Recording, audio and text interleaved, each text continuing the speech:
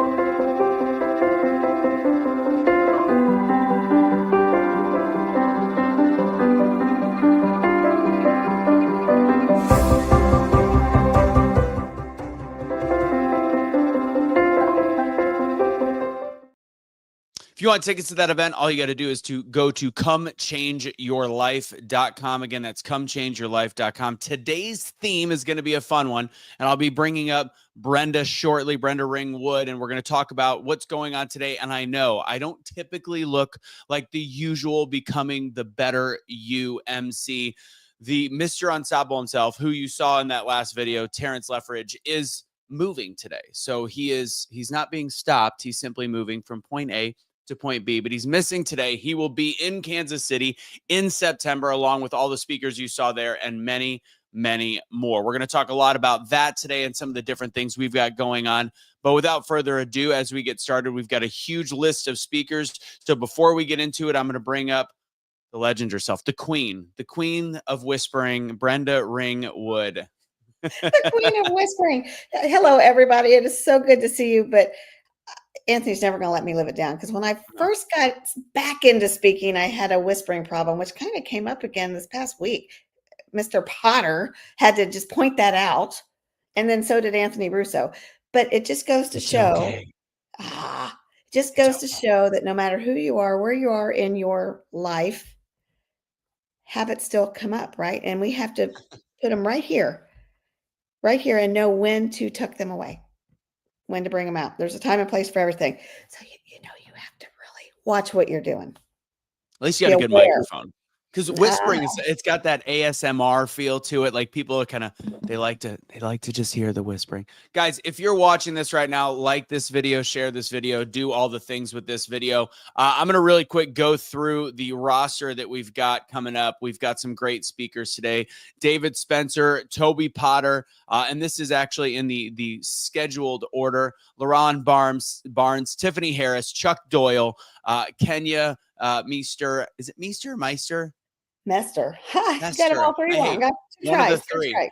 Yeah, sorry. Let's see. Jason Antelek, Johnny Avocado, Brian Ramey. I'll be speaking today. Natalie Harris and Henry Garcia to wrap it up at the end of the day. So that's going to be our list of speakers. Again, we're going to let some people jump online, make sure they are watching, and then we'll get started pretty soon. Today, the theme is no excuses. Brenda, what does no excuses mean to you? Something I've been doing my whole life, making excuses. So the theme is no excuses, because our excuses stop us dead in our tracks. We tend to justify why we don't do something, and that's really just an excuse. All I thought of was the movie Wedding Crashers. Whenever I saw the no excuses, Rule 76, no excuses, play like a champion. That's just the way that I felt about it. Yeah. So today we're going to have these speakers come up, and they're all going to give you something a little bit different. If you haven't been to one of these digital BTBY experiences, I encourage you to make sure you take some notes, because you're going to hear some things from all different kinds of people, from different walks of life, with different backgrounds, with different lists of excuses that they've gone through and overcame in their life. So make sure you write some things down that you're going to be able to take with today. And my personal favorite thing to do is to tell you to take whatever lessons you have and turn them into content.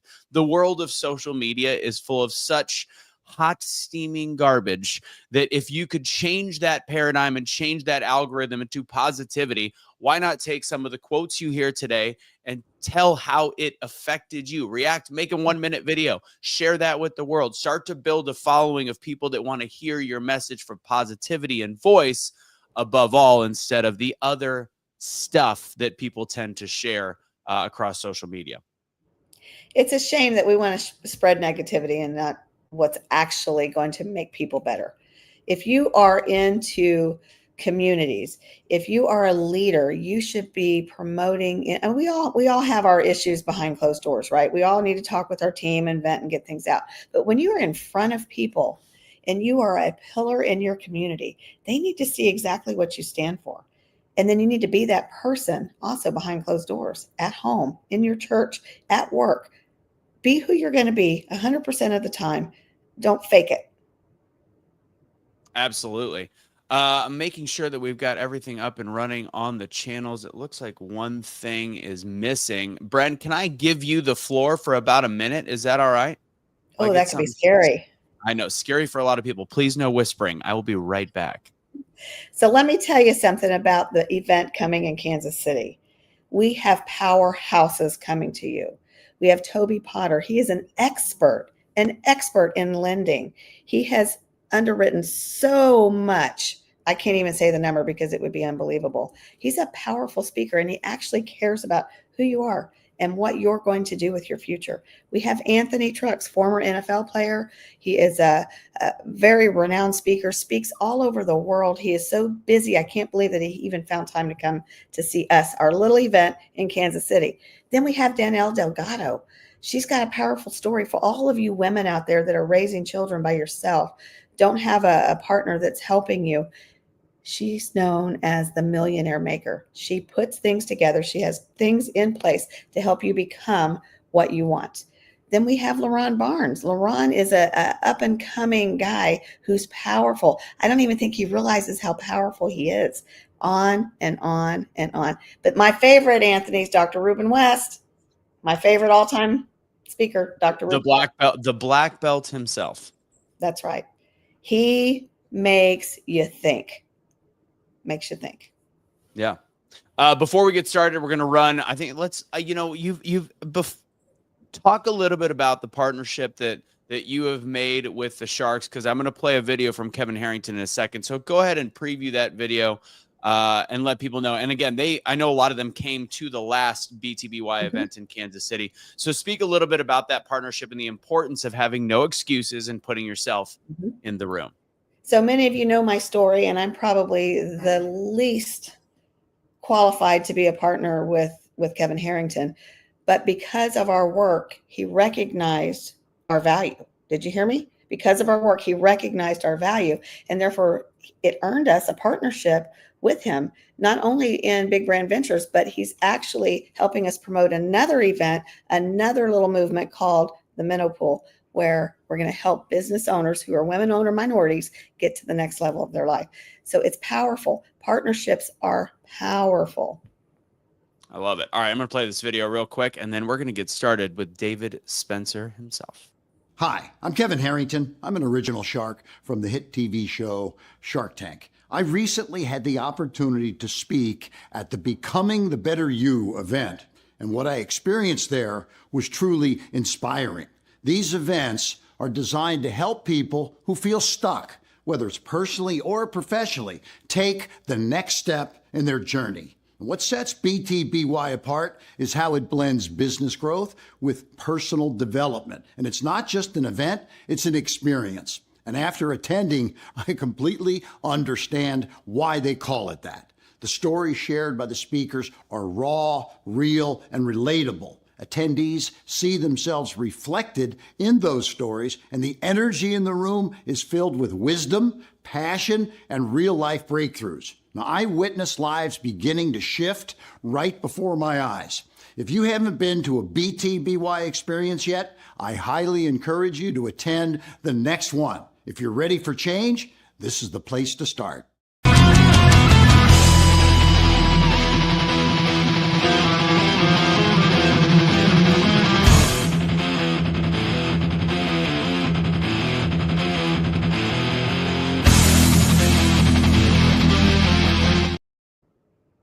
Oh, sorry. Okay. I'm not gonna lie. Whoever brought in that guitar music at the end was just deciding to shred. I love it. All right. Are you ready for me to drop you down as we're gonna have Dr. David Spencer start? You Dr. do your David. thing. I'll talk to you guys later. All right. Bye.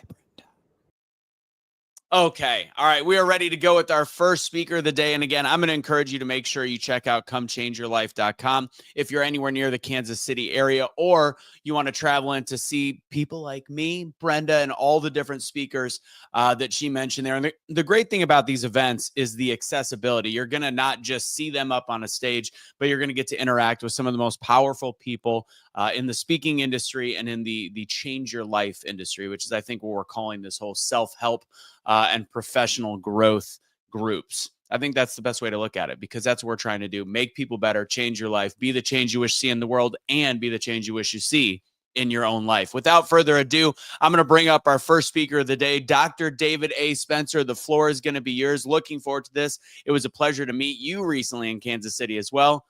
Dr. Spencer, how you doing? Very well. How are you today, my brother Anthony? I am feeling great. Ladies and gentlemen, make sure you get your notes ready. You're going to be hearing somebody that I got a chance to spend some time with. Truly an earth changer, a life changer, and a great human being.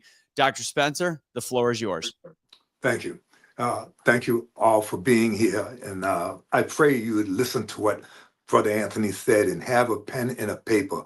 Very important. You know, I have a PhD, but I still have a pen and paper here to take notes from whoever's going to be speaking. Today, I'd like to speak to you about something very, very critical for everyone listening. I don't care how long you've been an entrepreneur. I don't care if you make millions of dollars or you're just trying to make money.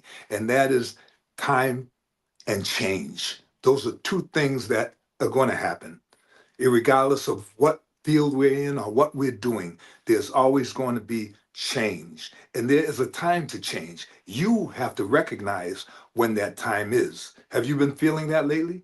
Have you been feeling like, something's not right? I got to make a change in my life. I'm not doing so good. Maybe it's financial, maybe it's relational, but you need to make a change.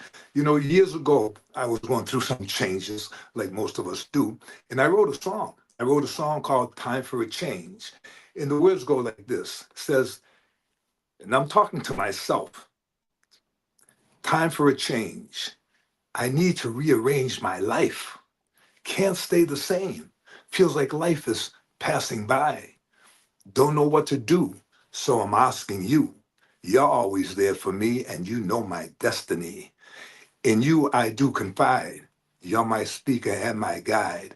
Amen. So really what I was saying is, like, you know, times are rough right now. I was going through some very, very critical things were happening, and I had to sit down and make a change. And when you do that, you've got to think, what is your motive? There's so many little things that you have to bring into your conversation with yourself. And this is why I always have mirrors when I do presentations, because I want you to get to know yourself. So the first step, and you need to write this down, is the first thing when you want to make a change is you've got to stop and look at the big picture. You've got to stop. And what I would suggest you do, and everybody can do it, is stop, get a mirror, look in it, and have a conversation with yourself, because that's your biggest problem. Yourself. Yourself has run your life ever since you came out of the womb. Now it's time for you to sit down and take control. The real you, the spiritual you, the you that nobody sees, the you that nobody knows. You have to sit down now and look at yourself and say, self, you've been running my life for a long time. But now I realize and recognize that it's time for a change. I've got to change. You've got to come with me, because we're in this together. Amen. So you sit down, you take a piece of paper and you write, you know, is it the right time for a change? What is my motive for changing? How is this going to affect my future and my family? You see, is it going to be profitable at this time to change? Or should I wait? You got to then get with some folks, right? Because the Bible says in the multitude of counsel, there is wisdom. So you want to get around some other people who really love you, who are not into you to get anything from you. because you realize there are three kind of people you're going to meet in this world. You have your comrades, you have your constituents, and then you have your uh, committed people, confidants that are going to be with you. The first two are going to go. They're there for only a season. But the confidants, those are the ones that you want to talk to, that care about you and are not looking to get anything from you. You have to sit down. You have to stop. Take a few minutes. Get in that mirror. Have a conversation with yourself because it's very important. The next thing you got to do, if you got to manage your time. Once you make up your mind, this is the direction I sense I'm supposed to go in. By faith, you do. You just go. You just start walking like Abraham when the Lord told Abraham, go and I will tell you while you're on your way. See, we've got to have faith to step into new things. And when we make a change, it's very important that we realize there's going to be more changes that come with that change. So you have to be stable. You have to stop and look at the picture. You've got to take your time, right? Another thing you've got to be very cognitive of is opinions. Don't go tell everybody what you're going to do. Do you need me to say that again? Write it down. I'm not going to tell anybody until I'm actually in the change, you see? Because people love to pour water on your fire. You don't want that. Keep it to yourself until you're actually in the change. Talk to people who love you, that are going to give you good advice. And then the next thing you want to do is remember now, everybody's got an opinion. Okay, we know that, and they're going to have opinions. You know, opinions like armpits. Everybody got a couple, and they only smell good to the person who owns them. Amen. So keep your business quiet, okay, as you're making the change. So you're going to get around people who are going to encourage you, people who are going to believe with you, people that are going to help you and even give you, how can I say, critical advice, because you need that. You need to be open to when somebody says, well, wait, I don't think, or maybe have you thought about it this way or that way? Be open to it. And then what I always say is you have to take everything to the Holy Spirit and let him let you know, because he is your guide. Okay? He is the one who's going to help you. Now, excuse me, you have to have time management. You have to have a big dream. Try to go for it, because listen, time doesn't wait for anybody. There's 1,440 minutes in a day. Okay, here's what I want you to do. Write that down. 1,440 minutes in a day. Put a dollar sign in front of it. And now I want you to spend your time wisely. So to practice, keep a notepad with you. And then everything you do all day, check it off. Here's what I did at this time. Here's what I did. See if your day is productive or if you're just not doing anything. You want to get ahead. You have to make changes. It's going to happen. There's no way to stop it. Amen. There's a song also by the Winans. Some of you might know it. It's a band, great gospel band. And they sing a song called Time for a Change. We are the people who can do it. You see? You can do it. I believe in you. And I know if you sit down and have that conversation, you get much more clarity. Then you take that thought and you go to some confidants, talk to them, have them pray with you, because it's very important. We only have, Psalm 90 verse 10 says, we have 70 years on earth and 10 more with trouble. So it's very important that you don't waste time. See, you got to understand. There is a time and a season for everything under heaven. Everything. What are you going to do?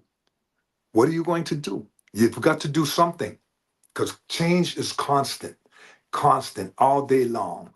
And it can be very beneficial if you take some of these steps I'm discussing with you. Time management is stop and look at the big picture. Remember, everybody's got an opinion. You've got to have core values. You've got to have a line that you say, well, wait a minute. I'm not going beyond this. Because yourself, see, here's why you have to talk in the mirror, because yourself is selfish, and yourself is going to want to do what it wants to do. And most of the time, you don't agree with yourself, because you mainly want peace, finances, right? Just rest, security for your loved ones and your family as you prepare to continue your journey out of this body into the next dimension when the time comes.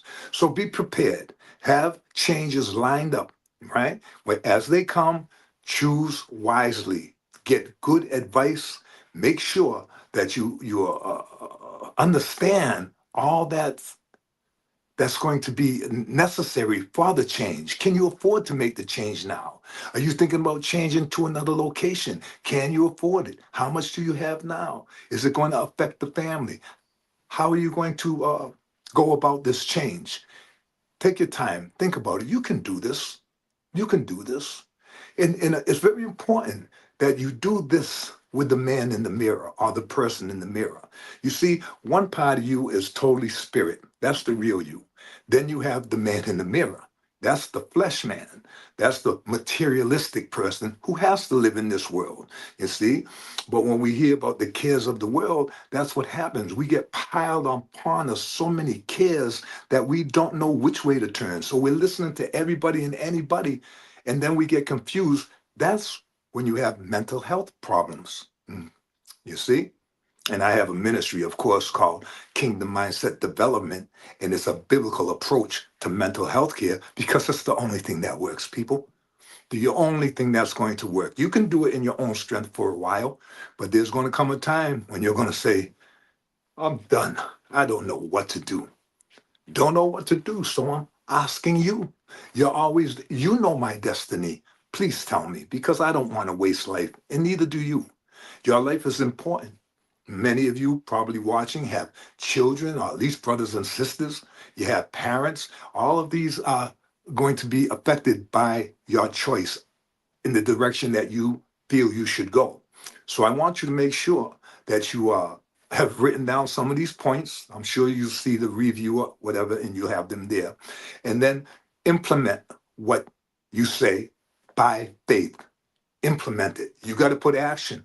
You've got to put action. If you don't, you're going to stay where you are. Right now, I'm reading the book probably for the 15th time, and it's called Who Stole My Cheese? Some of you read it, huh? Oh, it's a great business book as well as just a practical book for life. But it's about 4 little mice, and they have their dream and they're comfortable where they are, but then things happen and change has to take place. One of them was afraid to leave his comfort zone. Another one was shaky about it. He'd go, but come back. And then 2 other ones were like, okay, we got to go for it. Which ones are you? Are you going to go for it? If you are, I want you to say right now, say, I'm going for it.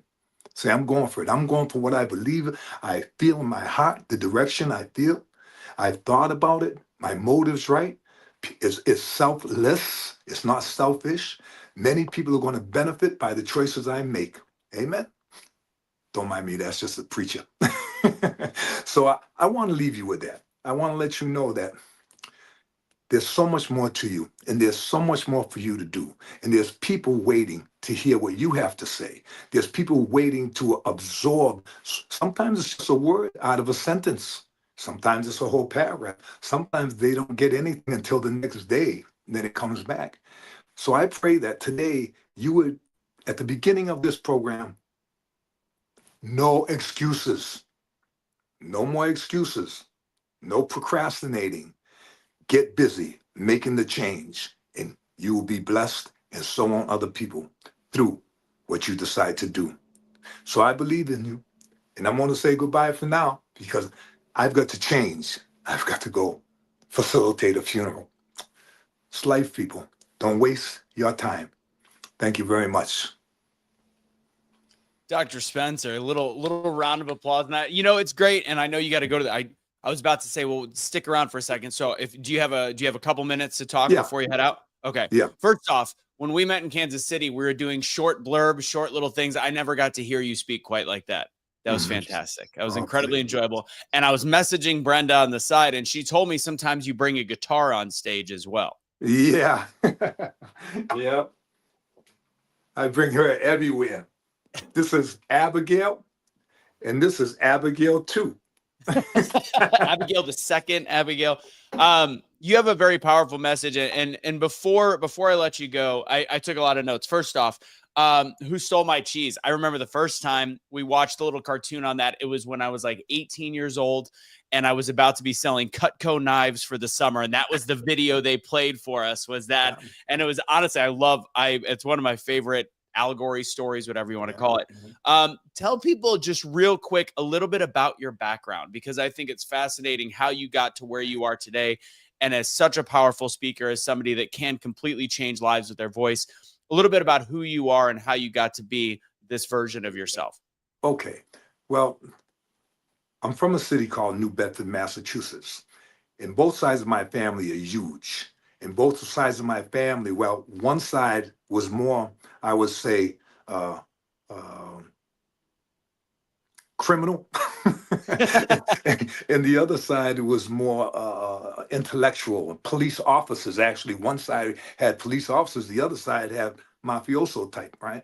I kind of went with the street. I went with my uncles who were out there, and so we had freedom running the streets. But I noticed that all that time I was wearing a mask. You know, all I wanted to do since I can remember was play my guitar and travel the world, which I have done, right? But I had this mask on, and it got to a point where I was so depressed because I thought I had to fulfill this role, right? Keep the reputation going. But I was so depressed, I was getting ready to commit suicide. I mean, I was sitting there with a razor and just like, I'm done. I've had enough. I've been a drug dealer. I've been a gangster. I've done all the street stuff and it wasn't getting anywhere. Married a few times. You know, if people know the Bible, I'll tell you who I am. There's a story in the Bible about the Pharisee and the tax collector.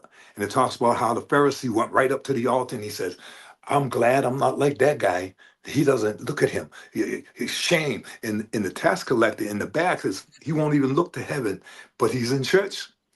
That's me. Because listen, long as you got life, as long as you got skin, you're gonna have sin. So I decided that I was going to give my life to the Lord. I did it, and nothing's been the same. And that was 35 years ago. Now I've traveled the world, I've done albums and Hosanna Integrity and just serve people. So I've been blessed with the change I made. Amen.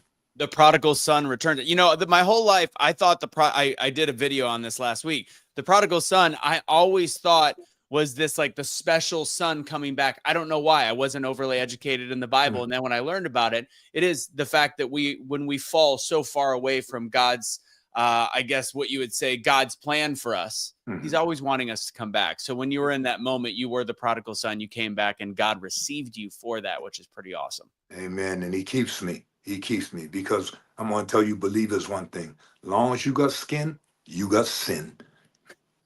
You always got James. these great rhymes. Last thing I'm going to ask you, Doc, is where can people find you? Where do you want people to find what you're working on? Is there anything we could direct people to? Yeah, my website, my personal website is no period, davidspencer.com. If you're interested in my program, Kingdom Mindset Development, a biblical approach to mental health care, it's drdavidspencer.co.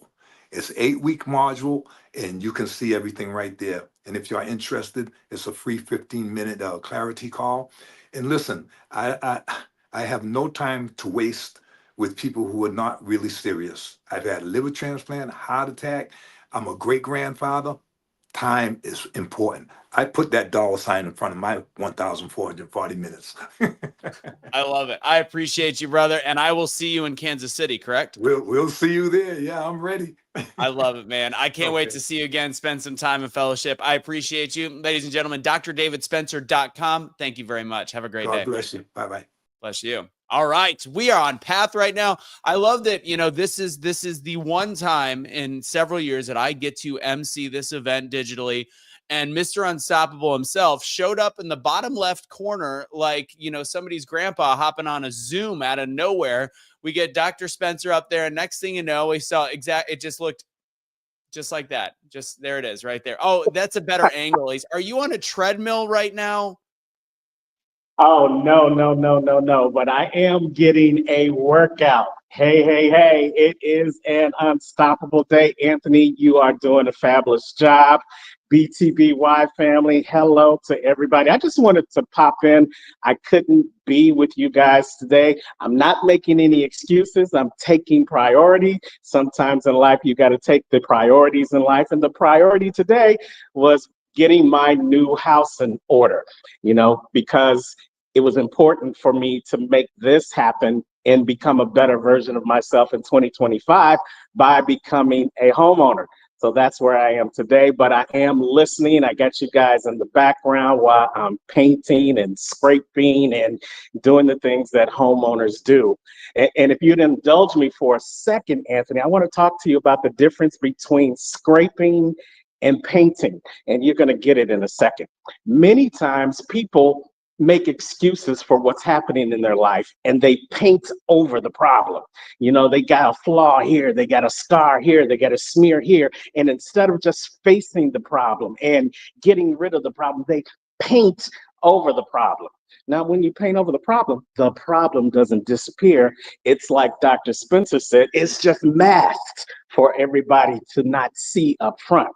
But here at BTBY, we tear down the layers. We break you down so that we can see who you really are, because that's the only way you become a better version of yourself. So we scrape at all those flaws. We look at all those smears, and we don't judge you because of them, but we help you move past them so that you can be your authentic self, so that when we show you to the world, we're showing the best version of you. So if you guys don't get anything else from me today, and you probably won't, just remember, instead of painting over the problem, let's scrape away the problem so that you can become the best version of you. Great to see. Right, you always have a great way of creating a metaphor out of the most random things, like paint scraping. This is why we love you. Life gives lessons and life leaves clues. And if you stop making excuses and take those clues and take those lessons, then you become a better version. And isn't that what we're doing today, Anthony? That's what we're doing. All right. Man. Hey, and if you want to pop on it all later, you let me know. All right. All right. You guys enjoy the rest of your day. Make sure you take notes, because we say note takers, they're change makers, and we want you to change the world just like Anthony does. Be the change that you want to be in your life. Thank you, brother. Appreciate you. All right, guys, we are ready to move on. And like he said, take some notes. And also, we have a lot of people watching. I know on X or Twitter, the artist formerly known as Twitter, there's a lot of people on there right now. Harder to leave notes, but we would love you to put some comments in there. Take some of those quotes that you hear from people and utilize them to share the message. It also helps with the algorithm. And of course, if you are interested in seeing these speakers in person, go to comechangeyourlife.com. All right, without further ado, very excited for our next speaker. He is almost as good looking as me.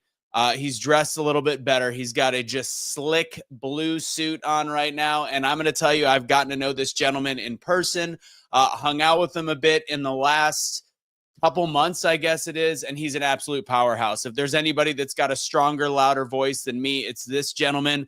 And I'm going to tell you, he's not just somebody that talks about it. He's done it. He's lived a life of success. He's lived a life of working hard, and also lived a life of service and giving other people. So without further ado, I'm going to give the stage to the man, the myth, the legend, Toby Potter, the unshakable investor. How you doing, brother? What's going on, buddy? How are you? I'm living the dream. Are you ready to kick the tires, light the fires? I'm ready to kick the tires, light the fires, and buy you some glasses. Because if you think I'm almost as good looking as you, your eyes have already gone to shit, buddy. They've already gone. At an early age, you are already blind. See, there we go. Now you can see how good looking I am. Yep, whatever. All right, I appreciate you, brother. The floor is yours. Take it over. Appreciate it. Wow. Hey, everybody. So glad you took time this morning to jump on this. We have over 100 people already logged on watching. You've already seen the amazing Dr. Spencer talk about time. It's time to change. We got Dr. Unstoppable popping in there, talking about putting his house in order. And I'm telling you, I'm going to share a little story with you here in a minute. My voice is a little rough. I'm sorry. I'll do my best to be as articulated as I can, because you need to hear. You need to fully understand what those two individuals said and how today is all about throwing excuses out the window, making a conscious, physical, mental decision to make change. Because here's the deal, here's the reality. If you don't change today, what you're going to do tomorrow's going to be exactly like it was yesterday and the day before and all that. Nothing can change unless you change. And I absolutely loved, or Dr. Unstoppable said, I have to get my house in order. This is what we're going to talk about. So I'm going to back the clock up a little bit. I'm going to go back into the early 1990s, and probably some of you weren't even born yet. But in the late 90s, I was in college, and I had just got accepted into the Marine Corps Officer Candidate Training School. I was a junior in college. I was going in as law enforcement and political science, one going to the Marine Corps, and B, working through the ambassador program and all that. And my dad got diagnosed with cancer, and we lived on a dairy farm. It was just him and my mom. The rest of my brothers and sisters had all left. And so I decided I didn't have a really good relationship with my father. I didn't have a relationship at all with him. In fact, we hated each other. I felt like it. But anyway, I felt here was a time, here was a calling for me to be able to go home, take care of the ranch while he goes through cancer treatments, and maybe we can make amends. Maybe we can patch things up. I might not be able to get through this, so we might jump too fast forward. But anyway, so I did. I resigned. I called the Marine Corps, told them I couldn't make it. I left college that summer. This was in May of 1990. I left school, went home to work on the ranch and to be a part of what was going on in my dad's life. I was 18, 19. I can't tell you exactly how old I was. I have to do math. He was 53. And no good ever came from that. Every day we still butted heads. Every day we still, every day was still the same nonsense. I didn't cow down. He didn't cow down. Long story short, 6 months later, he died. And I never got the opportunity to right any wrongs, to apologize for any wrongs, or to forgive for any wrongs. And that stays with me now for the rest of my life. And that really, really resonated internally with me, because I was mad. I mean, I literally physically was mad at the world. I had a lot of guilt, had a lot of pain, had a lot of just everything about what a teenage kid who thought he was doing everything right, realized that he wasn't, that he thought that there was more time. I believe, like most of us do, that my father was 10 foot tall and bulletproof, and that cancer wasn't going to take his life, and it did.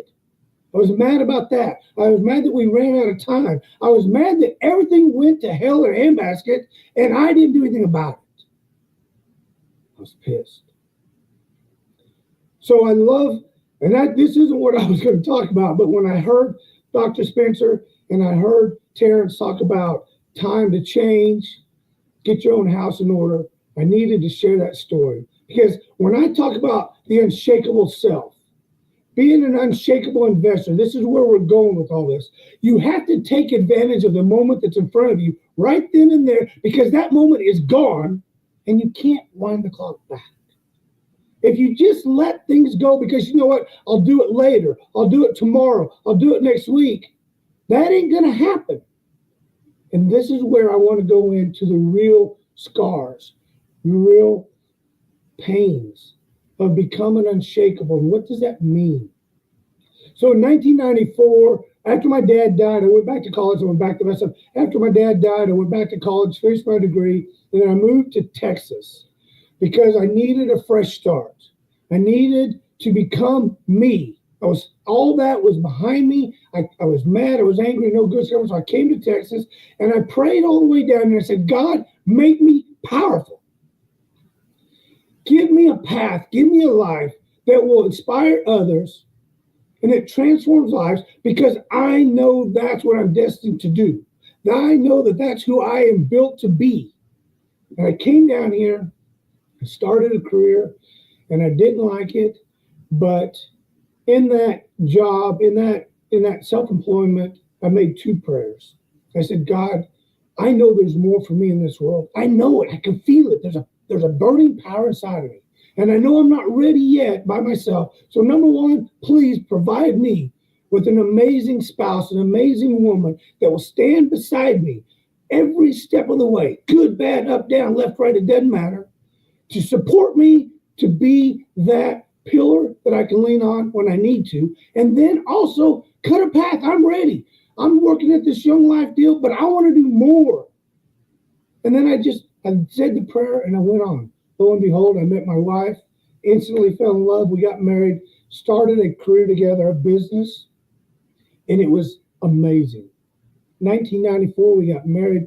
1995, we had this company. It was a mortgage company. It was just growing and building, and we put programs together that gave the opportunity for people that didn't have perfect credit to buy a home and have home ownership, that American dream that we all talked about. It was all over the news, but these people were being turned down. And so we built a program specifically designed to ensure that they got a piece of the American dream. And I thought, here we go, God. Amazing. I love it. Changing lives, it's inspiring people, we're preaching the gospel, everything we're doing is impacting lives, and I love it. And we built it, we bought a RE/MAX franchise, we bought a title company, we were churning bird. In fact, there became a running joke that we were just going to work every day to print money. We had a 50-foot yacht, we had this custom-built house, had fancy cars, big motorhome. We were living life to the fullest. Kids were spoiled rotten, and they're on here. And yes, both of you are spoiled rotten, and you know it. But it was what we deserve. Because, see, I've also believed in the fact that we are entitled. Says it in the Bible. My buddy Zig Ziglar says it. We have an entitlement to have the riches of this world, to be empowered with abundance.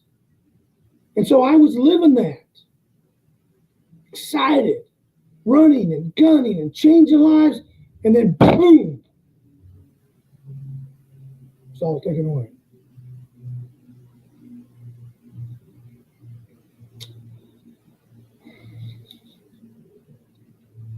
We sold the boat, sold the house, sold all the cars, liquidated the companies, scraped out with nothing. Had to move into a double wide house that my wife's grandfather had passed away and left. It was vacant. We moved into it, so we didn't have to worry about a mortgage. He also left behind a minivan. We used it to transport back and forth. I would take my daughters, they were probably 5 and 8, every Saturday night as late as we could, go to the local Kroger and recycle water in the water bottles. I didn't have $3 to buy a case of water, but I had $1 to refill those. I put $1 in the newspaper stand, and my youngest daughter would hold it open, and I'd pull all the newspapers out, and I'd pull all the coupons out and stick the papers back in and shut it. We'd go there and start clipping coupons. Now, mind you,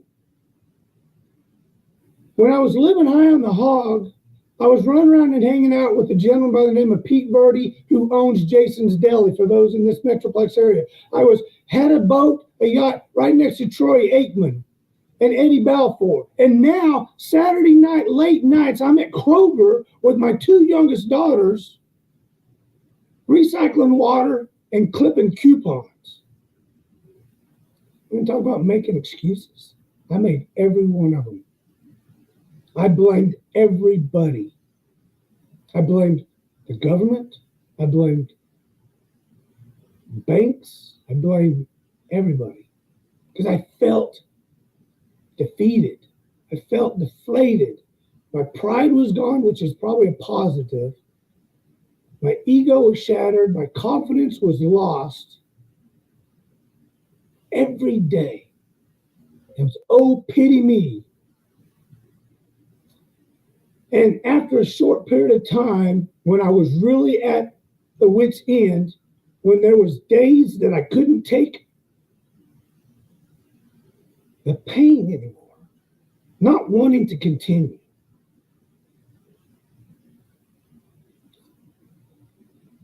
A little voice came on and said, you know what?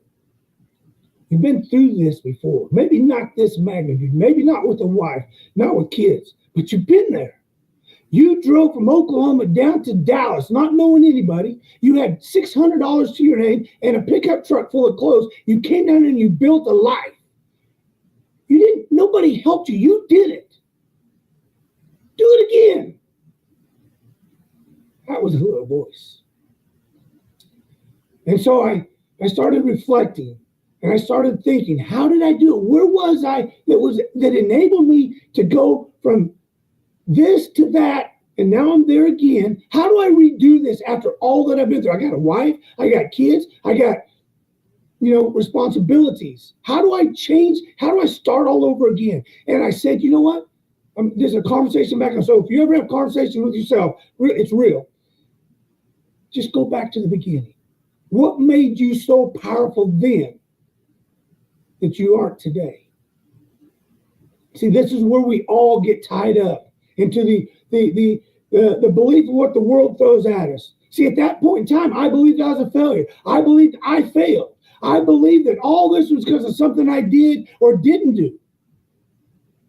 And I took all that blame. And I went back and said, well, who was I that day I drove from Tahlequah, Oklahoma to Dallas, Texas, and planted my flag and built an empire? Who was I then? And I said, I was the guy that believed in me.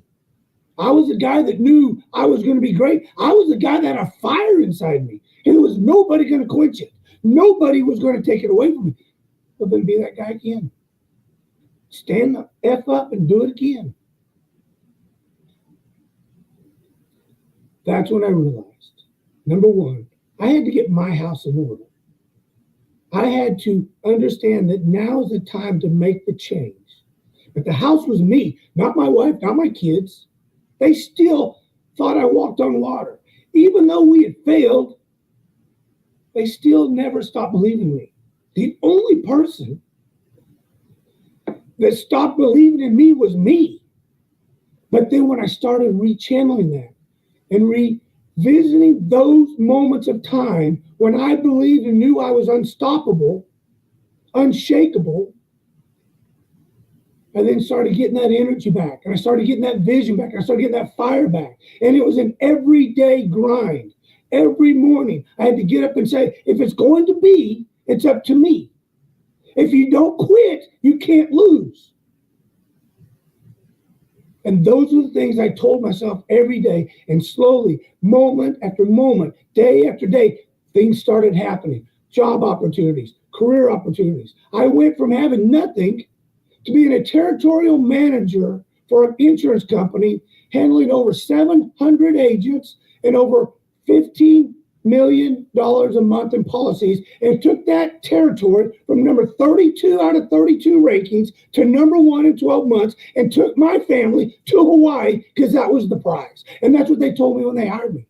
They said, hey, guess what? This year we're going to Hawaii. The number 1 territory is going to Hawaii. I was like, what does it take to be the number 1 territory? And they told me, I said, let's do it.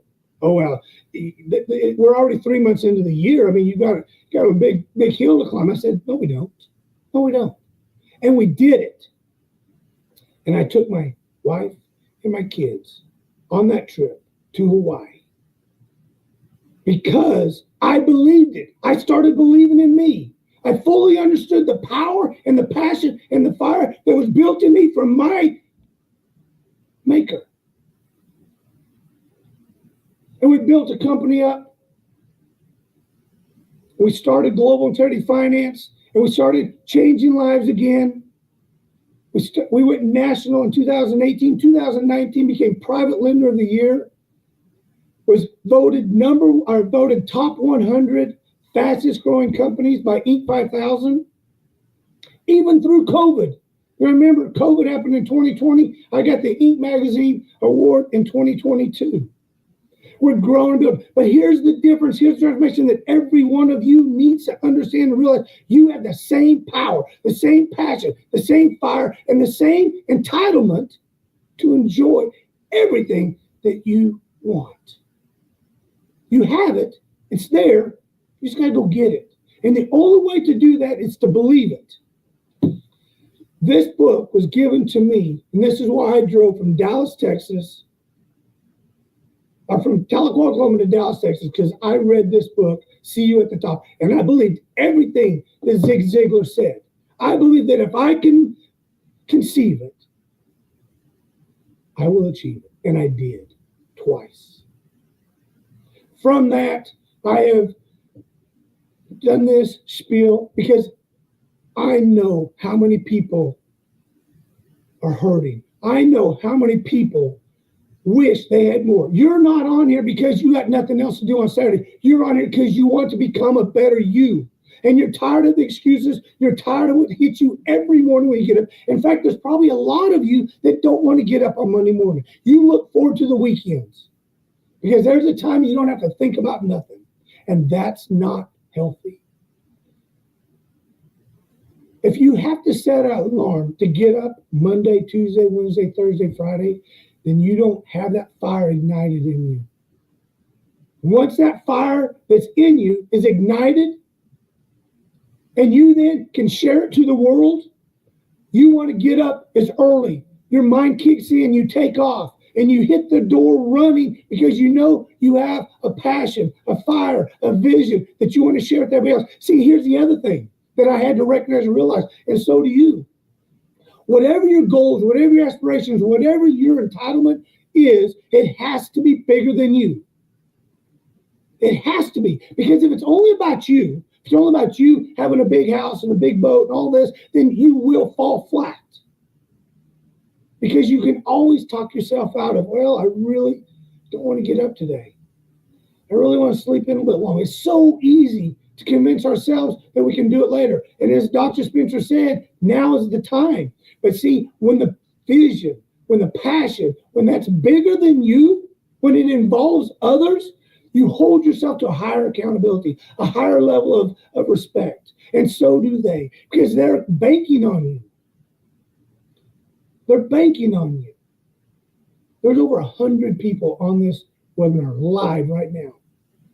And I'll guarantee you, each and every one of you want more. I only subscribe to one phase of entitlement. And entitlement means, in my vision, my world, is that you have the right to have an amazing life. You have the right to have all the wealth, all the prosperity, all the abundance that you want. You have the right. Now, I don't subscribe to the government giving it to you. I think that is worthless. Because, see, God created us to become great, to do more, to be more. And so if he created us in his image with a thought, created us, and he's in us, then we have that same power, same passion, and same fiduciary duty to resonate that to everybody. So I wrote a book called The Unshakable Self. It is on bookshelves now. You can go to theunshakableinvestor.com, buy this book, but this book is what I just shared with you. It's about believing in the power within you, and there's 3 pillars you must work on every day. Spiritually, first and foremost, you must believe there is a higher authority. You must believe that there is a power beyond you to achieve greatness. And then you must then take that and believe that it's in you and that you are a servant into that. You are a portal for that to be released into the world. And then you start visioning. I believe I can achieve. I believe I can achieve. If it's going to be, it's up to me. That has to be your daily manifestation. Not just saying it, not just hoping it, but truly believing it to ignite this inside you. And once this is ignited, and then you work on your physical being. So spiritual, mental, physical. And when you do that, and I promise you, you give me 30 days, and I don't transform you, I'll refund your money. Because see, I believe in this so powerfully. I've seen it work for me. I've seen it work for hundreds of others.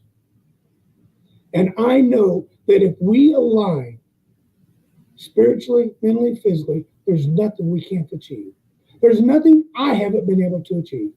And I never really understood that until recently. That you know what? I am destined for greatness. I am destined to transform lives. I am destined to make an impact, move the needle of society.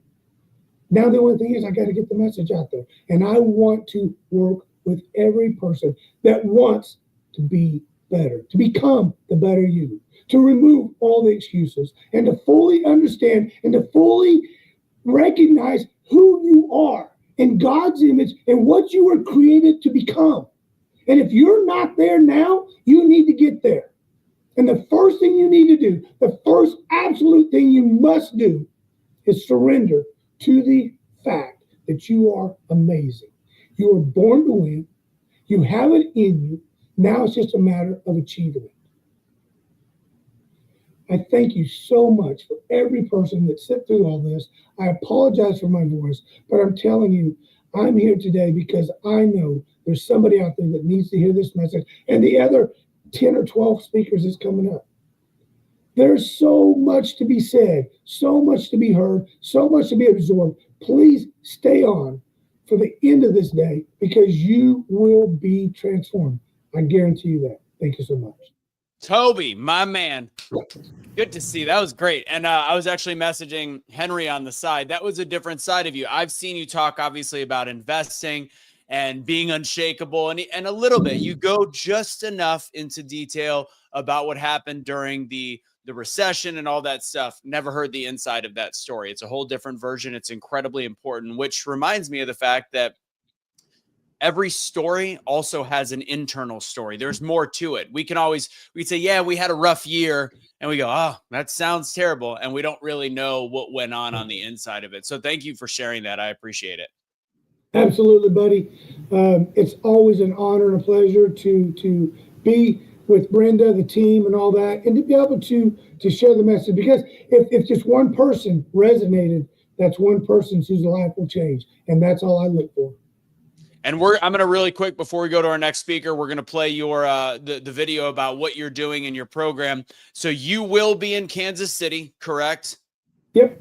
And you're going to be speaking on that stage. We get to hang out again. And I think I was asking Brenda about sleeping arrangements. Sounds like you and me, big spoon, little spoon. Is that the situation? We're done. So I was getting ready to say, I was told I was taking your spot and you weren't going to Kansas City because, see, I'm now the spotlight, the keynote speaker, and you're not.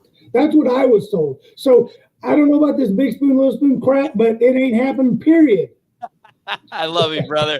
All right. Make sure you to comechangeyourlife.com, Kansas City in September. That'll have all the details there. Toby, we'll see you soon, buddy. Take it. Get better. Hey, buddy. Have some cough drops. All right. Okay. Thank you. Appreciate it, doctor. I think we said something about ivermectin earlier. All right. Before we move on to LaRon Barnes, I'm going to really quick play this video of Toby, and then we are going to keep the party going. Please continue to comment, continue to share. Between all the platforms, we have over 175 people watching right now. So real quick, watch this video. I'll fund your deals for you. Hey everybody, Toby Potter here, the Unshakable Investor. And do I have an amazing offer for you? If you are in real estate investing or want to get into real estate investing but don't know how, have the nervousness of fear of not being able to perform right or lose your money, we are rolling a webinar out tonight that's going to show you how I will ensure success and profitability on your deals. So not only am I going to coach you, mentor, partner, but I'm also going to fund your deals. And the tools that we have that we're rolling out are better than anything out there on the market. Better than Grant Cardone, better than anybody else I know today that quote unquote is a real estate guru teaching courses. This is not just a course. This is a partnership with programs that will ensure you have all the information, all the answers. In fact, I'm going to show you an example right here. So this is one of the programs you get. Hey, Toby's AI, how are you doing? Doing good and ready to roll. Let's just say I've got a cup of coffee on the table and we're about to dig into whatever you've got on your mind. Just hit me with it and we'll get down to business. So here's my question for those listening. Why would I want to sign up and do this 90-day course under Toby Potter? All right, let's cut right to it. You'd sign up for the 90-day Ascend course with me for a pretty simple reason. It's not a classroom or a motivational talk. It's a 90-day gauntlet that's going to turn you from a hobbyist into a real operator. In other words, if you're just playing at real estate, this is where you stop playing and start doing. What that means is we're going to push you to make real offers, analyze real deals, and measure your progress with real numbers. We'll make sure you're not just learning theory, but actually executing. If you want to be in the arena, this is where you learn how to fight. So tell me, why is this program better than any other program out there? Sure thing. I'll give it to you straight and simple. The reason this program stands out is because it's not just theory, it's built off scars and real wins from my own journey. Every piece of it comes from deals I've done with my own money and from getting knocked down and getting back up again. So you're not just getting a bunch of fluff. You're getting a real-world playbook that's been tested in the trenches. In short, this program is better because it's got real scar tissue behind it. So this is my AI. This is 30 years of knowledge, information, over 7,000 clients, over 6,000 deals, and over $1 billion of funding built into this AI that you get at your beck and call anytime you need it if you're part of the program. So anyway, click the link below tonight, 6 o'clock tonight. Be on the webinar and learn how you can become an unshakable investor like I am. I will coach you, I will teach you, I will partner with you, and I will fund your deals. See you tonight. And just a quick heads up there, that was just before the webinar a couple nights ago. So if you go there now, you'll be able to check out when the next webinar is. So make sure you follow Toby right there. Without further ado, ladies and gentlemen, we've got our next speaker coming up, who it turns out that I got to hang out with a little bit also in an event in Kansas City recently that we actually crossed paths previously as we were both golden ticket winners in a speaking contest with Pete Vargas and Grant Cardone as well. So I'm very excited to hear this gentleman speak. I have heard him on a digital. He brings the heat. He's almost just like I said before, he's almost as good looking as Toby Potter, which therefore means he's almost as, I'm just kidding. All right, I'm going to bring LaRon up to the stage. He knows how to do, he's wearing the black. He's got it ready to go, ready to rock and roll. LaRon, and now just drop my doggone laptop. Sorry about that. No, I was like, what just happened? All of a sudden you disappeared. You know what? I had that. I want you to know I had that exact shirt and I left it in the dryer too long and it became a schmedium. But I do love the little white one. It's so good. All right. The floor is yours, LaRon. I can't wait to hear it. As usual, bring the heat. I know you will. And I will see you soon. Thank you for having me. I want you to imagine you're on a journey, like a hike. And on this journey, you've been given an empty backpack. But as you're going along on this journey, every time someone labels you and hands you that negative label, is as if they're handing you a stone and you're placing it in your backpack. Hi, my name is LaRon Barnes, and today I want to help you overcome the labels that have been holding you back. We're talking about no excuses. I don't know about you, but each and every last one of us have been labeled in life. So the question is not what people have labeled us as, but what have we accepted? One of the most challenging things that I've ever had to overcome was believing that I was capable, that I was able, that I deserved to be in the room. Because in elementary school, something happened to me, y'all, that changed my life. I was labeled by my second grade teacher. I remember coming to class one day and she sat me down and said, I think you need to be put on Ritalin. You may be ADHD and have a learning disability. And then the second, and I was held back. And that really affected my mental state. I wanted to be someone, I wanted to go out and change the world one day. Because like many of us at a young age, we have all these positive beliefs. We believe that we can be anything. Our parents has told us you can be anything that you want if you had that type of parent in your life. Has that been you? But in the journey of life, I've discovered that it doesn't always end that way. Many of us have people that we really value and trust, and we really believe that support us, but they had negative labels placed on them in life to where they begin to place us those same negative labels, and we begin to believe in those limiting beliefs. Well, today, I want to help you to overcome those labels that have been holding you back and keeping you from fulfilling your purpose in life so that you can become the person that you were meant to be. Type this in the chat. No excuses.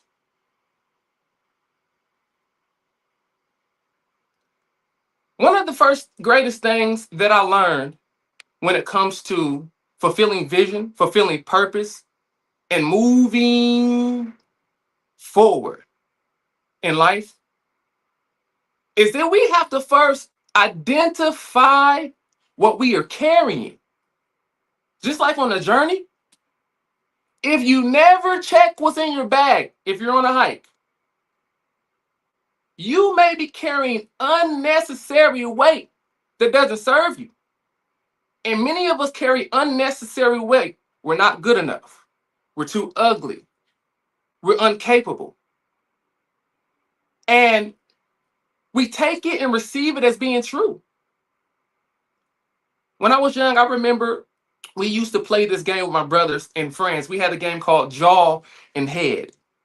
And the way that it works is anytime that you said something stupid that was considered stupid or unintelligent, what would happen is my brother or friends would say jaw, and they would go like this to your face, saying that's stupid. Or they would say head and smack you in the back of your head. And what that did for me was it caused me to second guess myself. It caused me not to want to say something because I was afraid that it would be considered as stupid. And have you ever felt that you were stupid, that you weren't smart enough, that you were incapable of doing that thing that you always desired, whether it was applying for a job, starting a new business, traveling all over the world, but you allowed that limiting belief to say, I can't do that. I don't have the money. I don't have the time. I don't have the resources. And many times in life, each and every last one of us do that. We give ourselves excuses on why we cannot succeed, why we don't deserve what we pursue. And I've discovered that one of the things that we must do in order to overcome that limiting beliefs so we can step into the person that we were meant to be is to identify what we're carrying and remove it. Because you cannot change what you cannot identify. We talk to ourselves more than we talk to anybody in the world. In our mind. My question to you is, what have you been saying to yourself? What have you accepted? What have you believed to be true? What thoughts no longer serve you? What childhood trauma have you been carrying as dead weight? Identify it. And once you identify it, you can change it. Number two, the second thing that I learned when it comes to completely changing your life and eliminating the excuses so you can fulfill purpose and vision and become the person you were meant to be is to question everything. I mean, I'm talking about question everything, positive and negative. Because the positive or negative thoughts that are in your mind will determine what accelerates you or what slows you down.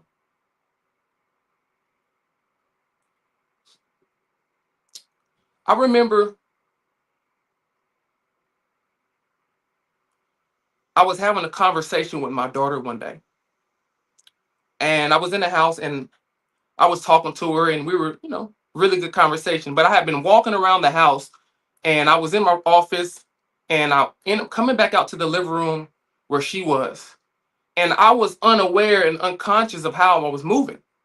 And I told my baby girl, I said, baby, get dressed. We're going to go. And she stopped me in the middle of me moving around the house, looking for things, getting things together. She said, look, Daddy, are we in a rush?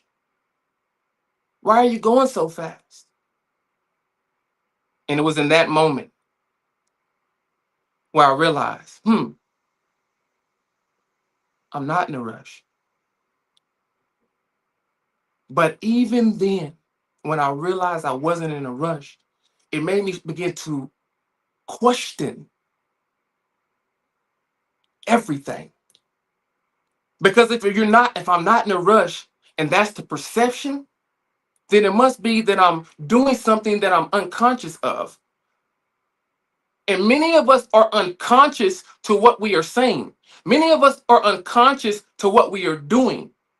Many of us are unconscious to our actions that we're taking. And we don't understand how much it affects us. So we walk around this world unconscious and it affects us so much to where we're not really living our dreams. We're not fulfilling purpose. We're not fulfilling the vision that we were given. When you question everything, it allows us the opportunity to decide what we want to put in our bag. On a hike, there's equipment that is essential. You have to have a water bottle. You better have a bag on you. You want to have food just in case. You may want to have some mace just in case you run into wild animals. So you want to be equipped. And one of the things that I did, and I tell people that you should do, is to fortify your mind. Listen to videos that boost you up, that encourage you. Listen to music that pushes you to become better, that lifts up your soul and spirit. Because after you do this time after time after time again, you begin to reprogram yourself. You begin to take the necessary equipment that you need in order to survive and thrive in this thing called life. And number 3, if you truly want to make this stick, and this is something that you want to do over and over and over again, if you want to become the better you, if you want to eliminate the excuses and overcome the labels that have been stopping you, if you really want that, rewrite your story. In other words, take a different trail.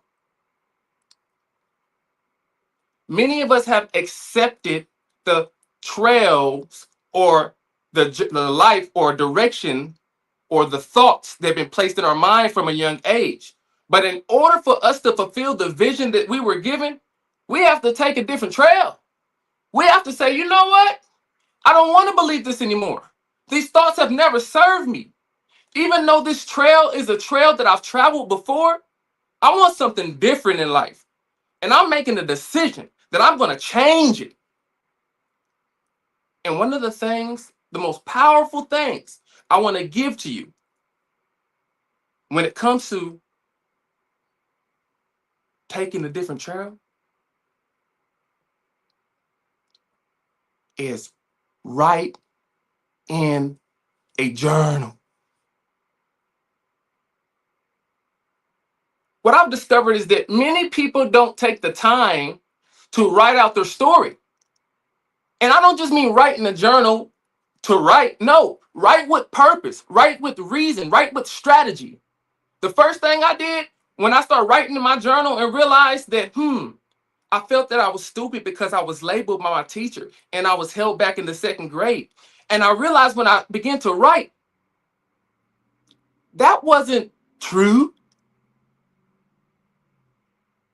And even if it was true, I get to decide to change it. And so I began to write the truth. What happened? Number one, write this down as you're journaling. What happened to me? Be honest. Talk about the pain. Talk about the hurt. Talk about what was said to you and how it made you feel. That moment is an emotion to get emotional. That moment is a moment to reflect and realize if this thought serves you. Is it help you? Is it lift you up and help you become the person you were meant to be? So I began to write it down. And what happened was I discovered that I had some pain there still. And it hurt to be held back and to feel like I wasn't good enough.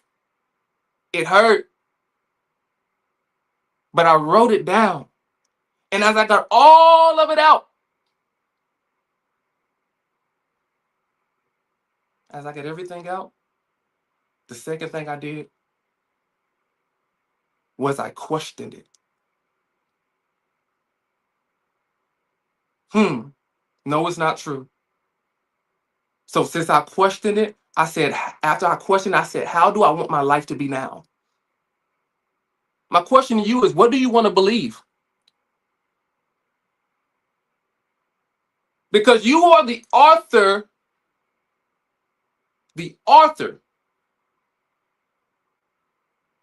of the trail that you decide to walk on. You started, God finishes it. But you got to start. You got to pick up the pen. You got to surround yourself with people who are on that journey with you, who are on that trail with you. You have to have people around you that are equipped, even when you're not, so that they can give you the necessary equipment that you don't have. So my question is, who do you have around you? Who's on the journey with you? So that when you don't have really what you need, they can give it to you. So I began to write it out. I began to write this story out. And I began to tell myself the truth. I began to cry because it hurt. And then I began to rewrite my story. How do I want to be? I want to be happy. I want to be amazing. I want to be great. I began to write out who I was in the future and who I would decide to be right now. And so as I have begun to write that life that I chose that I will live, and I began to affirm myself in a positive manner. I'm smart. I'm a genius. People love listening to me when I talk. It began to build that confidence. It began to make me feel good about me. And after I began to affirm this thing over and over and over again, I believed it.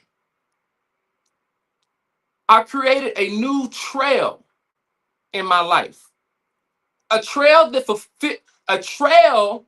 that was in alignment with the vision that I had of myself. Does your trail match your vision? Does the trail of your thoughts match your vision? Are you walking the right trail that's going to serve you? Or are you walking the trail that's going to hurt you? Are you walking a trail that's going to move you into destiny, move you into purpose? Or are you allowing those negative thoughts to be your excuse? Because the truth is, the only person, I don't care how much motivation you get, I don't care how much you pray, the only person, guess what will cause your life to change is you. And so no excuses. We're done with that. Rewrite your story. Identify what you are carrying first. That's the first thing.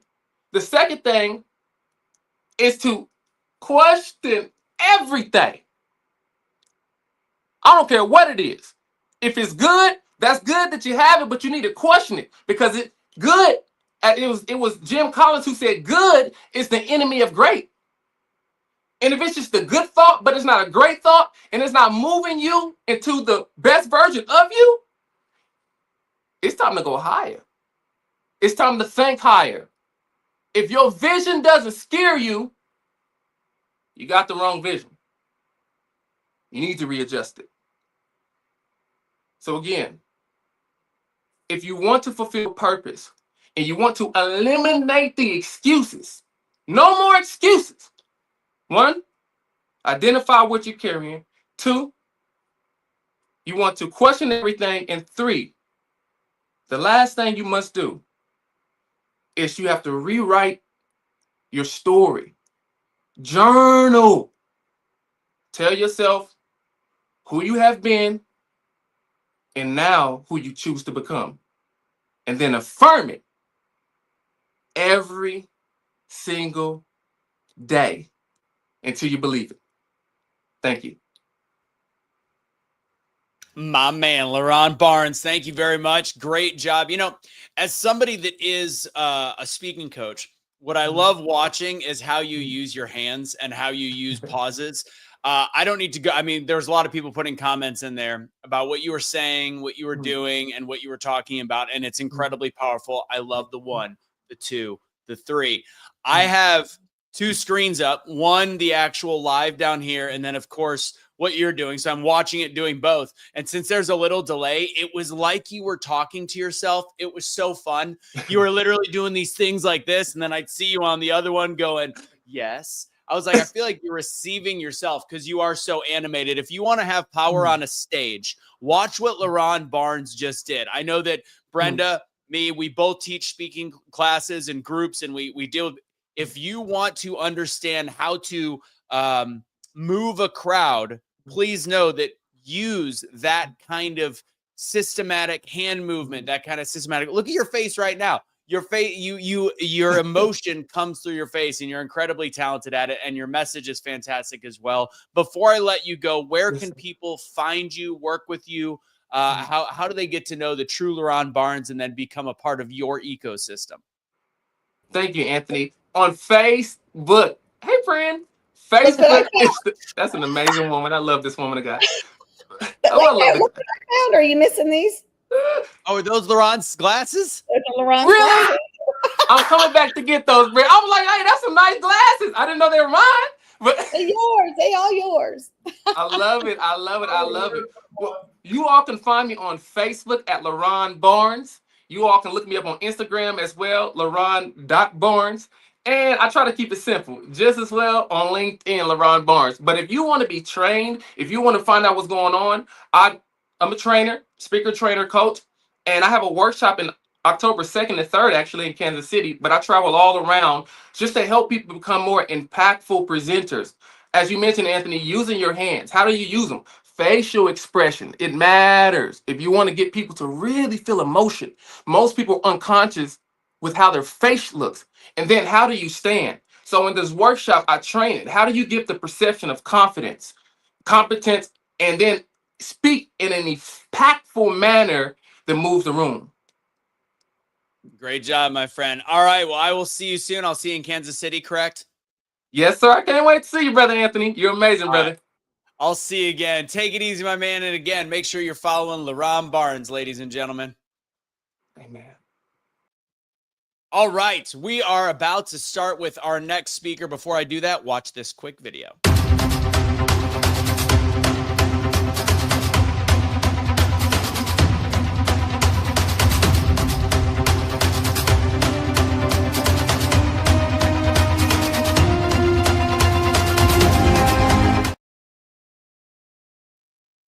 There it is. All right. Make sure you go to comechangeyourlife.com to see you guys September 10th through the 12th in Kansas City. But without further ado, it's time to move to our next speaker.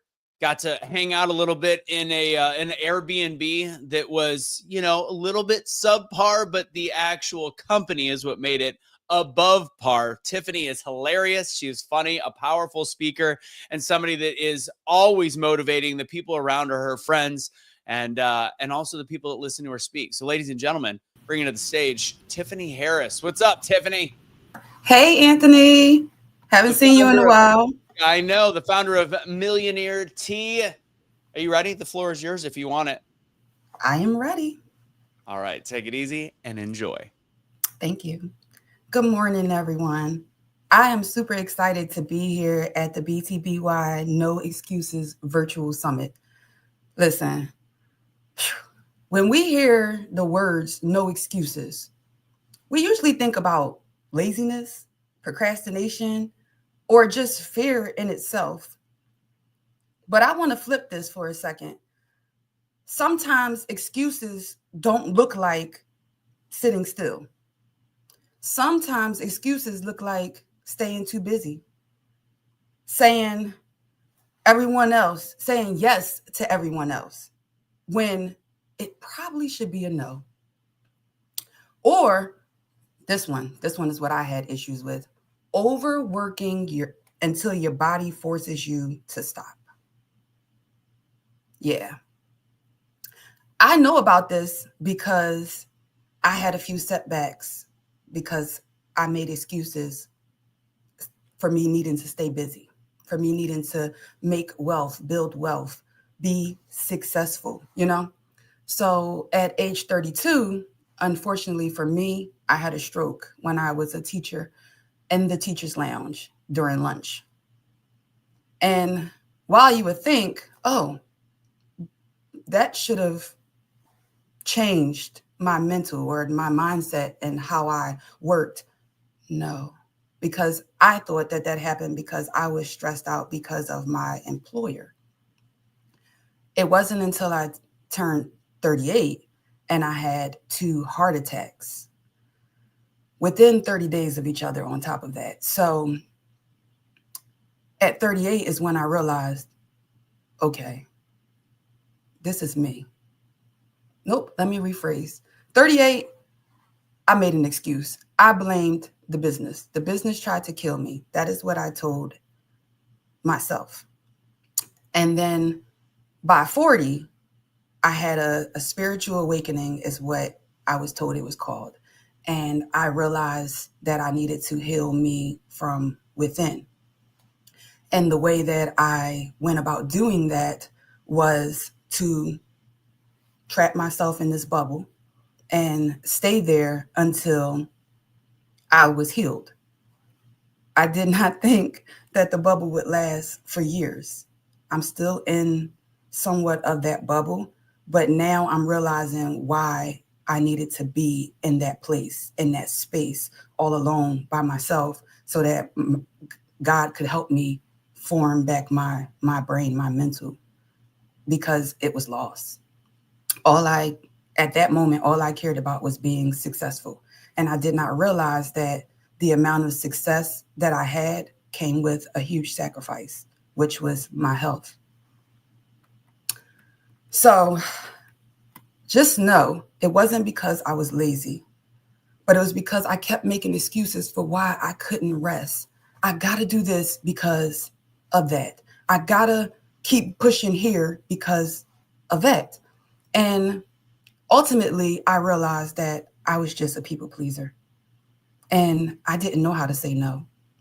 And even if I did want to say no, I still said yes because I was afraid of how people's perception of me would be. I used to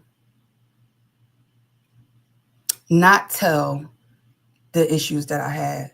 For example, a lot of people, almost no one knew that I had these heart attacks. And it wasn't because I was trying to keep a secret. It was because I felt that that would tarnish my brand.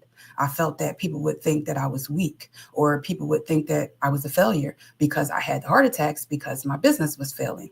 And I was trying to push it. I was trying to do whatever I could in my power to push it.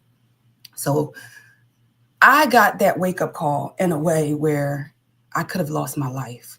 So I remember laying in the hospital bed and I said to myself and to God, Lord, if you get me out of this, I promise I will shout your word and what you've done for me in my life from the mountaintops, from countries to continents to wherever I need to be, so that people can understand that we are hurting ourselves, but we can also heal ourselves.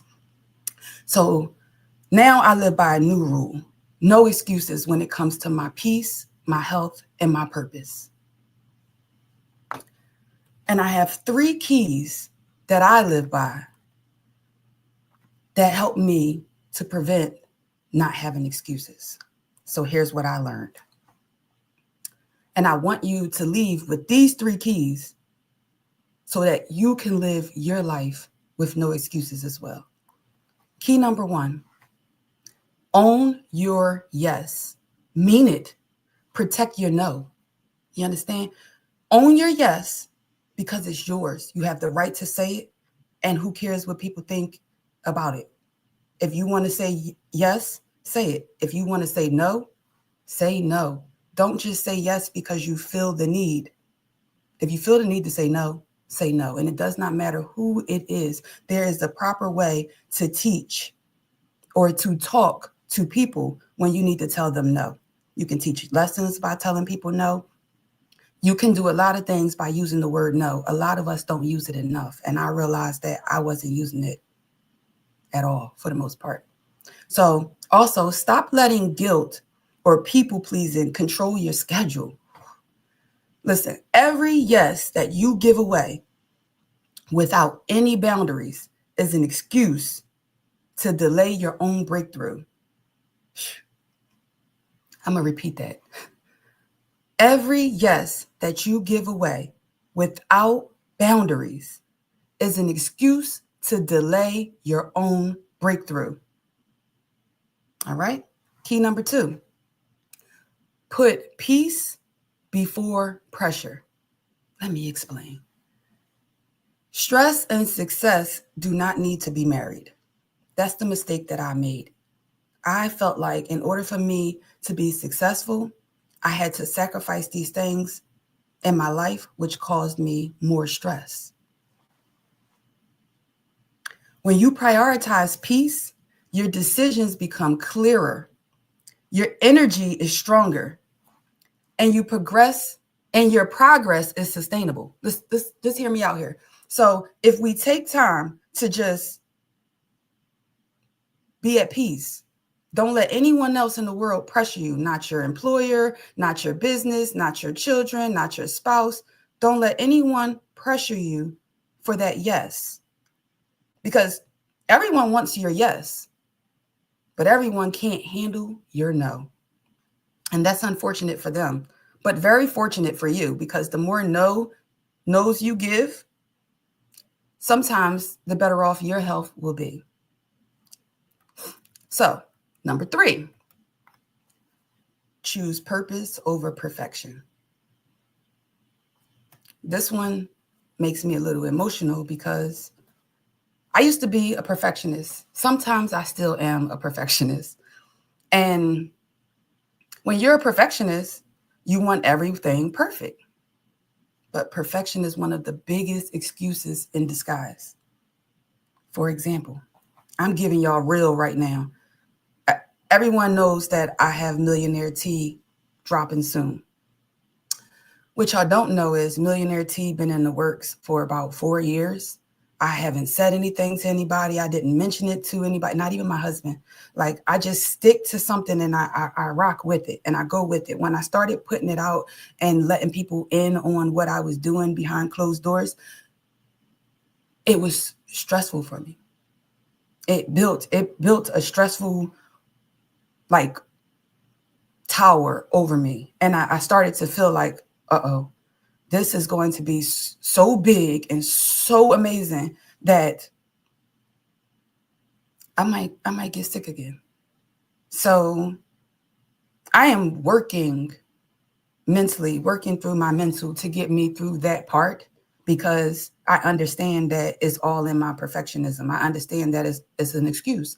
It's an excuse to not want to move forward in life because you're afraid of the past. You got to move past that. So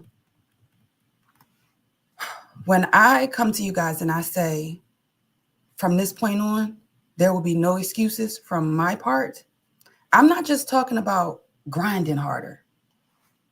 I'm talking about refusing excuses in any way, refusing them, saying no, protecting your peace, protecting your health, protecting your purpose. We all were placed on this earth with a purpose. If you don't know what your purpose here on earth is, you need to find out what it is so that you can get started with it. Life is short. You never know how much longer you have here. You don't know who needs to hear what you have to say. I never in a million years thought that people would need to hear what I had to say. But when I made that dying declaration to God in that hospital bed, He's making it all come true. He's making my dreams come true, my goals come true. He's making it where I can do exactly what I've always wanted, to be an educator, to be a teacher. But now I don't have to be in a stressful bubble. I can be in my own space, teach the way that I need to, and heal people from the inside out. You can't get no better than that. I'm grateful for that. I'm grateful for this platform. I'm grateful for Brenda Ringwood. I'm grateful for Dr. Terrence Leffridge. I am just grateful for this group of Becoming the Better You. Without them, I don't know that I would have been able to get to this point, because I don't know that I would have spoke up and told people my true self. It's amazing that I can open up and tell people the struggles that I went through, and hope and pray that they learn from it. I'm going to end this by telling y'all why I created Millionaire T. I created Millionaire T because I realized from going on stages that, well, I created Millionaire T for myself, but it didn't have a name. It was just T, right? I created Millionaire T behind the T because I realized that people know me as being a millionaire, right? And from that, they immediately just make it seem like that's all that you can be. But in order to be a millionaire, you have to have that mindset. So I created Millionaire T to help you with a millionaire mindset. It is a mindset. It is for you to change, program, restart, and repeat every day. The same thing, so that you can train your mind, program your mind, manifest whatever it is that you're dreaming. Like, I didn't know that manifestation was speaking something out loud. Everything that I speak out loud, I watch my words. I heard someone say once that words are spells. Well, you better hope that you're casting great spells on your life by what you say. So that is why I created Millionaire T. It's more than a T for me. It's a reminder for me to sip success, to think bigger, and manifest more, all while staying whole and healthy. So my challenge to you today is this. What excuse have you been making that you are ready to let go of? Drop it in the comments, declare it, and then take your next step. There's no more excuses. I'm Tiffany Harris. You can find me on all platforms at Millionaire T or Millionaire Tiffany Harris. And also, I wanted to let everybody know about my book, The Makings of Me, My Journey to Seven Figures from My Living Room. It is on all platforms, and it is also on my website. I would encourage you to purchase it from my website. It's KK Subs Print, KKSUBZPRINT.com. And get it and read it. It will tell you all about my story, my life from birth all the way up until 40 years old, a week before I put it out. So I want people to know my story now. I'm ready. I'm open and I'm ready to be truthful to what I've been holding on to. It's time for me to educate. It's time for you guys to learn. No more excuses. Well done, Tiffany. No is a complete sentence. That was my favorite part of the whole thing. No is a complete sentence. I think a lot of us are typical people pleasers. And it's something about the whole audience and the group of people that typically are trying to help others. Sometimes we put ourselves on the back burner and we don't know how to say no. And it's just a thing that we do. And I love that you learned that. And you had to learn that obviously through fire, I think is the best way to say it. Tiffany, before I let you go, one more time, you've got a lot of different things between Millionaire Tea and your social medias and all that stuff. Where is the best place that you want people to find you? Is it the book or where do you want to direct people to if you number one place? My number one place would probably be Facebook. I'm a little older in the crowd, so I like Facebook. It's what I'm used to. I've been on it since college, so I would go with Facebook. On Facebook, I'm Tiffany Harris, just like you see right there. Right there. Last thing I'm going to ask of you, there's one message, one, not just where to find you, but if there's one, you had a lot of great points. The 1, the 2, the 3, no is a complete sentence. If you could give everybody one takeaway today, what would it be?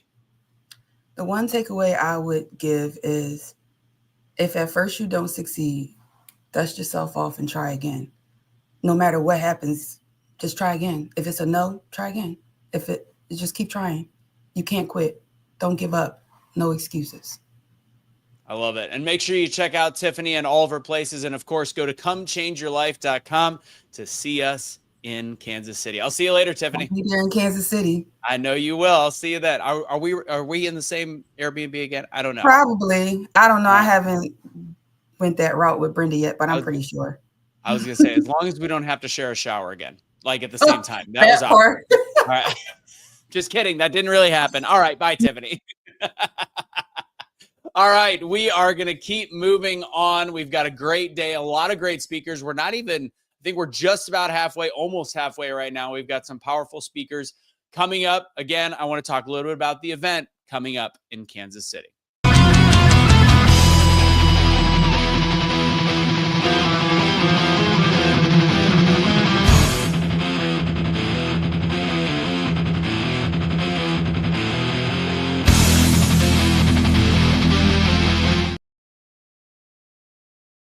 That guitar solo is so good. All right, so that's coming up September 10th through the 12th. The speakers you've seen today, the speakers you're going to see today, and more. Make sure you are checking that out. Learn how you could join us there. An incredibly powerful event. No excuses, ways to change your life, and some of the best speakers and some of the best human beings you will see. And again, everything and I'll probably speak about this later when I talk, but what's great about everybody having a different story is it's going to resonate with different people. Some of you might love what Toby had to say. Some might Tiffany or LaRon, and it's going to be how it relates to your own life and your own story. And that's how it's going to make an impact on who you are and what you're becoming, because you're always becoming the better version of yourself, as long as you are putting in the effort and taking action to be that next person. Ladies and gentlemen, coming to the stage next, good friend of mine, somebody that has been a part of BTBY since I believe as close to the inception as it possibly can be. Somebody I've seen grow as a human being, build his brand, and absolutely learn how to entertain the masses with positivity and great messaging. Ladies and gentlemen, to the stage, Coffee Cup Chuck. What's up, Chuck? What's good? AK-47. I always love your messages. I love your positivity. I love the energy that you bring to the stage, and I think the audience is going to enjoy it. So while Coffee Cup, I gotta get me some Coffee Cup Chuck. What's okay. up, sis? All right, fill your cup with Coffee Cup Chuck. Go ahead, Brenda. Hey, you have been your first event was St. Louis, which was our second event, right? I want you to tell the people what you saw. I know you spoke there, but what you saw, witnessed, and why you became a part of becoming better you. Then I want you to talk about our services. So the first thing that I want to, and I don't want to put anybody on the spot here, but I watched true transformation even when I thought that I was one of the transformers. You know, I watched a woman, and she's a very, very good friend of mine. She's like my little sister. You know, I watched her go through that first event that I went through. And at the end of that event, I watched that one event transform her into the person she is today. And that's Kenya, you know, and not just Kenya, but I also watched people who couldn't take it. You know, I watched people who couldn't take the change walk away because it was that powerful. So you gotta every event I go to, and I've been to like 4 or 5 of them, and every event that I've been to has been changing, not just to the speakers, because you know, as speakers, we enter into that stage thinking that we're going up there just to deliver a message that may help change somebody else's life, but we don't understand that by listening to the other speakers and listening to how they've been able to transform their lives, that it also refills our cup. The services, like you said, Brenda, Anthony, you said I've been with BTBY pretty much close to conception.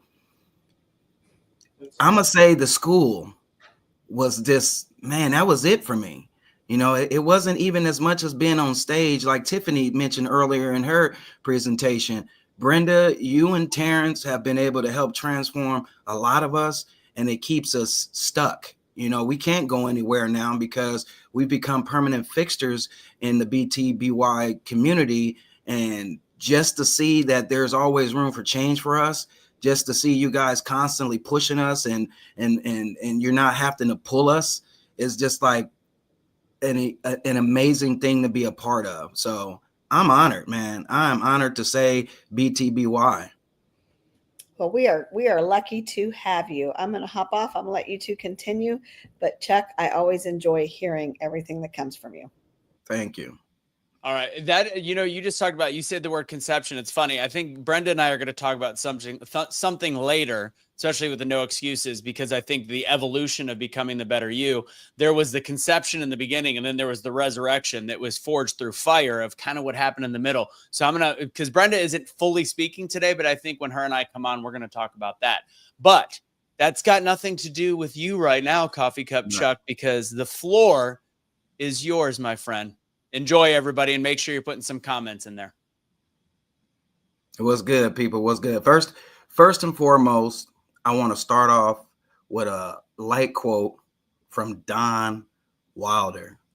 And I found this quote a couple of days ago while I was looking for something to present to you guys today, and it hit the nail on the head. And the quote goes, "Excuses are the nails used to build a house of failure." And my question to you is gonna be just that. What excuses are you using that's holding you back? Because the cost of these excuses can be very, very heavy on your future. You know, excuses steal your opportunities. Excuses steal your growth, and they also can affect the relationships that you're trying to build. And real life examples of missed challenges come from the excuses that you feed yourself every single day. You know, and today I want to talk about a couple of key points. And one of the key points is the cost of your excuses. The second one is the power of accountability. And just to shorten it up a little bit, because I don't want to go over on time, but I want to speak a little bit on the growth mindset shift and how you can actually like shift your mind from a fixed mindset to more of a growth mindset. You know, I remember back in the day, every time I turned around and things didn't work for me, there was always an excuse for why it didn't work for me.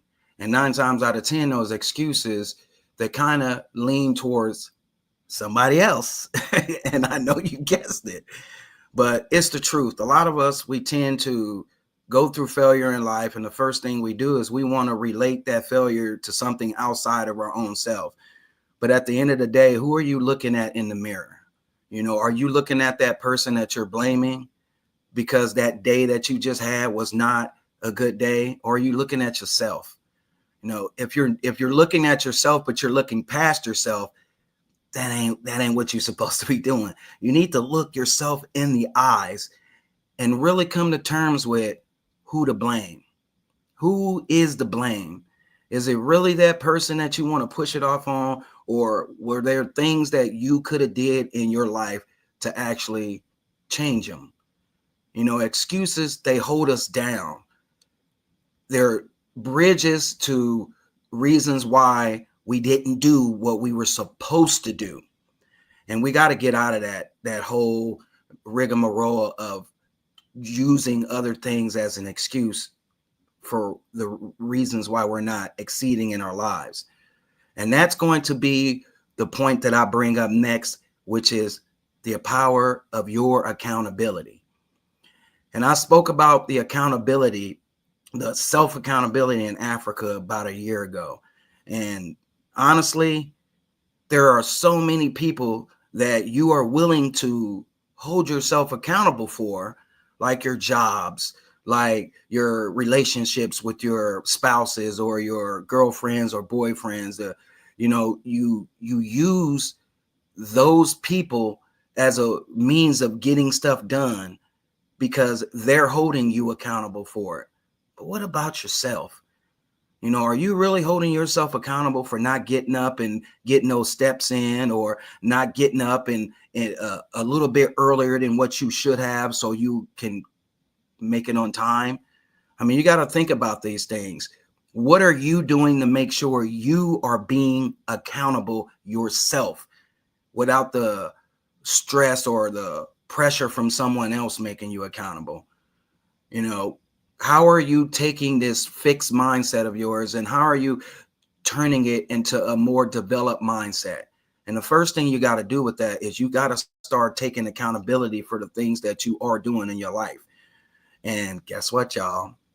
I got a couple of ways that you can start preparing yourself to make better decisions so you don't have to look yourself in the mirror and look past yourself and try to blame somebody else. It'll be easier for you to take the accountability on the things that you're doing, the choices that you're making in your life. Number one, you got to basically own the decisions that you're making. You know, you're the one who's making these decisions. No one's making them for you. And even if someone's influencing those decisions for you, at the end of the day, man, you are the one that's making those decisions. So stop blaming other people.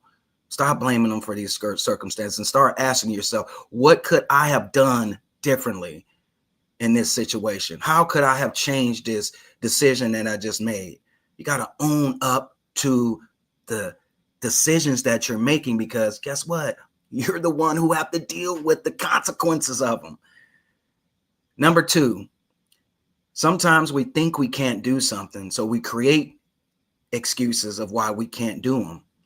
You know, so instead of saying the things you can't do, why don't you change your vocabulary up a little bit? That's how you go from a fixed mindset to a growth mindset, by replacing the things in your mind that are telling you that you can't.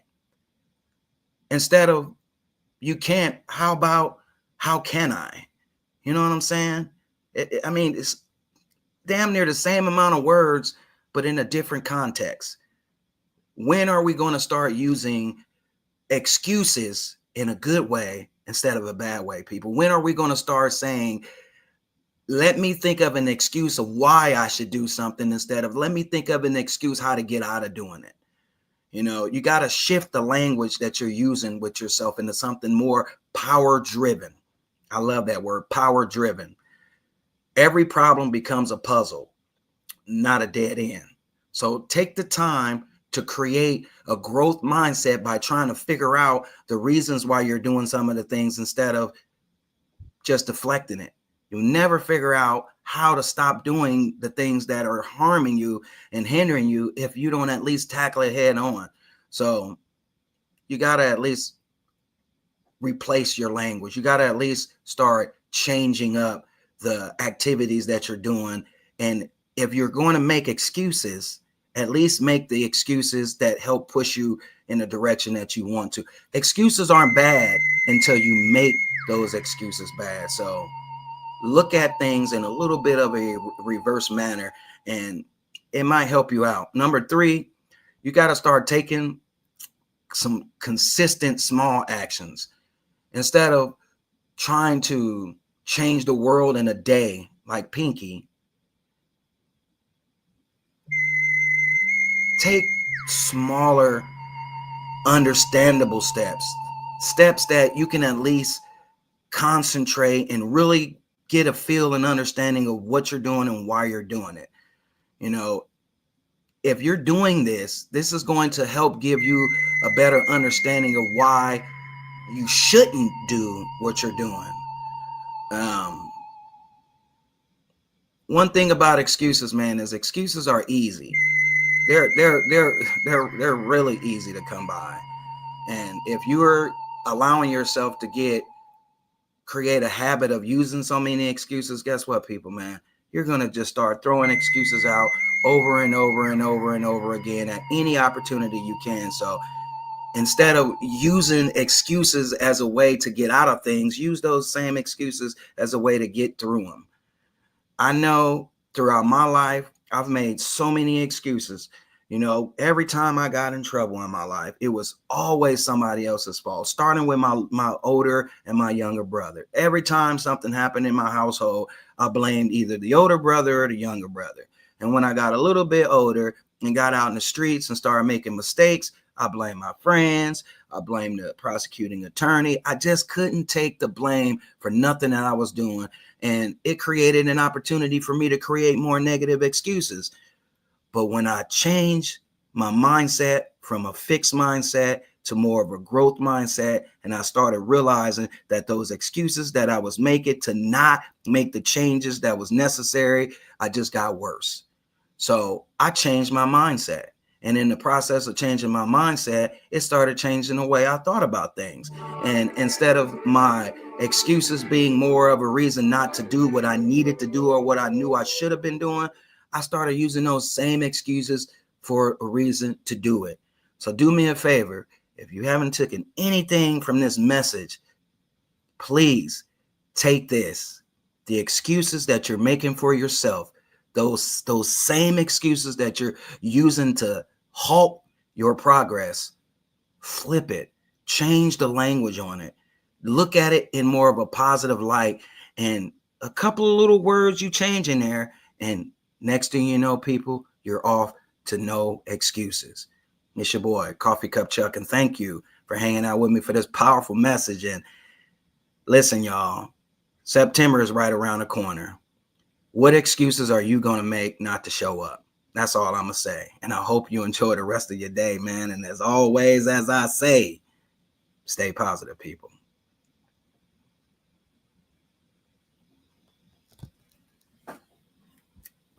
I can't hear you. My bad. There we go. We were muting everything. I said with that before, you got to call out the elephant in the room, because were you hearing, and again, that's why I muted. We're muting everything to figure out, did you hear those sound effects while you were speaking? Yes. Where were they from your end? They were coming from this. Okay.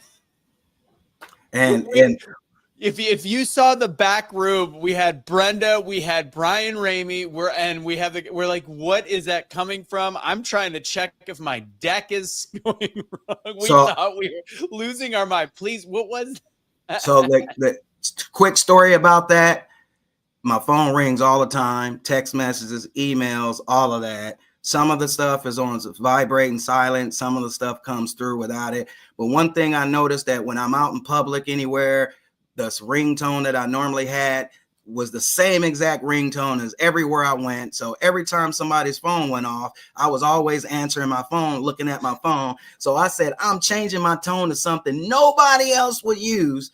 And of course, it paid off today in some amusement. Well, I mean, I'm telling you, we were losing our minds. We're texting each other, trying to figure out, like, is that you? Is that me? I don't know what's going on. Anyways, let's get back really quick to what you did and what you said.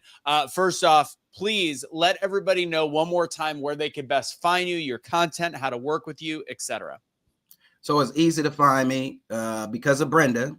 you can go to coffeecupchuck.com, and I got a lot of entryways to where you can look at the podcast that I got going on, follow my daily blog that I got, and I got merch on there as well.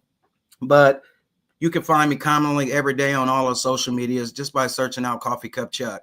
There's a lot of messages on there that I leave. They're not from me, so don't ever believe that they're from me. They're coming from God, because some of these messages do affect me as well. But yes, follow Coffee Cup Chuck on any of the platforms.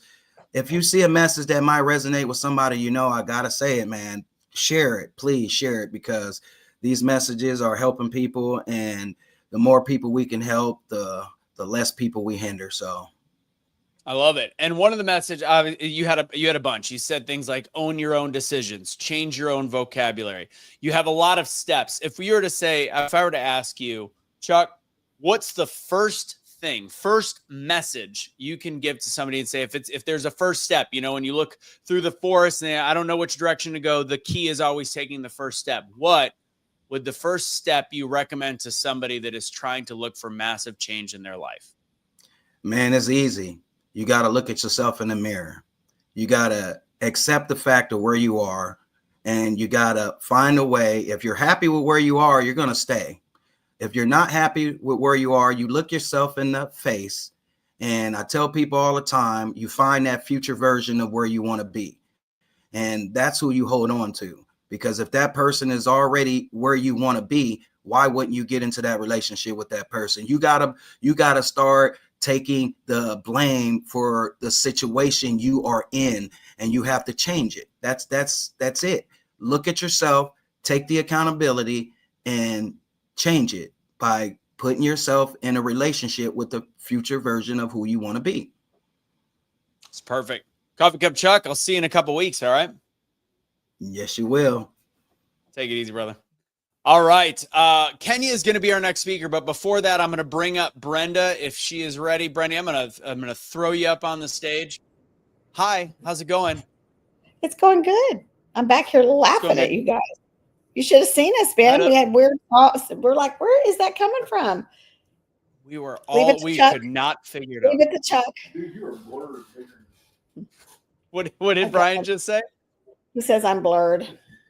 You are a little blurred. There's something going on with your internet connection. It's okay though. We'll figure it out. Before we go to the next speaker, we want to talk about the event though. Who did you want me to bring on? Do you want me to bring on Kenya and John? Why don't you bring up Kenya and John for a minute? Yep.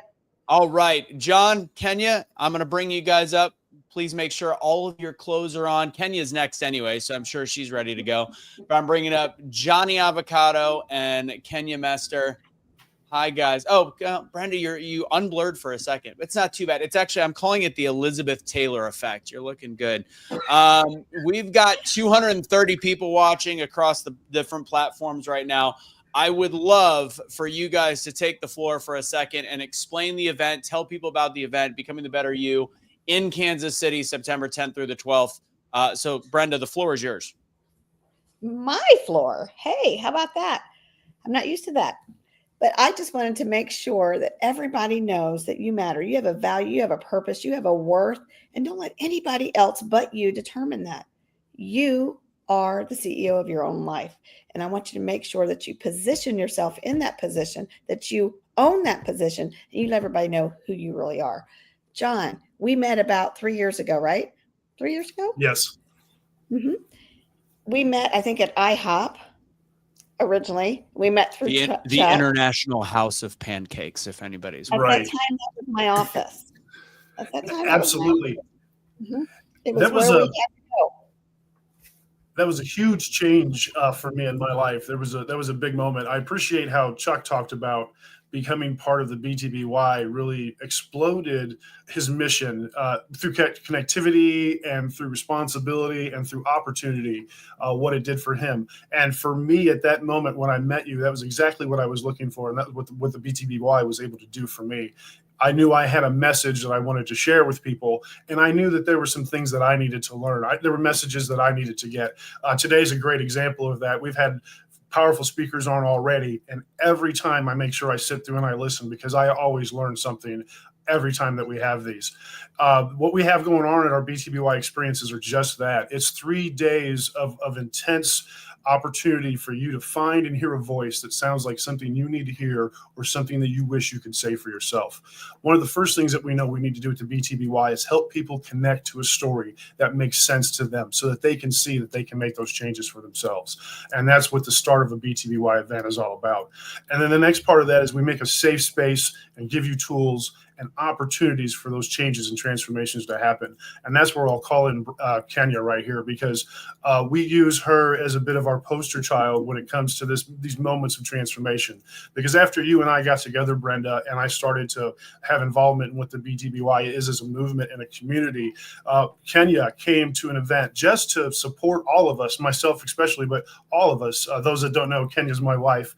And she came there to support me as a speaker for one of the first times for me to be out in the public, sharing this message kind of as raw as I was. And what wound up happening for many of us is we got to see how powerful what was happening on stage for us, how that really transmuted to the audience and what that did for them, because Kenya absolutely caught on fire and had a transformation. So she's about ready to speak, so we're going to keep it soft for her. But Kenya, go ahead and tell folks just a little bit about what that was for you. You know, like you said, I really just went to support everyone. And by the end of the conference, I really felt that I should have been up on that stage, that I had lived through some things and came out on the other side, and I had a story, and I thought that I could help other people. And what was it, 6 months later, I was on stage with John after taking the speaker course and the August event here in Kansas City. So it was pretty amazing. And now just a couple of years later, I made my debut in Nairobi, Kenya. So it just shows, you know, getting involved with the right people. Your network is your net worth. Exactly. Well, Perfectly I think said. it's time to hear a little bit from Kenya. Yeah, we'll go ahead and come right back with Kenya Mester.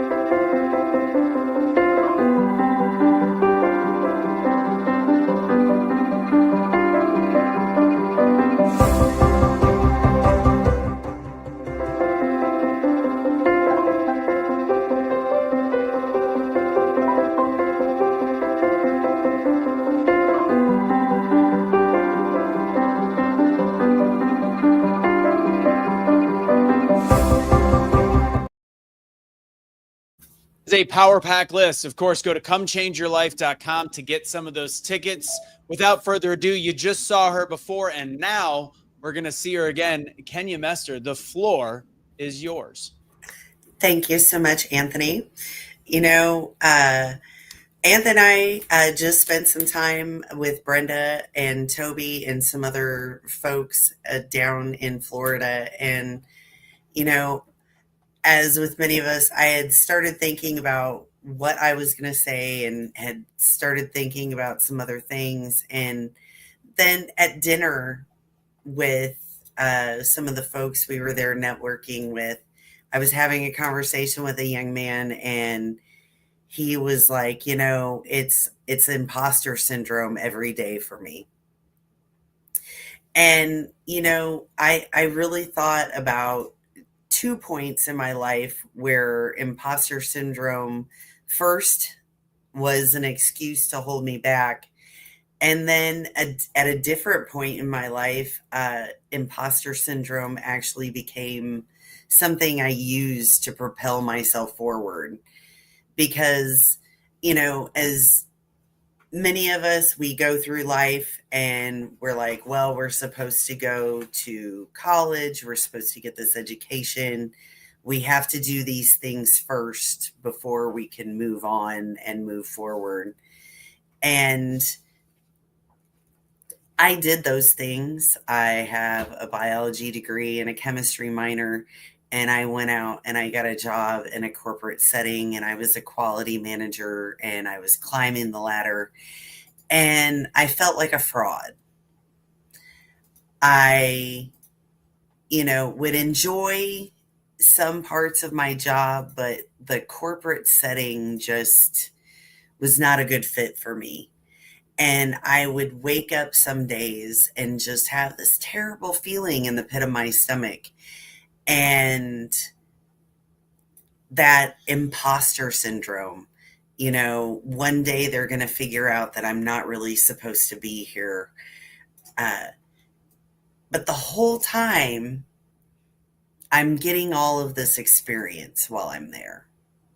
So I'm making my own training programs on everything from as simple as learning how to wash your hands properly to something as complicated as letting our folks know what hazard analysis and critical control points, which I won't bore you with. And all these other skills that I now put to use every day. So I knew that these were a lot of the things that I enjoyed. I enjoyed training people. I enjoyed helping people become more than what they were. And I had a girl that worked for me, and she had started out as a lab technician, and she ended up getting a job and being at somewhere more exciting and where she wanted to go in life. And she apologized to me, and she was afraid I was going to be angry. And I said, honey, I'm excited. Why would I ever be mad? Because you're going to go and be better. That's what I want for you. But back to that imposter syndrome, many of my other peers did not feel that way. They felt betrayed when somebody left. They felt afraid that somebody else was going to take their job. And so this was the imposter syndrome that I used to help push me to figure out what I wanted to do with the rest of my life. Now, I come and decide what I want to do. I want to go do coaching. I want to go do corporate trainings. I want to be a speaker, an author, these different things that in a lot of respects all kind of intertwine for me. It took a little while before I could feel comfortable in saying some of those titles, because I felt that I hadn't earned my dues. I felt this, I felt that. I've always very much valued experience and very much valued education. And I wanted to make sure that when I spoke to someone, that they were going to have confidence in me. And I didn't realize that although I was starting over, I wasn't starting from scratch. I was starting from experience. And that goes back to all those skills that I learned in that corporate setting, having to make my own trainings, having to learn how to make programs do things for me that they weren't really designed to do. And now that I have all these great tools that other people have put together, like Canva and other exciting things, it's that much easier for me to learn because I've had to do it the hard way. So the phrase "fake it till you make it" used to really annoy me, because I'm like, you're fake, you're fake, you're fake. And now I understand. It's not that you're faking who you are. It's that you're tricking your brain to get over that imposter syndrome. You've got to call yourself the author. You've got to call yourself the speaker. You've got to call yourself your new title. Because even an apprentice electrician, even though he's got a lot to learn to get to journeyman, to get to a master, he knows where he is on his journey, and he is still an electrician. So don't let imposter syndrome hold you back, because you need to go to that calling. And you need to use that other imposter syndrome, knowing that you're not where you're supposed to be, and get out there and find where you fit. Because going to the BTBY experience, going to a club, going to a place of interest for you and having a new experience can help you figure out what you didn't know and move into that next portion of your life. So I am living proof of becoming the better you, and I can't speak highly of it enough. So come to the event and see what's next for you. Great job, Kenya. Love it. Leading, you always lead with heart. I love the name Conductor of Chaos, because you've been thrust into all this stuff. You help Brenda on a daily basis, especially at the events, and it was great to actually spend some real time with you out in Florida, out in St. Pete, and just to see the power that you bring and the message that you bring of support as well as leadership as well. So before you go, I know that obviously we're having people go to the comechangeyourlife.com website if they want to go to the event. What is the best place people can find now that you're doing coaching, you're working this? Where do you want to direct people? What's the number one spot you want people to look you up at? I work through the BTBY, so comechangeyourlife.com. And we've got some exciting things on the horizon coming that we'll be announcing at the experience as to how people can get more connected and just, make sure that your circle is people that are all wanting to become the better you, no matter what corner of the country that you're in. You said it earlier. Your network is your net worth. And by worth, it doesn't always mean financial. It's who you are. It's from a positivity level and all that. One last sentence, one last paragraph, whatever you want to say. What's one message you want to leave with people that you want to that they could take with them throughout their day? If you ever feel like you don't fit in, just remember weird is a side effect of awesome. I love it. Kenya Messer, it's been a pleasure, and I will see you soon. All right, ladies and gentlemen, we've got another speaker in the wings just waiting. And it's funny, like sometimes I've done these events and usually Terrence Leffridge is the MC, and I see some speakers, some are new, some are old, and some I've never seen before. Today, I'm realizing as I'm going through the list, I know everybody here. I've met them. I've seen them. There's some amazing people besides Brian Ramey. He's coming up later. He's taking a sip of coffee. I was hoping that he would spit it out when I said that. I'm just kidding, Brian. I love you. You can't run a 4.840 though. And we'll talk about that at one point. Jason Antelek is going to be the next speaker. Got to meet him. Now, talking about a guy that you want in your corner, he's a guy that you want on your side. He is somebody that will build you up on a constant basis.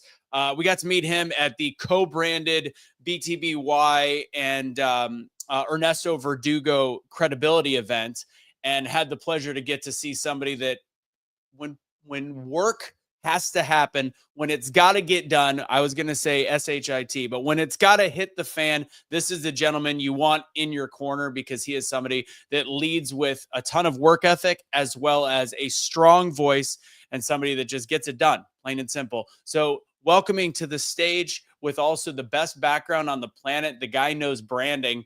He's got the QR code. I'll show it right on the side. He's also the only one here that doesn't have as good a hair as me. I'm just throwing that out there. And neither one of us are as good as looking as Toby, which is setting the bar right where it needs to be probably for today. Of course. Yeah. I loving what's been happening today. Anthony, thank you for bringing your MC talents to the table for us and supporting us through the day. It's always great to get an opportunity to work with you. We did that in Kansas City and got to meet in person. We've been in classes and workshops and such together, and always enjoy what you have to offer, especially from that media side. Your expertise shows up and it keeps the day flowing. I love it. I feel like LeBron James once in a while. I'm taking my talents to BTBY instead of South Beach. You know what I mean? Well, when we have the ability to share what we're doing in multiple platforms, it's something we like to do. And you and I both understand that, especially coming from some of that media background, with an opportunity to put our voices out there in a way that really hits. And that's what BTBY is about. Even if we stumble and fall a little bit here and there, we still can move forward. Learn, meet the moment, and move forward. And you're great in that resilient space. We've had technical difficulties and moved right through it, man. Exactly. And this is why I said you need to have you in the corner, because you are so positive and you're always building people up. And that's what I love. And without further ado, Jason, the floor is yours, my friend. All right. I'm gonna take a little bit of time today. I'm gonna be pretty focused in where I'm coming from. You guys see the QR code here. This is the first time you're going to get the link in the QR code to get on our membership wait list for the Becoming the Better You. We are excited to be offering membership opportunities, and this is the first announcement out in the real world about the next stage to get involved. And really, the No Excuses events that we're themed with today, and that we have coming up in September in Kansas City for the live event, that is an opportunity not just to not make excuses, but to learn from the things that we have done differently. I don't really see excuses as failures. I see them as XQs. Somewhere along the way, if I'm making an excuse, I likely missed something. And maybe I don't get that until hindsight. I'm not going to spend a lot of time in it, but that XQ tells me that there's probably another one coming. And if I've taken the time to look at what excuses I'm making in whatever category they might be showing up, it's an opportunity for me to learn what might have been of a greater impact if I was paying attention or had a little different perspective along the way. I'm not going to spend all my time in the rear view, because honestly, what it means and what BTBY means is about learning to meet the moment. Whether you're a beacon or you're a signal or a guide, maybe you're a mentor or a sponsor, it really is about creating a series of moments. And in the BTBY, we understand that we don't always meet the moment perfect. We haven't always in the past. We're going to do our best to do it right now. And that's where I'm really coming from today, is what our membership is going to be about is not just recognizing where we are. And of course, we're going to have tiers of membership, but we're also going to have an opportunity to move from one to the next. And that is what we focus on, not just through our membership, but just through the mission and values of the Becoming the Better You organization. So when you go to comechangeyourlife.com, checking out the ticker across the bottom, joining us in September means that you can carry your version of that into the field that we will all create. We all have a signal, and that's a great place to meet others. If I'm meeting others with excuses, then I miss something along the way. And with that in the rear view, sometimes we call it lessons. We've heard that today. We've had the wisdom of Coffee Cup Chuck. We just heard the imposter syndrome tale with Kenya. And I feel like each of us has a little bit of story that can help each of us along the way. And when we stop making excuses, learn from it, and aim for the next thing in front of us, it's a whole lot easier to move through the stages. I know there was a time as a beacon, I was learning what I was going to share, what my impact was really going to be. I haven't personally been connected too much with legacy. It's not a word that I've aimed for. because what I realize is that legacy exists kind of outside of my control. What I can control is meeting the moment. It's stepping in with presence and doing that consistently. And if I have gotten some of the cues along the way to get better at that, to make those different choices, to create that transformation, then I can move forward. And that's what we're all about with the Becoming the Better You membership space, is providing a safe space and a learning place and actual growth environment that brings everybody along in a way that works for them. There's going to be tiers of membership, I would call them loosely, yet what we're talking about is how do we want to engage? What do we have the commitment for? What are we prepared for in what we want to step into next? If I'm just starting my signal in a beacon space, then I want to move into possibly being a guide for others. That's what this path is about, the development of being able to do so. And many of us have stories of adversity along the way. I know I've made my set of excuses.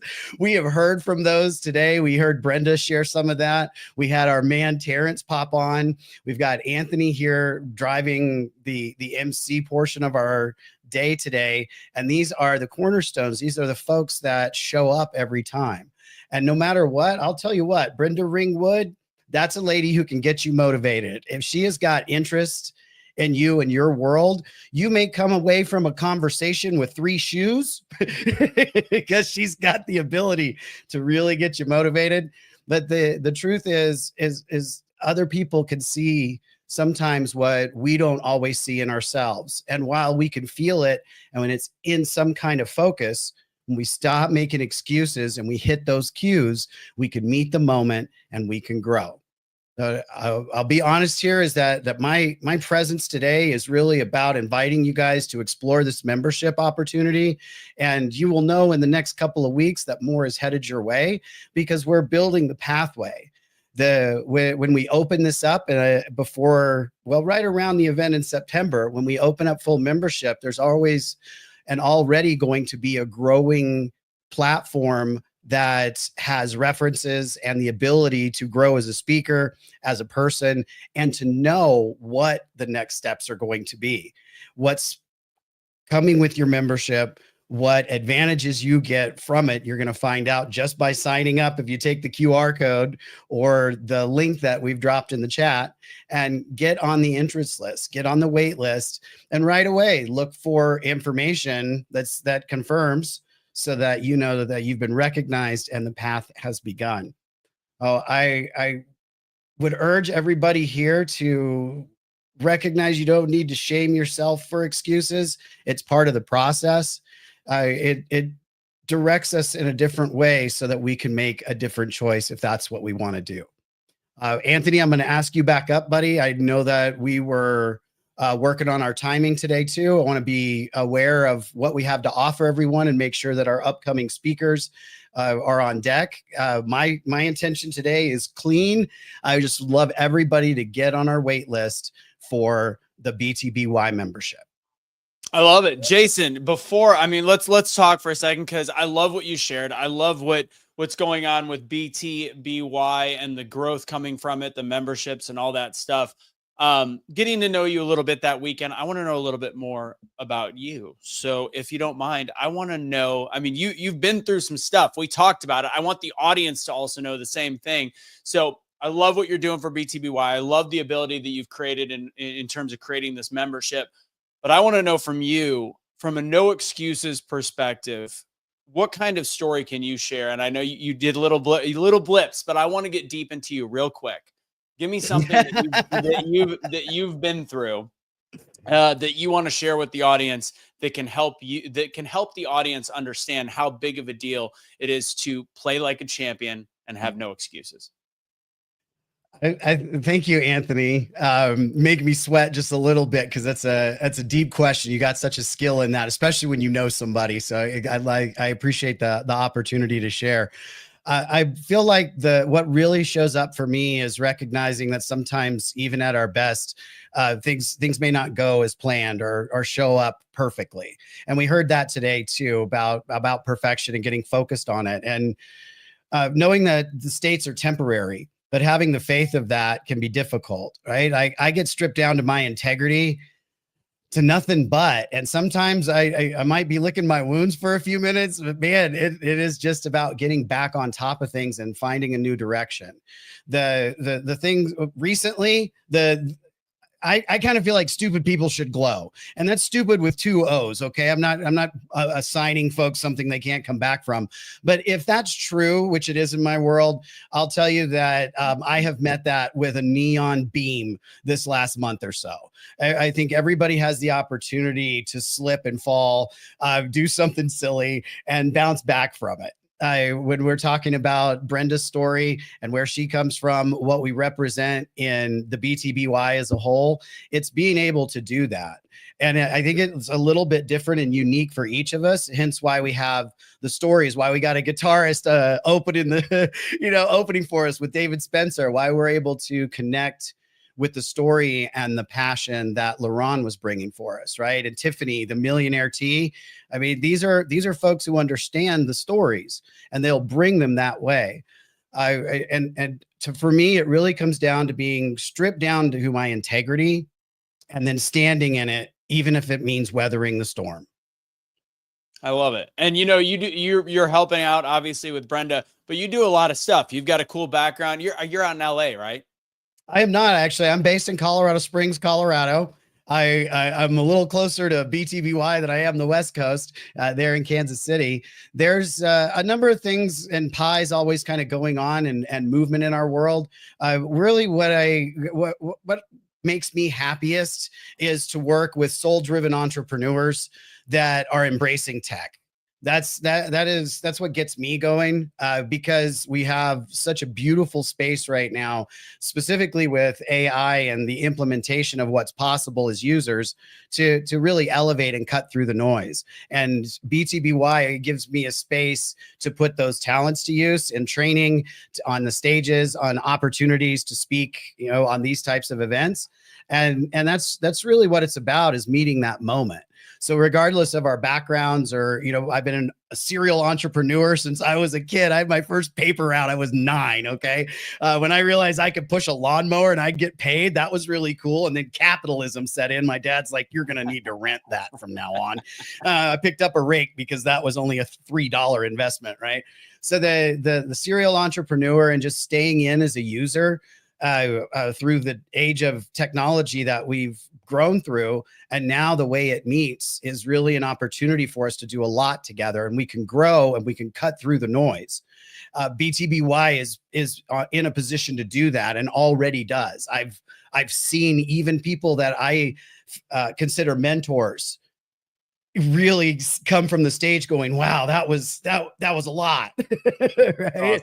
Awesome. Just because of the situations that are presented. So for me, regardless of our background, which I appreciate that aspect, and we should really be asking you that question right now. It is about meeting the moment and preparing ourselves to do that in the best way possible. Yeah. Sorry about the LA thing. So you do something with the LA Times? Was it? With I've been associated with the LA Tribune. I was managing the Speakers Bureau for the LA Tribune there for a while. That's an organization that is all about the media and bringing. They bring such truth to media. We had a lot of opportunities to do some beautiful things together, some incredible events, and create opportunity for others. What I appreciate about these types of organizations is they have a niche way of doing that, and it's accessible in so many ways. There's a lot of opportunity to understand how we can position, and nowadays our authentic story, where we're coming from, specifically with the BTBY, is what truly lands. And with the Los Angeles Tribune, honestly, the alignment is the same. It's about truth and media. And we're about truth and life, authentically showing up. And that strength is what truly cuts through the noise. Now we have a possibility to elevate with really great tech. And those are the folks I like to look for. If you want to get in touch with me, we do that straight into the BTBY membership space, because that's where we're going to be landing and doing a lot of things to move others along. Speaking of automatically showing up, I forgot to bring my. I was gonna say, I was like, I didn't touch that. That wasn't me. I didn't do that. So that we're now gonna go with Toby Party Crasher Potter. There you go. There you go. But Jason, I wanted to jump in real quick because I know that Anthony screwed up. You're from LA. Oh, you do something with LA Times. He debauched that. And I just wanted to be in his defense. We don't pay him for his brains. We pay him for his good looks. So just so you understand, we get what we pay for, and it's a very small portion of that. Okay. Well, after he talked about how well he knew me and all of that too, it didn't really fly very well, did it? So I'm going to jump on Anthony just long enough to choke the chain a little bit because that's exactly what Toby is doing. But you guys see what this is like, okay? This is the fun. This is the real life. This is what brings this out in everybody. So Toby, thank you for being beautiful and showing up and keeping the bar low. Right? You guys, I'm not growing this out. Now, it's not going to happen. Come on now. You got to be a club. You got to be a team player, buddy. You got to be a team player. So I'll do this. I'll grow my hair down to your length, and when it gets there, then you got to grow the beard. Okay. I'm willing to give that a shot. You got to get to shoulder length before I'm saying yes, because honestly, if we're talking about the beard today, I'm gonna give it up for Anthony because it's the first time I've really seen it come in, and the fella's looking pretty sharp. Well, I'm not sure what's on the t-shirt, but he looks sharp. Jason, he used to have a porn stash. You can't say porn stash. It's just not yeah. Truth in advertising. Like I said, Brenda will leave you out with 3 shoes. And we're not going to step over the funny. One of my shoes. We do not step over the funny. And that's why Toby's willing to just party crash us. Toby, Party Crasher Potter. I'm telling you. That's right. We gotta lift you back up. Anthony took it all the way down because he debacled where you're from, what you're so I had to lift everybody back up that it's okay. Well, it's so great that you've brought that to our attention twice now, Toby. Thank you for stepping in when you did. Clearly, it was going completely off the rails. I'm not even sure if Anthony can finish the rest of the day. That smile's real, isn't it, buddy? Are you okay, man? Do you need a hug? I need a safe space because of the LA Tribune. I was thinking about California, so therefore I needed a padded room and walls at this point to just yell. So we're back to the padded Howard Johnsons. Is it the gray Howard Johnson? I don't remember. Let's get back to the Rubik's Cube that is our day of no excuses and see if we can get back on track with our speakers here. Toby, this is an interesting way for you and I to first meet. I love it. And this is just scratching the surface because we will get rid of Anthony and we'll do some real business together. Okay. Yeah. It's nice that you showed up and give us some, I now understand the pecking order. I'm starting to get a bigger picture. I'm kind of glad my time is up. I'm feeling like it's just a matter of time before the scope comes this way. We're going to Eminem that stuff. Anthony, just wear it, man. Just embrace it from the beginning. Nothing they can do when you own it. Vomit on my sweater already. Mom spaghetti. I wrote down. And that's why we love you, my friend. All right. I appreciate you guys. What a beautiful jump in there. Anthony, keep up the good work today. Thank you. Appreciate you getting Terrence, the Mr. Dr. Unstoppable, if we will. If he's still listening, much love to you, buddy. I hope things are going well. Anthony, I appreciate the time and the support, my friend. And we'll be in contact again soon. You guys get signed up. Get this QR code, get the link, get moving towards this BTBY membership. There's real good stuff happening. I love it. Jason, I appreciate you. I don't appreciate Toby. I don't appreciate Toby at all. Him and his shorts. Hey, the beauty bar is set low, man. It means you're going to excel today. Just hang in there. I love it. All right. Take it easy, brother. I appreciate you. Again, go to comechangeyourlife.com. Again, that's comechangeyourlife.com. What's pretty cool is you're seeing a group of all the different stuff. Jason comes from Ernesto Verdugo's ecosystem. Toby comes from the BBV side that is now part of the partnership with BTBY. All of these different things thrown into one, and that's the magic of what's been put together with Becoming the Better You.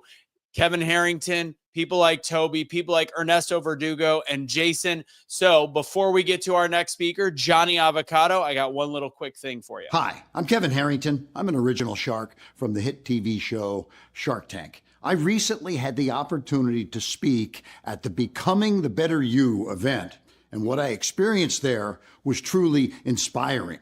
These events are designed to help people who feel stuck, whether it's personally or professionally, take the next step in their journey. What sets BTBY apart is how it blends business growth with personal development. And it's not just an event, it's an experience. And after attending, I completely understand why they call it that. The stories shared by the speakers are raw, real, and relatable. Attendees see themselves reflected in those stories, and the energy in the room is filled with wisdom, passion, and real-life breakthroughs. Now, I witnessed lives beginning to shift right before my eyes. If you haven't been to a BTBY experience yet, I highly encourage you to attend the next one. If you're ready for change, this is the place to start. I can't do the garage, the guitar solo. It's just too much, blows me out. So I'm going to make it the end and say, comechangeyourlife.com. That's where you're going to go to check that out. Kevin Harrington's team, Brandon T. Adams, Toby Potter speaking there, and all the people that you have seen today, including our next speaker, ladies and gentlemen, welcoming to the stage, Johnny Avocado. Hey, everybody. Thanks for having me, Anthony. I sure appreciate you guys. It's a hard work, keeping this crew wrangled. I know it is. I know. And then you add to it just the complete just battering of my ego and making me feel like less than. And then I realized something while I played that Kevin Harrington video. No excuses. Play like a champion. There you go. You got to show up no matter what the cards you're dealt, right? Exactly. I appreciate that. That's a statement I love to say, is that fate is what is handed to you, but destiny is what you make of it. So, okay, I'll just go ahead and take it over from there, Anthony. That's all right. I thought we were bantering for a moment. I didn't know if that was your intro. So I'm like, I bet you I'm going to let you go. So instead, I'm going to say, Johnny Avocado, the floor is yours. Kill it, brother. Oh, I appreciate it, man. Thank you. So I'm Johnny Avocado. I got a couple titles down there. I never know what to put on these things or how to try to represent myself. Sometimes at the Becoming the Better You, I have to wear a lot of hats sometimes. But the most important thing is that I have an opportunity to talk to you guys about what we've got going on in September. Now, I know we've had some amazing and powerful speakers already. I want to thank Toby, and I want to thank oh my goodness, I can't remember everybody else's name, the Guitar Preacher, for starting us off so powerfully. One of the things that we talk about is, the no excuses. There's some finality to that. I mean, really, the levity of talking about, having to go to a funeral at the beginning, the levity of talking about losing your father at a time that you wished you thought you had more time with them, and that's really what we're talking about here. It doesn't matter whether you're trying to put your finances back on track, you're trying to put your relationships back on track, you're trying to put your business back on track, maybe you're just trying to put yourself back on track, and that is what we're trying to make sure you understand here today, is that you do have an opportunity and it will pass you up if you don't take advantage of it. So one of the things that I don't have there as a moniker is that I'm a storyteller. So I want to impress on you how important it is that we just don't give ourselves excuses. A lot of them are ones that we really can see, and they're out in the open for us. So I want to tell you just a little bit of a story about an organization that's kind of close to my heart.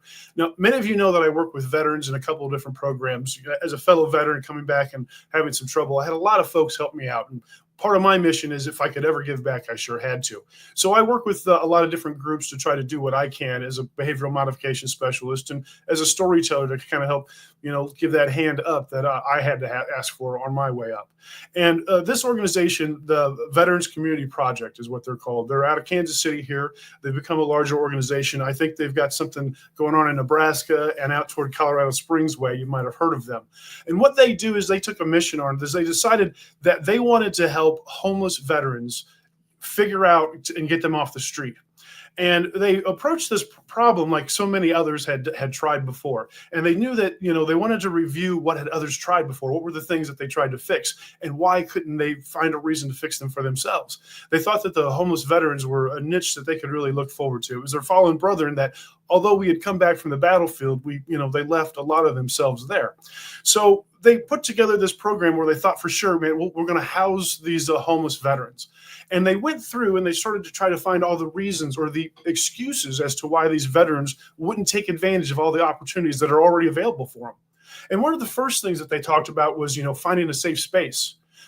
As a veteran, when he comes home, and those that are oftentimes dealing with their problems, they decided that, one of the first things that these guys need to have, if you're going to bring them somewhere, is they have to know and understand that it's a safe space. And so they built homes, and they had places for them to go into shelter, and they knew that they were safe. They knew that these guys would be okay. And the gentlemen would come and they would say, oh yeah, this is a safe place. I would feel comfortable here. But then they would go home that night and they would sleep in their tent again. They wouldn't stay in the shelter. So then they went on to the next problem. They said, well, maybe they're not getting all the things inside of them that they need. Maybe they're not getting good nutrition. Maybe they're not feeding their brains with what they need. So they put programs together and connected them to those programs. They made sure these guys were eating. They made sure that these guys got personal development to try to work on themselves. And still, these guys, every night, they would go home to those tents instead of staying in the shelter. So the third thing they thought, well, maybe it's the community. Maybe they really don't understand the community, and they have a hard time working with and dealing with other people. So they developed communities that were just for veterans and specialized with the problems that they might have. If they were just having issues with personal problems, or if they had mental health issues, they really brought in all of the answers that they needed to solve some of these social problems that might have been the problem for them. But even though these veterans had access to those programs, they would still go home every night and they'd sleep in those tents. And so it got me to thinking, when I decided that I had to come and speak to you guys today about how important it is for us to batter down those excuses, I wanted to talk a little bit about what are some of those things standing in our way. Now, if you were like the Veterans Community Project and you had gone through and looked at all of these things that they had, a safe place, the proper nutrition, we all know we need to put ourselves in the right room. The 5 people we spend our most time with is the kind of person we become. We all know that we have to be better at communicating and improving our social skills to get what we want out of life. And we connect to those things and we learn them. But still, sometimes we have things that hold us back. And so if you're like that, the veterans, what they decided to do, the guys that were running the VCP project, they decided they were all military guys. They were going to go on a recon, right? They turned it into an operation. So they got together, they put a battle plan together, and they went out and they watched and observed the homeless veterans. They would come and they would get these services, and every night they would go back to their tent. And the one thing that they discovered again and again, the elements that they had in their homesteads that they didn't have in the shelter, and it was their dog. The dog. They would leave behind the safety of the shelter to go home for their dog. They would leave behind the nutrition of the food and the services of their, to work on their mind, and the psychiatrist and the people that would help them. They would leave them to go back home for that dog. They left behind the opportunity to expand their community, to get better and more services and things for their life, and they would go home for that dog. The thing the Veterans Community Project had to do to put a homeless veteran into a home was to make space for his dog. So if you might be suffering from wanting or knowing how to find the excuses that might be holding you back, I want you to take this story to heart, and I want you to take it for yourself a little bit. And I need you to discover what's your dog. Because if you know you have a safe place to go, if you have access to opportunities, if you know what to feed yourself, but you're still not doing it, you've got a dog at home.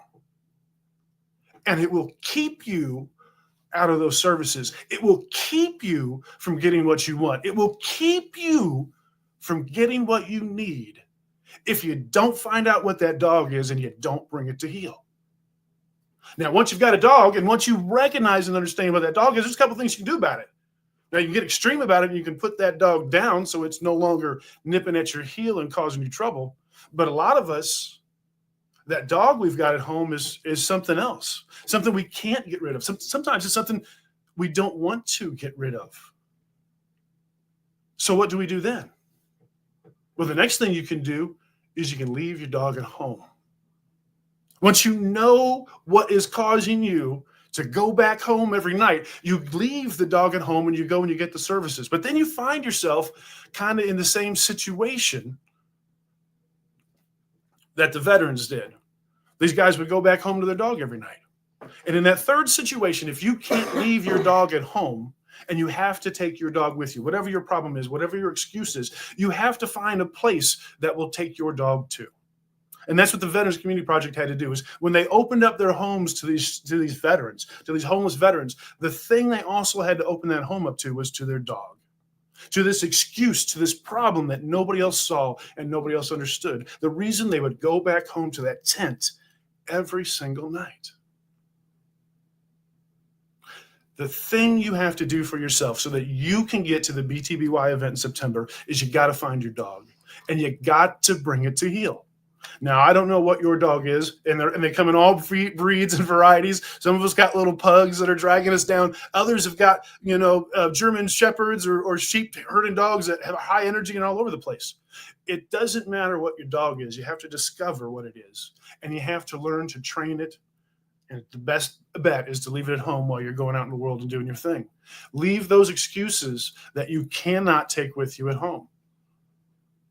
I'm Johnny Avocado, and I know that Anthony Russo has got to have some questions about what it is that we're going to do at the BTBY event, because there's going to be more than discovering what your dog is. You've got to discover what it is and then how you're going to handle that. So if you come to the BTBY event in September, you're going to discover things just like what I talked about here today. And you're going to hear stories of those events that people live through, whether it's the Veterans Community Project or maybe it's Tiffany with her Millionaire Tea and how she discovered it. You're going to have to decide for yourself that those excuses that you know of aren't the only ones that stand in your way. You have to discover what things are also holding you back, the things that nobody else has seen, the ones that always makes you go back home to that tent instead of going and living in the shelter or flourishing out in the world where you could. Come to the next BTBY event in September, and you can find for yourself not just the dogs that were keeping you at home, but the dogs that are stopping you from finding the financial freedom that you're looking for, that's keeping you from finding and putting together the business that you want. You might find the tool that will help you overcome the fear of understanding why and how to invest your money if you find confidence in what Toby has to tell you and teach you. If you know that what LeBron was saying to you is something that was impactful and more, you have got to come to the event in September so that you can hear him and talk to him for yourself. That's one of the amazing things about what we do at the BTBY is we don't just put on an experience where people are talking at you. These people are talking to you. And when they're done talking and when they leave the stage, they haven't left your life. They haven't left your community. They will stand right there in the corner, ready to accept you if you have something to say. If you've been ignited and lit on fire like Kenya was at her first event, there will be a whole host of people standing there ready to catch you and take you to your next step. Now, whether that was a big bloom of personal exposure for you and a transcending moment for you where you're ready and you need somebody to help you and you had a big emotional space, or if you have decided that the fears that you had before are no longer going to stop you or stand in your way, and you're ready to talk to Toby about making an investment with your money. Maybe you are ready to find the guidance that you need through one of our coaches, like Dr. Terrence Lethbridge, the Unstoppable, or Brenda herself. We talked a little bit about some of the opportunities. One of my favorite classes that we teach at the BTBY is the speakers class. And the reason that we teach that class to everyone, not just speakers, not just people who want to be up on stage all the time, is because by learning to tell our story enough to ourselves that we can tell it to somebody else, we learn things that we never would otherwise.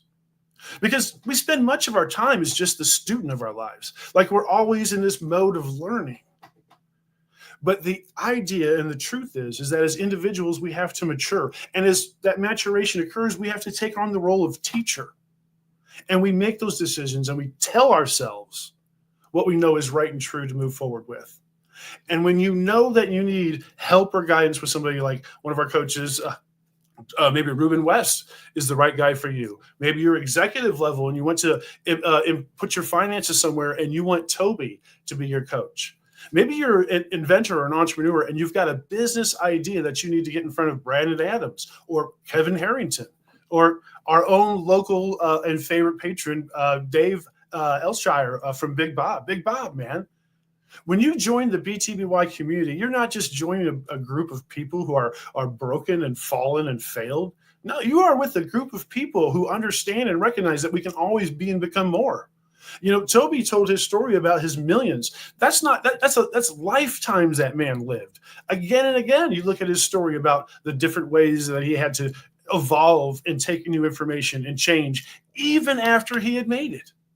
And his story is not unique and it's not alone. And it can be yours if you decide to find your dog, put it to heel, and come to the BTBY experience no matter what excuse you think you have. BTBY, comechangeyourlife.com.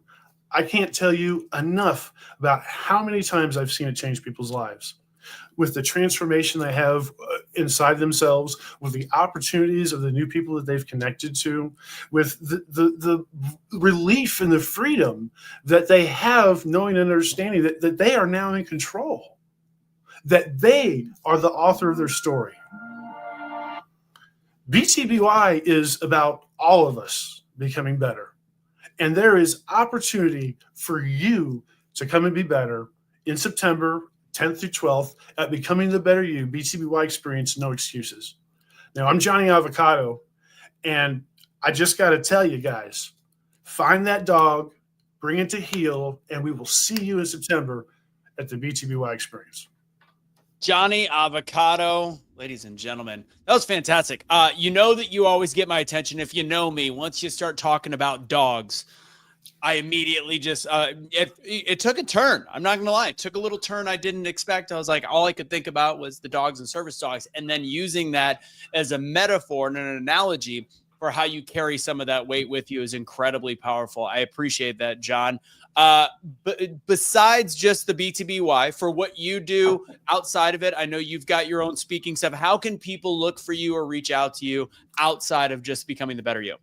Oh, absolutely. So I make it easy for folks. I've learned that trick from a lot of you guys to try to get my social media in charge so that people can find me. I am johne.avocado all over the place. Facebook, Instagram, online, it's .com. The dot, it's not johne.avocado.com. It's just John E. Avocado altogether.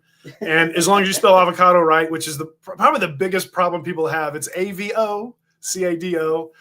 Folks want to put a different O in there sometimes, but yeah, if you get it spelled right, you'll find me every time. And I work with a couple of programs, if you don't mind that I pimp them. Go for it. A lot of folks know that I work with technology and behavioral modification, especially with folks that have dealt with trauma. And two programs I can't talk enough about is the VCP project that I mentioned just a little bit. If anybody's interested in that, their main mission is getting resources to individuals and whatever it takes to get them off the streets, and that includes changing the rules or whatever it takes to get a guy into a house. The other program that I work with is a Warriors Ascent, and they're where I do a lot of behavioral modification stuff. And so we work with trauma folks that have dealt with trauma, either ex-military or first responders. And that program is, man, there's paid for. You just got to show up and decide that you want to change your life and quit living in misery. So I got to pimp those two, if you don't mind me, if I get to say something other than the BTBY. But man, you'll find much of this and so many of the things that we do and all the other speakers if you go to www.comechangeyourlife.com. If you follow us on Facebook at Becoming the Better You pages, you'll see so many of us posting, and you'll get connected to us and find what kind of resources so many of us have available to you. I love it. And you know, when you did when you spelled your last name, I thought you were doing a Trump impersonation. AVOCADO. Anyways, it's great. You know he'll never do that, right? I understand. He did it accidentally when he did it. It was AVO. You can do an impersonation without liking it. Politics. I wasn't. It's an impersonation of the current thing that's in the thing. Anyway. So you got the Trump. I always get the Biden. So hey, we're equal sides now. Crossing. Yeah. All right. Thank you very much, Johnny Avocado. I appreciate your time. Take it easy. Have a great rest of your day. We'll see you guys later. All right. Without further ado, we are actually almost dead on time. We're about 2 minutes over, which we've found a way to get back on course, which is more impressive than anybody out there knows. We're continuing things. We're going to keep it going. ComeChangeYourLife.com if you want to see these speakers in person, get to meet them, get to shake hands with them, take pictures with them, get outshined by them in a photo like with Toby Potter. Because again, with the glistening white beard look and just effervescence and good looks, sometimes you're going to have to turn the flash down. It happens. It happens to the best of us. All right. We are going to be moving to our next speaker, probably the only person that can potentially compete with Toby Potter's ego in this group. Just kidding, Toby. He really doesn't have an ego. He's one of the best humans you'll get to meet. This person, however, still thinks that he runs a 4.840 if he didn't have a knee injury. Sweet Mother Mary. Couldn't be further from the truth. Brian Ramey, good friend of mine. Are you wearing LaRon's glasses right now? You're muted. That's actually the best you've ever sounded. Muted? Let me unmute. There we go. I got you. I unmuted you. There you go. I am giving my best LaRon presentation today. Yeah, thank you. Oh, Brian. All right. I'm going to give you the floor. You're a little blurry. I don't know why. When Brenda was speaking earlier, she was blurry. Then it cleared up, and then you're a little bit blurry. But right now, we're going to give it to you. In worst case, maybe you can run across the office because Brenda's computer right now is clear. I don't know. We'll start with it. It's getting better. I don't know. Either way, the floor is yours, my friend. I'll let Brenda direct you if she wants to. It looks like she's bringing her computer. All right, Brian, I love you, brother. Floor is yours. Love you too, man. Love you too. I appreciate it. Thank you so much, Anthony. There's been a lot of things that we've spoke about here today, and I really appreciate what Johnny said about the dog. That really hit home to me because I have a son who's got severe PTSD, and his dog is his best buddy. And so thank you so much for sharing that, John. I really do appreciate that. There's so many things that have been said on here, just a wealth of information. I'm going to go to Toby real quick. When he says, if it's going to be, it's up to me. I have a quote that I learned when I was 21 years old, and I was working for an insurance company called Combined Insurance Company of America. It said by Napoleon Hill, what the mind can conceive and believe, it can achieve. However, your mind, since we're talking about no excuses today, then there's also a flip side to that. Because if your mind conceives and believes and achieves a negative mindset, you have to make a pivot in your life. And that's what really becoming the better you is all about. That's the whole purpose of this conference that is coming up on September 10th through 12th. It's because what you believe in your mind, you are achieving in your mind. So if I believe I'm a negative person, or I'm doing negative things in my life, or I can't catch a break in my life, and I got a great quote that I want to say at the end, that's what you will achieve. So I'm going to tell a little story here to start this off. About 4 years ago, a great friend of mine, she's like my little sister. And yes, you know how brother and sisters fight? I fight with her, and it's literally like little sister. Brenda Ringwood, she came to me 4 years ago when she was starting this. It's probably 5 years ago, was it? 5 years ago, excuse me. And she said, Brian, come on. I need to get on stage because I do sing. She said, Brian, I need you to come and work with me. I said, no. We go back to Tiffany. You're no. She kept talking to me, kept communicating to me. Yes, I had excuses.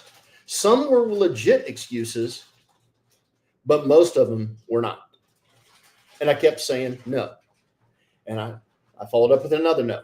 So as we continue to grow through our relationship, I finally said yes in November and said, okay. I took the speaker's class. John mentioned the speaker's class. And if you haven't taken that class, I want to encourage you. They will pour into you. Terrence and Brenda will pour into you and create an atmosphere for you. You will actually give 30 presentations in 30 days. And you're going to be live on a video giving these presentations to make you become a better speaker. So it's important. I love the fact that Jason brought out the classes that are coming. This is all, it's been a current, it's been going on for some time. So I go back to my story with Brenda. Finally, when I said yes, is when I leaned in. I went to actually 3 events to just see what was taking place. Because I'm an observation guy. I'm a 50,000 foot view guy. And Toby knows this. Hi, Toby. You looking? There you go. Toby hates it sometimes. He doesn't like it. But that's what I do, is I listen to what you say, and I take a 50,000 foot view, and I drive it down. The problem stands with me.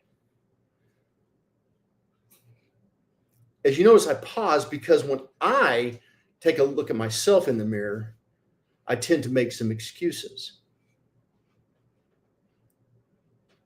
And it breaks my heart because I do. And this whole becoming the better you, this community, this experience, it's changed my life in a better way. I also sell real estate. There's a lot of things that I do. I help coach businesses. But the fact of the matter is, sometimes you got to go look in a mirror. And that's what I had to eventually do to make a change, to make a shift, to make a pivot. So what my mind can conceive and believe and achieve, I will follow through and do. I hope that as we continue throughout this day, your presence in this or seeing this online saying, what will this do for me? And as you could tell by all the speakers that have spoken, they have their own story. Well, my story was that 5 years. I have a lot of other stories. I have a lot of pains. I have a lot of scars. I have a lot of bruises. But I'm kind of like, back in the day, there was a little doll, call him Stretch Armstrong. You could punch it. You could stretch it. I've been everywhere stretched that you could possibly imagine. But what I have found when I joined this community, it allowed me to reflect in a positive way in my life and do the things that I love. It has allowed me the platform to have a voice to communicate to you that all these excuses that you make in your life, that's exactly what they are. They're just an excuse. That I can make no excuses anymore. I can pivot and I can turn back to what my alignment is. See, peace is a big deal to me. And I learned this back in 2023. I wish I would have learned this when I was a young man. But peace is the most important thing to me. And that's what I've gained through BTBY. I've gained peace. Yes, I get frustrated sometimes. Yes, I lean in where you may see anger. It's really passion. That's what I care about. What Brenda has allowed me to do is gain my peace by getting on the stage and speaking to you. Matter of fact, in September, one of the things that I'm going to talk about is laying it on the line. I'm not going to go into it deep, but here's what we really need to think about. The whole song by Triumph on Lay It on the Line was about him meeting a girl. They were friends, but they stayed in the friend zone. Well, what's the friend zone? See, I kept Brenda in the friend zone with business. What is the friend zone? The friend zone, oh, we're just buddies. But see, they felt like they had chemistry, but she continued to keep him in the friend zone. And so he wrote the song, Lay It on the Line. What he wanted to know is he wanted to know where you're at. I feel this chemistry. I feel that you want to be with me. I need you to stop what you're doing and lay it on the line. This is what you need to do in your businesses. This is what you need to do in your personal life. This is what you need to do with your friends, your family. You need to start laying it on the line. You need to lean into it and quit making those excuses. Because what you're doing is you're keeping your accountability, like Coffee Cup Chuck was talking about, is you're not holding yourself accountable. You're keeping your business in the friend zone. You're keeping your personal life in the friend zone with your family, your friends, even your partners. You're keeping them in a friend zone. Well, guess what, folks? It's time to change. Get out of the friend zone. Get into a relationship with your business, with your family, with your significant other, your committed relationship, your partner, the love of your life. Get out of that friend zone. Quit making excuses for it. Hold yourself accountable and step in, lean into it. Because here's what I have found through this whole process. It gave me peace. When I stopped putting things in the friend zone and I leaned into it, I had so much more peace. And guess what happens when you have that? All the other things just happen. See, if you're not living in a peaceful state, you're living in a facade state. Ladies and gentlemen, you can't do that. That's what making excuses does. You're living a facade. Allow yourself to get out of that. Lean in. Quit making excuses. Lean in. Get it out of the friend zone. Lean in and become the better you. That's the most important thing. And it doesn't matter if you collect trash. It doesn't matter if you're a plumber. You have a voice. You can be an electrician. You can be a contractor. Man, lean into what Toby's teaching about in his investor. The unshakable investor. Lean into it. If you want to be somebody who flips homes. Jason brought it up about all the different things that are coming through on the curriculum through BTBY. Lean into it. Don't make excuses anymore about it. Keep it real with yourself. Get out of the friend zone with your excuses and hold yourself accountable. That is the most important thing. This quote, even though it's probably 10 years old, was the most important quote to me at one point in time in my life. And I'm going to try to bring it up. It's the Rocky Balboa quote. And everybody knows this quote, but I'm just going to say it to you, just read it to you. Let me tell you something you already know, ladies and gentlemen. The world ain't all sunshine and rainbows. It's a very mean and nasty place, and I don't care how tough you are. It will beat you to your knees and keep you there permanently if you let it. You, me, or nobody is going to hit as hard as life. But it ain't about how hard you hit. It's about how hard you can get hit and keep moving forward. How much you can take and keep moving forward. That's how winning is done. Now, if you know what you're worth, then go out and get what you're worth. But you got to be willing to take the hits. And not pointing fingers saying you ain't where you want to be because of him, her, or somebody. Cowards do that. That ain't you, ladies and gentlemen. That ain't you. You're better than that. I had to look in the mirror and realize that and say, I am better than that. So come September 10th through 12th, you're better than that, ladies and gentlemen. You are better. Come and see us. Lean into us. Allow us to lean into you and show love for you and show care for you and grow you. Even when you feel like I can't get up, because I really feel like Rocky Balboa. If you've watched the whole series, I feel like I'm punch drunk half the time, but I keep getting up. I always say, this is anytime anything has ever knocked me down, every single time I say, I got one more round. I've been saying one more round for a better part of 37 years. One more round.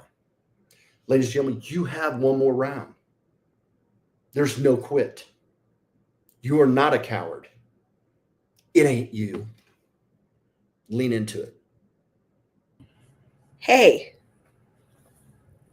how long have we known each other? Almost 20 years. How many years have we worked together? Oh, Lord. Almost 20 years. On and off on a lot of stuff, right? But we did not ever quit. Nope. We kept going. Yep. I want to stress on the importance that you said you got to lean into it. Quitters will never get to where they want to be. We used to tell our children when they started a sport, a baseball team, a football team, volleyball, I mean, you name it, our kids did it. If you don't like it, that's great, but you're not going to quit until the end of the season. You're going to finish what you started. And then if you don't like it, you don't have to play next year. That's the same thing that you need to apply to yourself, right? So you see my label back here? I call it a label because it's a label. I'm proud of this label. I'm proud of it. because I went from this label to that label, right? And I had to lean into my story. I had to lean into who I was becoming. I also had to accept who I was. Because if you can't accept who you are at the time that you think you need change, you're never going to become the better version of yourself. So Brian, oh man, let's one thing I want to say. Mm. Okay, before you say what you're going to say, so I pardon my interruption. There's a thing with Brenda's changed about that. You're always interrupting. That is so untrue. But I think Toby will agree with me, and John. Yeah, we all want to get on. We can have a party right now. Believe me, we could party down on this one. Anyways, this is one thing that used to drive me nuts about Brenda, ladies and gentlemen. She used to say, before she'd introduce me this, I used to hate it. She goes, "You're not going to like this guy. You're going to hate him. But in the end, you're going to love him." I still And the reason is, I speak the truth to you, folks. You may think it's coming at a negative. It's not. It's because I actually care about you and I'm passionate about you. And I want to lift you up. I want to help you grow because I've not always had the best mentors in my life. I've had a lot of people direct me down some wrong roads that I wish I would have never taken. But you know what I learned from it? There were experiences that I needed to go walk through, the bumps in the roads, the potholes. I had to go through them. And you were going through when I first got BTBY. Yeah, I embrace it now when you say you're going to love them in the end. Because it's about the results. See, you got to go through that change, and change hurts, right? You have to recognize first that you need to change. Then you have to recognize how, and then you have to apply it, because you can recognize it all day long. But if you don't take action, if you don't execute, change is never going to happen. And I'm going to tattletale on Brian a little bit, because about 4.5 years ago, when I first was recruiting him, he kept telling me, "No, that's fine. I'd wait a few months and I'd go back to him." He was going through his issues. He was going through some stuff. He had lost who Brian Ramey was. Yes, I'm tattletelling on you. He had forgot who he was. And then I'm going to bring up Toby again. Toby, I'm bringing you up. You just told me something the other day when you went through a session with a very, very good friend of ours. What did you say? I told you a bunch, so you have to narrow that down just a hair. After with Chucky. So when I came out, I forgot how powerful I was. I had forgotten the power inside of me. And I had, there's a lot going on right now. There's a lot of destruction still going on, and that's why we're rolling this out. But that session, that moment, I come out of there and I'm like, I still have it. I still got it. And I don't need all this other crap to influence it the wrong way. So yes, I came out saying, I got what it still takes today, and we're now going to transform lives. Absolutely. And you're exactly right. He said this: "I forgot how amazing I am. I forgot how amazing I am." And that's what you guys need to know. You already are amazing. Right. It's so, we all do. We get so caught up in we do these assessments, the 28-day assessments, the 25 questions. And every one of them has the same thing. It's amazing. I've looked at probably almost 100 of them in the last 60 days, and every one of them has the same thing. We are so busy lifting everybody else up, inspiring everybody else, working the job, working the family, working the career, whatever. We forget about us. We forget about replenishing, rebuilding, rekindling the power within us. Every assessment says that, and every person I talk to goes, "You're right. You're right." And that's the reason why I love how amazing I was. And even though Brian kept telling me I wasn't amazing, that I wasn't there, that he was beating me up, dude, I then realized, no, I am amazing, Brian. I am amazing. You are so not telling the truth. No, Brian's awesome. Brian, and he speaks the truth. That Brian comes at you he does not run the 40 in 10 flat. He runs the 4 in 10 flat, but he comes at you like a rhino, hard, fast, ready to pierce all the bullshit. And I don't know if we can say it something, but I just did. Get rid of it all, and then get down to the core of who you are, what you can become, so that you can see it and everybody around you can see it to rally. He's See there. that link, theunshakablemestor.com? Go over there. This assessment's free. It is. Take this assessment. I did it. I didn't like it. I didn't taken it. want to take it, but it was dead on, and it told me what I needed to do. I took it as well. I would encourage you, and it's not actually a profile. It's actually something there to build your. Everybody uses the term mindset, and they use it very, very loosely. Pivot, really, in my belief system. You have to pivot from those friend zone. And what Toby really goes through and teaches through this is pivoting and improving, like Coffee Cup Ched said, growth mindset, growth. And that's what Toby teaches. And I love it. I love it. And I love you, man. I really do. I appreciate it. And the one thing that the program does is it reinforces what you already know, just don't do.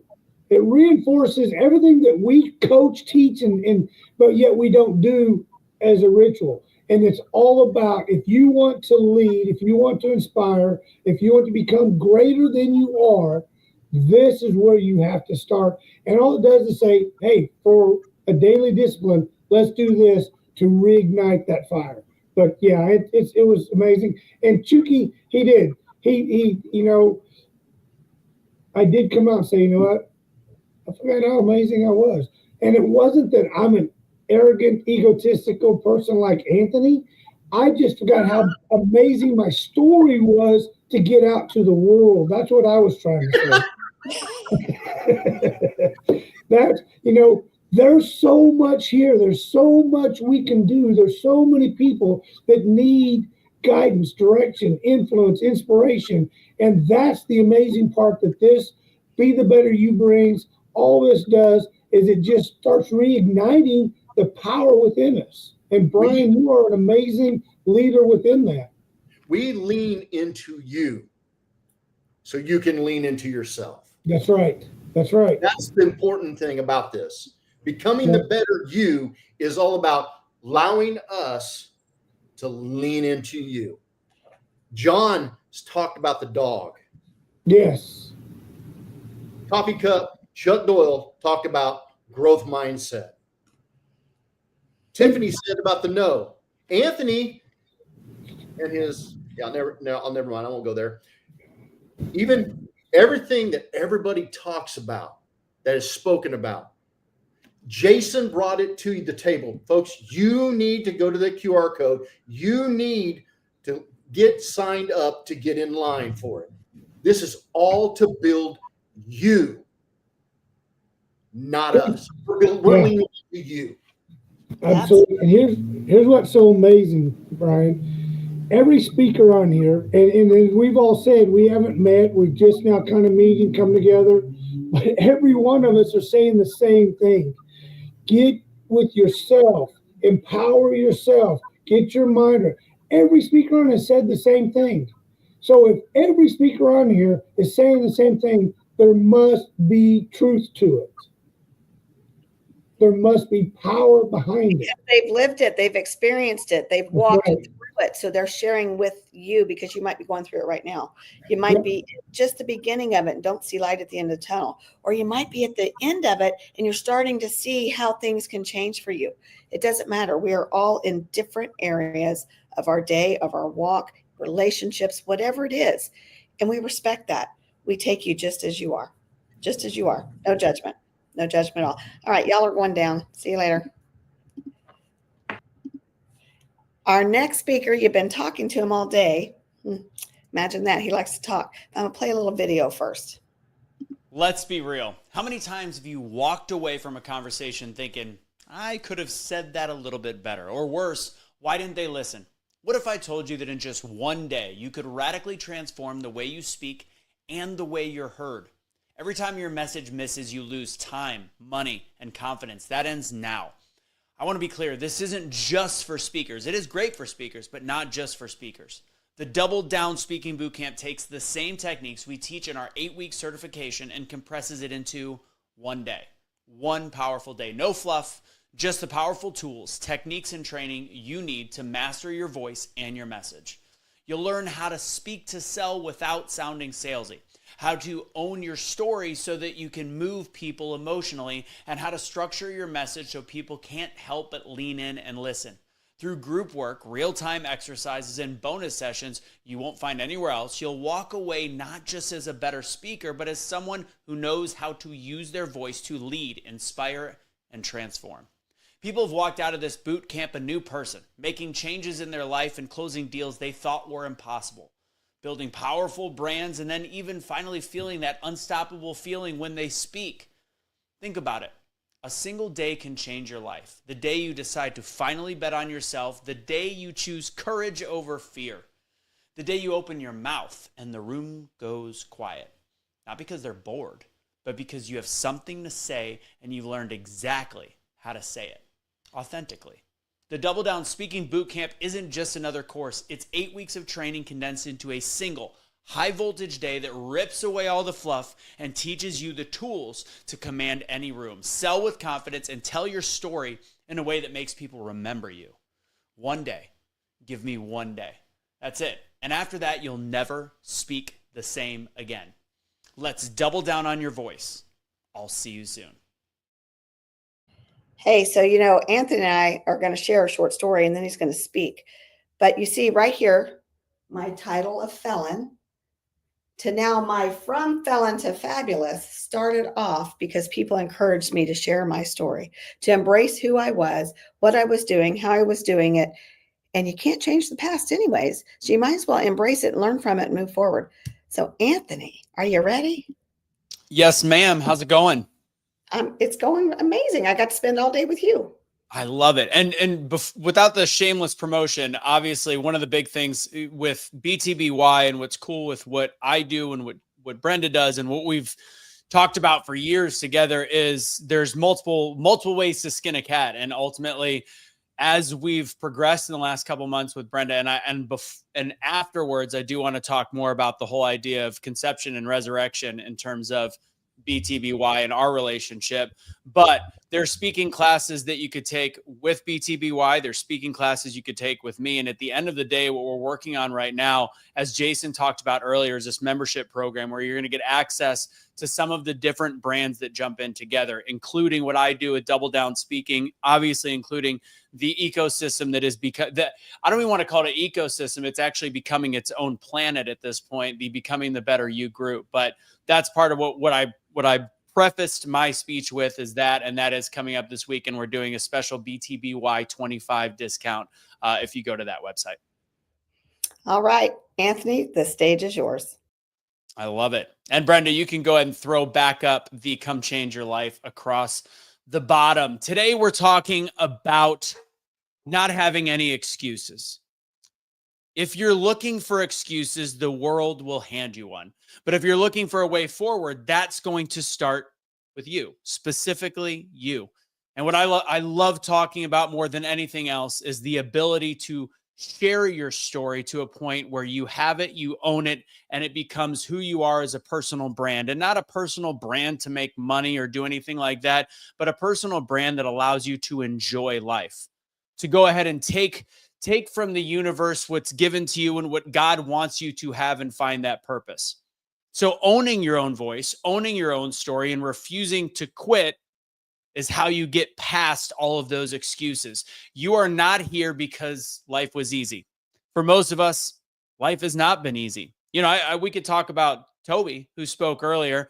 And honestly, all I've gotten to know of Toby Potter until today was somebody that had a little blip in the radar called the recession in 2008 and just was able to turn around and made life look easy. We learned a heck of a lot more about him today. Learned about the fact that his relationships, his difficulties, what he went through, and then financially. And trust me, from that perspective of clipping coupons, we were past that as a child. It was something that I sometimes speak of to let people know you can go from a place of having nothing to then having something, but ultimately it is that mindset. And to realize that none of us has had it easy, no matter how successful or no matter how good their life looks right now. It's a very powerful place to be, a very powerful mentality to have, because we're all going to go through stuff, and it's how we react to it that makes us stronger. And you're here right now. You're watching this video because when life said stay down, maybe you doubled down, or maybe you haven't doubled down yet. Maybe life right now is pushing you back. And this is the message you need to hear today in order to make you the better version of yourself. We're all improving on a daily basis. We're always going through struggles. We're always going through trials and tribulations, and we're always being tested. It's how we forge ourselves in that fire, and how we realize that the more excuses we use to tell our story, the worse our story becomes. For myself, I've been counted out. I've been broke. I've been broke as a child, and I've been broke as an adult. I've had successes and I've had failures. And I think the theme today, I've heard multiple people talk about it, is looking in the mirror. I've stared at a mirror. I've wondered, and I'm not just talking about when things were going bad. Sometimes when things are going good, you stare in a mirror and you wonder if you've wasted your gifts. But I realized something. You can't fail if you don't quit. If you look at yourself in the mirror and you realize there's something more to who you are, and you're able to get over that hump where you might feel like a failure. And that was the book that I wrote was about overcoming failure. I speak more about the power of story and voice now, but I always like to incorporate that concept, that mindset shift. You can't put yourself in the right place without shifting that mindset. Failure is temporary. Failure is also necessary. The key is to not quit in the face of all these issues and tribulations. So if you start to look at the concept of excuses, excuses are lies. Excuses are lies wrapped in justification for why we feel that way. Everyone has a story, but the real power is how we tell that story without the excuses. They're stepping stones. Some of those excuses could be bumps along the road, but you can't use your past as a prison or a platform. If you do, whether you're a speaker, a business person, business owner, whatever it is, a 9-to-5 worker, if you continue to use your past as a platform, as your base, as your foundation, I'm going to tell you, your house will implode. You will break down. There's never a perfect time, ever a perfect time. Simply just a decision of when you choose to stop making excuses. Waiting for validation is the slowest form of self-sabotage. Self-sabotage is dangerous. It's funny. I don't think we've used that word today with any of the speakers, but it's been a theme in the background, because when you do make excuses, or when you feel sorry for yourself, or when you play the victim, or when you are upset about where you are in life, there is no greater self-sabotage, because it builds. It's like a virus, and it keeps going and going and going. It's 2025. We live in a culture in today's day and age where it is easier to blame. It's easier to scroll and do these things and look at other people's lives and to say, not yet. But success doesn't care about your comfort zone. It only looks deep inside of you and respects your effort. The effort that you make to clear out of that comfort zone is what makes your voice powerful. Your voice isn't just a noise that comes out of your mouth. It's not a sound. It is your signal to the world that you are here to make an impact. And I think we look at the word impact, we look at the concept of impact, and it's this term that I think makes people confused. Like, I don't know if I was meant to have an impact. I'm not a speaker. I'm not Tony Robbins. I'm not somebody that's going to go and change the world. Impact does not have to be this grandiose place into the cosmos. You don't have to have an audience of 15,000 people. Terrence Leftridge, perfect example. When we were doing a bunch of BTBY events and Jeff Martinet Jr. events, and we were constantly doing these different shows to try to promote positivity during the pandemic, he started talking about the idea of the ripple effect. And that's where I started to embrace that concept. I embraced that concept in my speaking program because I realized that there's going to be certain people that I can't resonate with. I am somebody that loves talking to 1,000, 5,000, 10,000 people, but impact is not based on scale alone. Because if you are somebody that can inspire somebody like me or somebody like Brenda or somebody like Brian Ramey or a young Toby Potter that goes and changes the world, your impact is based on the ripple. If you make an impact on one person, if you smile and tell somebody to smile and give somebody good news on one single small level, and you use your voice to say, are you having a good day? What made you smile today? I love you. I'm thinking about you. Then you can actually make an impact on one person that can make an impact on more people. That ripple effect is so powerful. So I want to use some real quick, real world examples of people that didn't allow excuses to stop who they are. And I'm first going to start with a story that's literally happening in front of our eyes. If you're paying attention, if anybody has heard of Forrest Frank and the Figs, he's a Christian musician that right now is at the top, a Christian musician at the top of all the Billboard charts right now. He's got a song called Lemonade. And if you know the backstory, I'll make it very quick. He's a Christian singer. He's got some big YouTube views. He's not a nobody by any means, but he's definitely not somebody that you would think would be at the top of the charts of the Billboard, like regular music, all regular music. And he breaks his back skateboarding that just so happens to be caught on his Ring doorbell camera. He's just doing a quick skateboard, hits the side of his house and can't get up. And he was just in the process of changing a little bit about his music career. So he's laying in bed and he's saying, I want to keep creating music. And somebody made a comment saying something about when life gives you lemons, Jesus is making lemonade. And he turned it into a hit within a matter of a couple weeks. I think the song released on August 1st. And I have an article in the Des Moines Register. He was at he actually sold out, first ever Christian singer at the Iowa State Fairgrounds, sold 15,000 tickets for his show. Song became #1. And yes, he's playing it on stage because his back, miraculously after 3 weeks, was better when they thought it would take 6 weeks for the vertebrae to heal. No Excuses made a best-selling hit, most downloaded hit while laying on his back after breaking his back. Perfect way to turn around failure. Use some classic examples. You've got Inky Johnson, if you've ever heard of him, also one of the most powerful speakers you'll ever see on a stage, paralyzed in college football, on his way to the NFL. He didn't quit. He lost the use of his right arm, could have stayed bitter. Instead, he became one of the most powerful speakers alive. He used a story without excuses. And this is somebody that came from a bad part of town, came from poverty. The only way out, the way that he originally thought, the way his family thought, the way his friends thought, the only way out was the NFL. He took those lemons and made lemonade. Bethany Hamilton lost her arm to a shark, became a pro surfer. Didn't wait for a second chance. Grabbed her board, made a new story. My own life, I've bombed. I've had failures. I've built back. I battled every doubt that whispered to me that I wasn't enough and realized that that voice inside my head that's negative was not truth in any way, shape, or form. That's the test. And I decided to speak louder. I'm going to tell you, when I wrote my book, I'm like, all right, I've got my book. I've started a speaking career. I'm going to speak on overcoming failure, doubling down on your life and being this better version of yourself and changing mindset.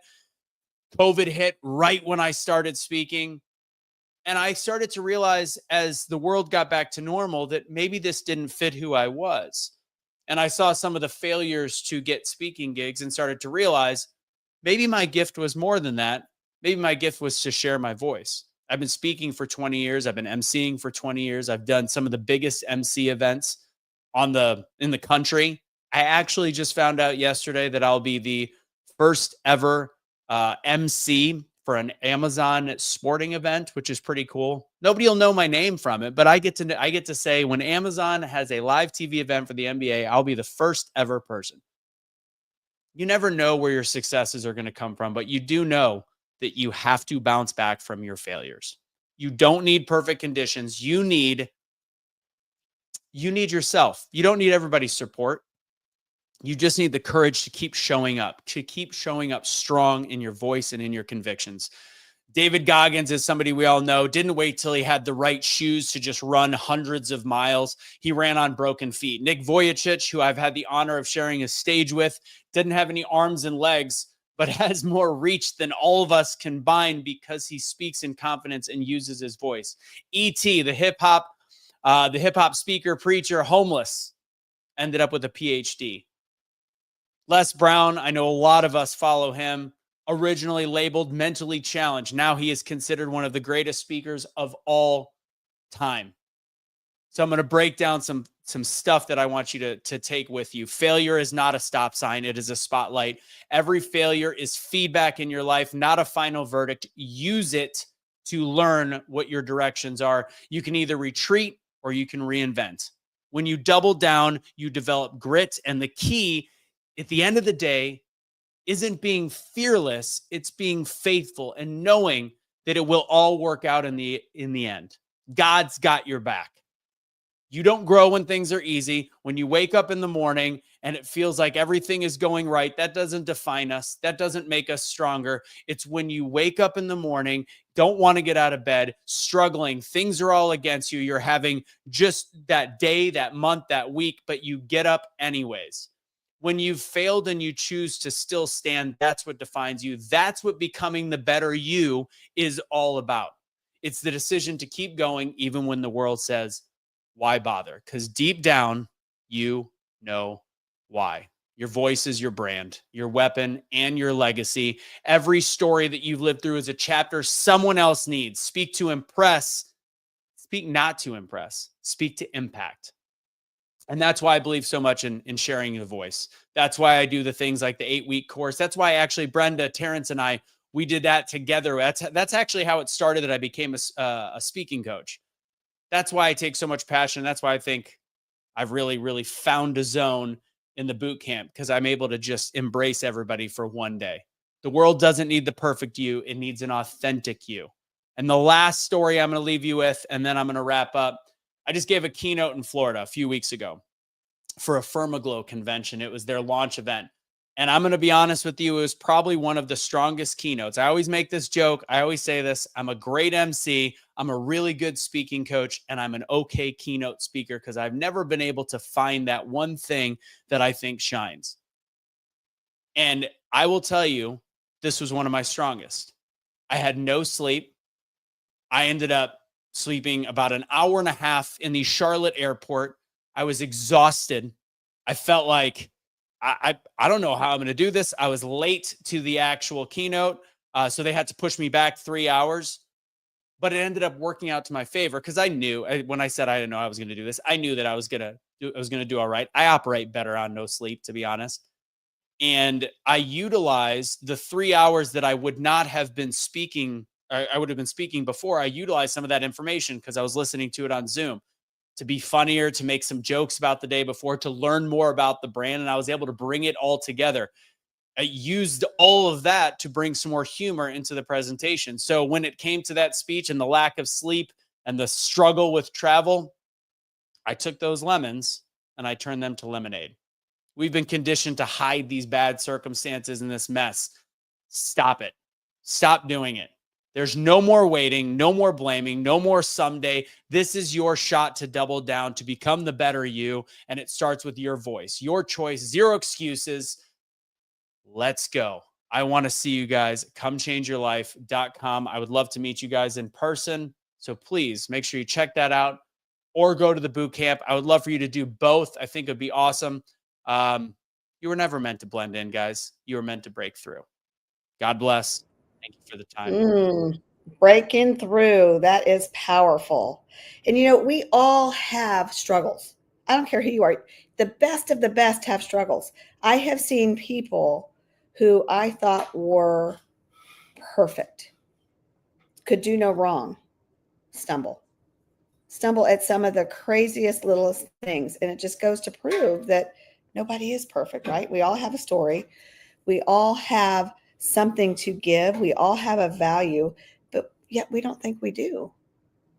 And I have to say, when I first met Anthony, I wasn't out of prison for very long. I just wasn't.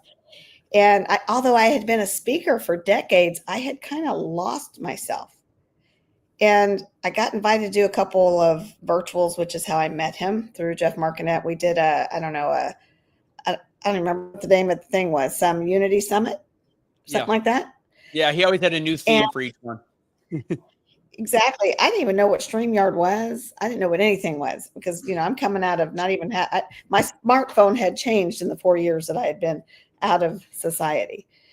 And I'm trying to figure out things and what I want to do. And Anthony actually did something really cool with me because he's an awesome coach when it comes to speaking. And he called me on my stuff. Oh, did he call me on it? Because I used to whisper. And I still do. Actually, Toby called it on me the other day and Anthony laughed. But I used to do these things because I had lost my voice. I had lost my passion. I had lost who I was. And he made me remember. And he used to say, you need to share this, you need to share that. And I didn't listen. And my very first thing that I wanted to do wasn't becoming the better you. It was from Felon to Fabulous, but I was hiding. But people have a way of making your past come to light, right? People have a way of just kind of blowing you up for things. And I was hiding. In fact, I was even hiding that when I went down to the Sharks for my very first time doing a shark retreat. And Brandon said, your story is your superpower. And I was like, have you been talking to Anthony Russo? Because he used to always introduce me like this. Brenda Ringwood, you're never going to believe her story. You're not going to believe the things that she's went through. And I'm hearing other people introduce me. And I had to think, wow, maybe people do need to hear it.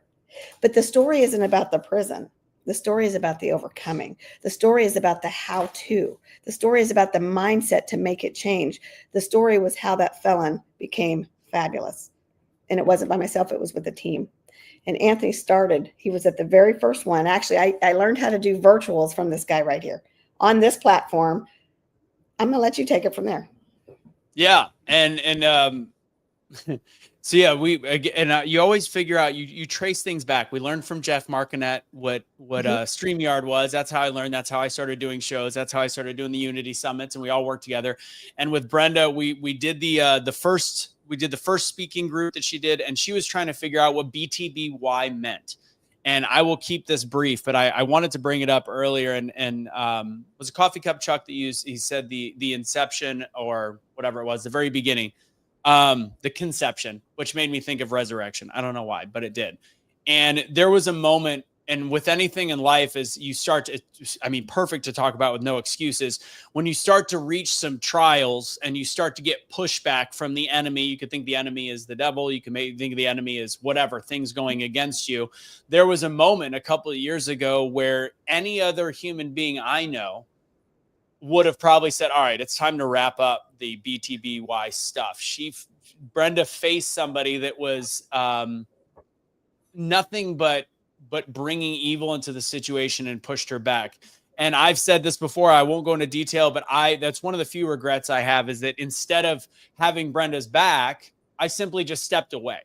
And I typically hate bullies, and I should have used my voice. But in that moment, the trials that she had to go through in order to get BTBY where it is today, which is something where she sold out a room in Kansas City last year that I didn't get to go to. I'm looking so forward to this year and to building a team with people like Kevin Harrington, with people like Toby Potter, building people that are enriching other people's lives and are also high earners, people that are successful and people that will be magnetic to big names in order to see a way to actually create change in people's lives, and also to build the brand that is becoming the better you into something that isn't just a room full of people like, what are we doing here? We're going to help each other out. It's become so much bigger. So that's why I used the word resurrection earlier, because it was that moment where it could have been destroyed.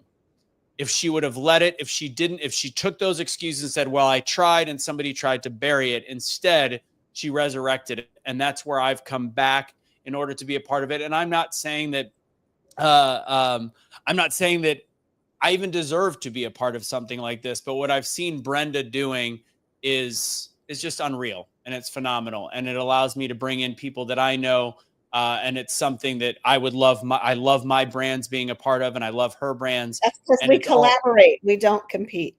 It's a collaboration instead of competition, and that's where I'll end it, because when things could have gone the complete opposite direction, she resurrected herself, her brand in many ways than one. And that's why it's so powerful to have such great speakers doing something like this today, something like the event in Kansas City, and being a part of the ecosystem, I'll use that word again, that is becoming the better you. But I wasn't expecting you to share that. The part that I am impressed about the most, which says that what becoming the better you is doing works, is when people see it, they recognize it and they own it. Either if it's something negative or something positive, that you own it. And you never did step away. You just didn't take a side, and that's okay. That's perfectly okay. But that's not me. It's not. You usually do, but you did. You still stayed. You still were very supportive. You still did things that you didn't even know you were doing to help. So you would do little likes, and you would call and check in. You always took my phone call. Always. You never turned me away. But you've always been part of this community. And so when we started the speaking group, we actually started our speaking class together. We had a speaking class together, but our sides, we just have different styles. I'm not for everyone. Anthony isn't for everyone, but we are for someone. And I want you to think about that as you're going through with whatever it is that you sell, whatever it is that you do, whatever your program is, whatever your job is. You're not going to be for everyone, but you are going to be for someone. And don't forget that, because that someone is who can take you to the next level. Don't quit. If this is your dream, do not quit.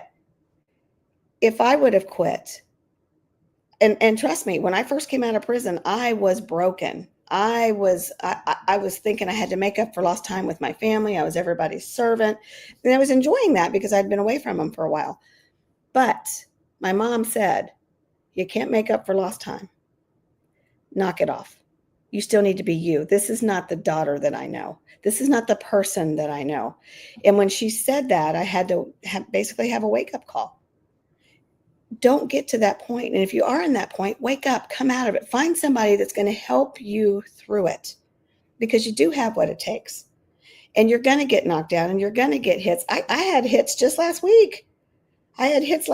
There's always somebody going to say something, and that's okay.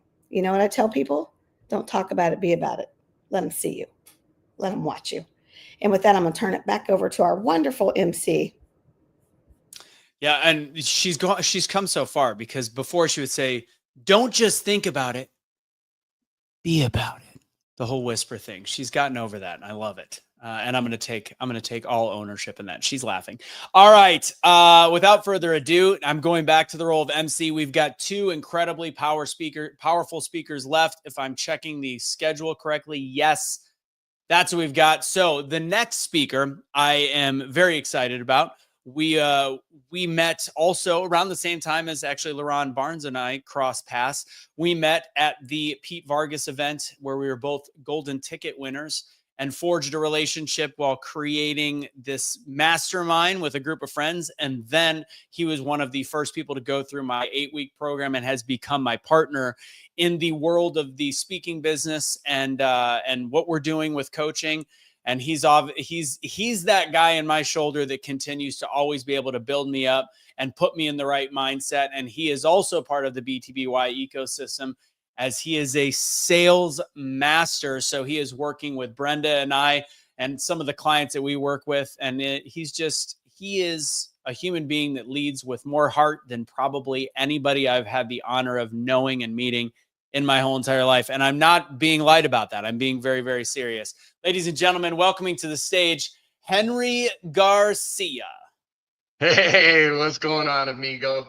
Glad to be here, man. Glad to be Hey, here. you're in the new digs. I can tell you don't have the same backdrop as before. We got to get some stuff on your walls. I got to paint something for you or something. You gonna paint me a pretty picture?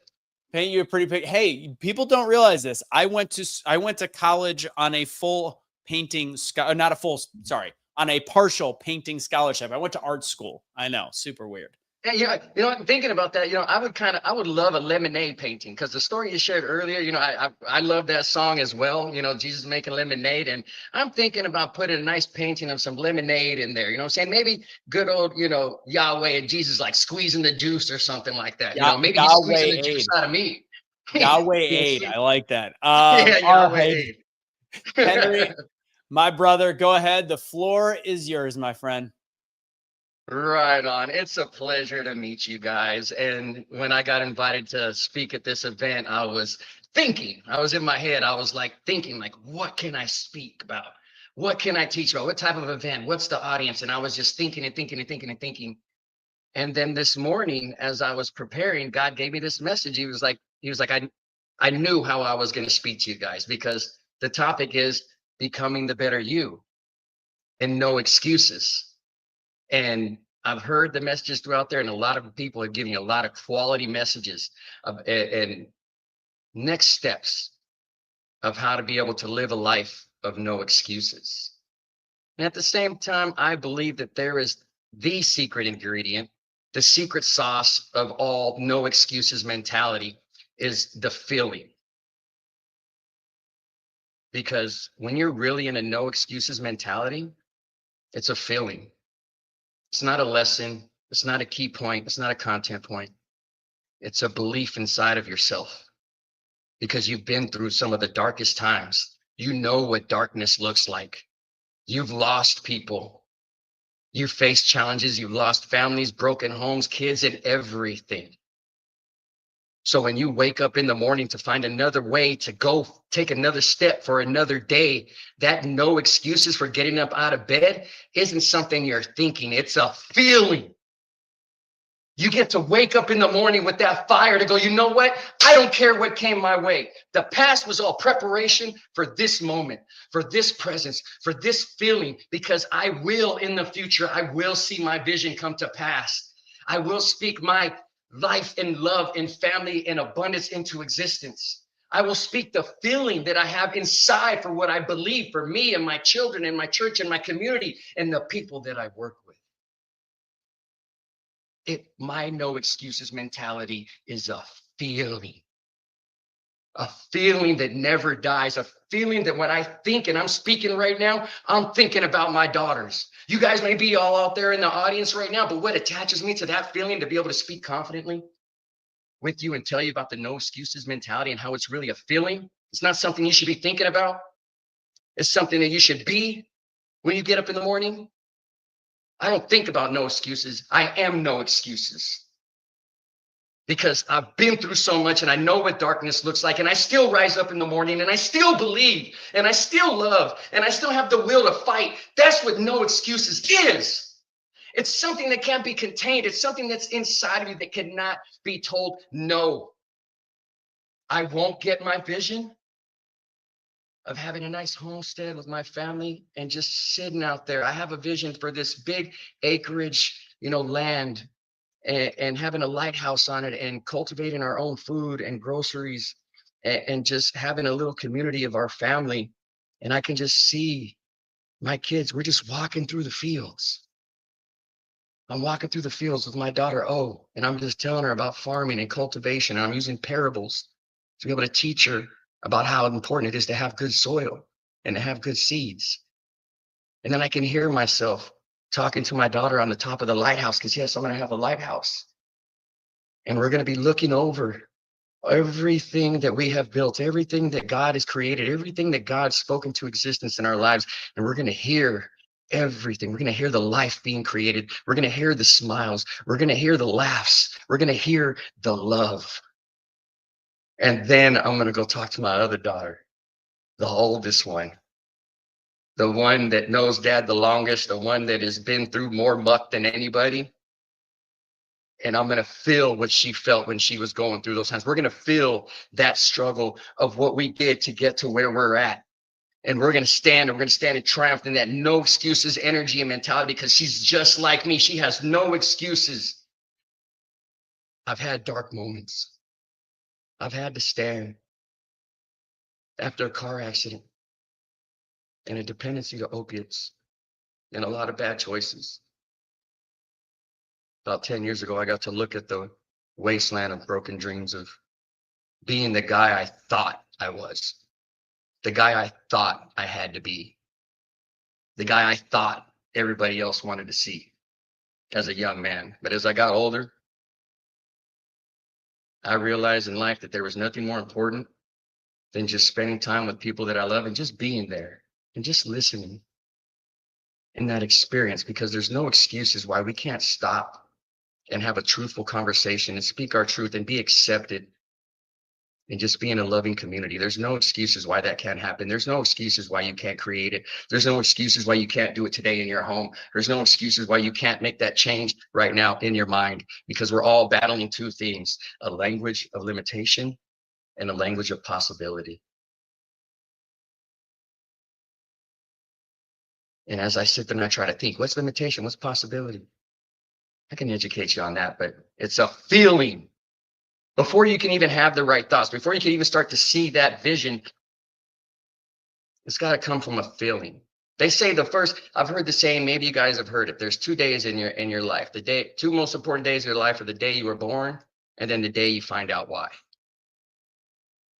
And that's what I do. Me and Anthony, we help people in the speaking boot camp because they get to speak their life into existence. And as I'm thinking it right now, that's not it. I'm not feeling it right now. I'm trying to teach you guys. And that's completely out of alignment with what I was just saying. See how we try and we try and we try and we try. You can get lost in the information. You can forget what I said. Maya Angelou said it best. You won't remember what I said. You won't remember what I did, but you remember how I made you feel. And I just want you to feel the love for your family, because that's what I feel.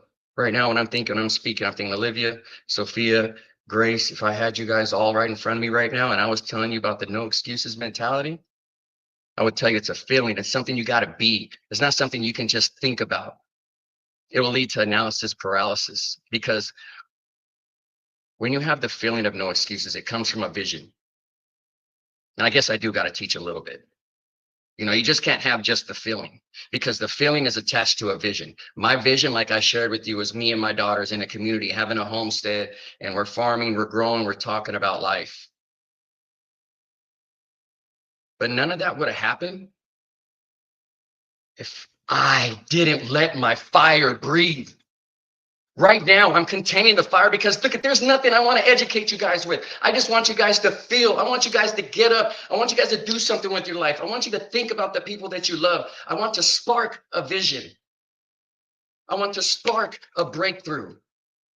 I want you to see the power. If you could speak your truth in front of the camera, it could be a little bit messy. And it can be a little bit, awkward at times when you're trying to find your words. But I guarantee you, by the time that I'm done, you're going to remember how I made you feel. Because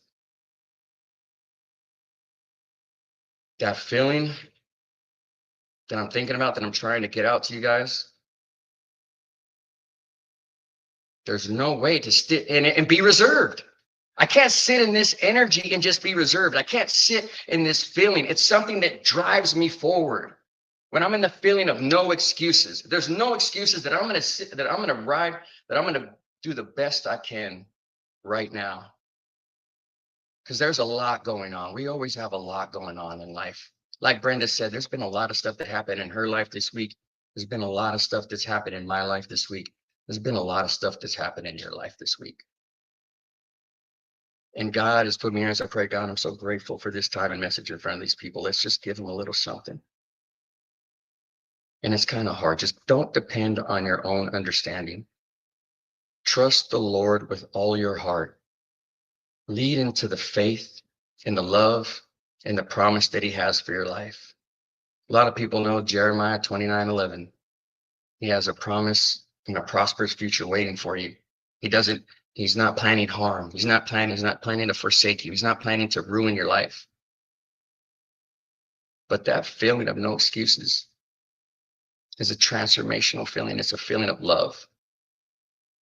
Because love conquers all, and it's the only thing that's going to keep you going.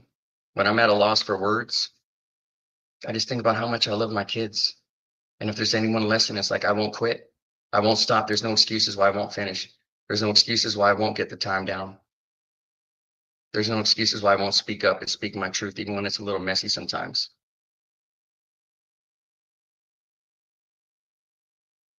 Because the feeling is what motivates me. I think about the things that I've been through, and then I think of where I want to go. And that future is willingness, a willingness to fight for my daughters, even when I don't know how. Even when I can't think of the right answer, when I can't, figure out a solution sometimes. There's some things in life that we just don't have the answers for. And sometimes the feeling is all that matters.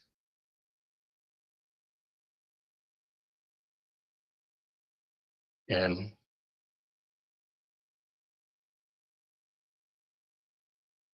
there's no teaching inside of me right now. If there's anything, I think there's just a channeling coming through. God wants me to tell you, you are loved. He believes in you.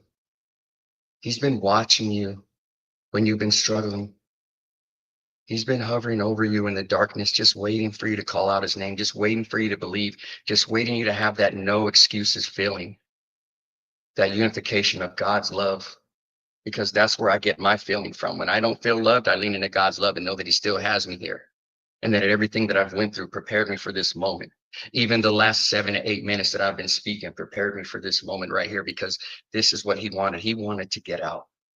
He wanted to be the message. He wanted to be the one that gets you to rise, that speaks your life into existence. God's word, not mine. Henry is just the frequency, the facilitator, the channeler that really wants people to believe in themselves with no excuses. And if you can't believe in yourself, get a coach, find out how. Just start talking about it. Because you can't do anything with it trapped inside of you. That feeling is just going to eat away at you. That feeling, because you're living in limitation, you're living in force. Everything you have to do comes from force, because you're not ever really letting go of that true power that is inside of you. That true power of speaking what really matters to you.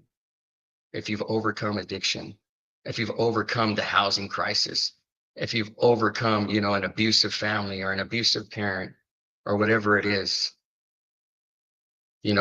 when you get out there and you speak about it, there's going to be no excuses that the audience is going to be able to feel you when you speak your truth.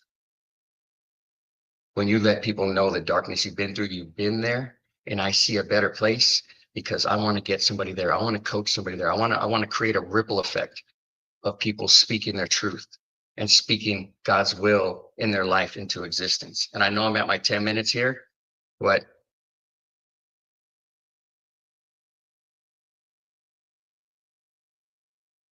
there's really no words.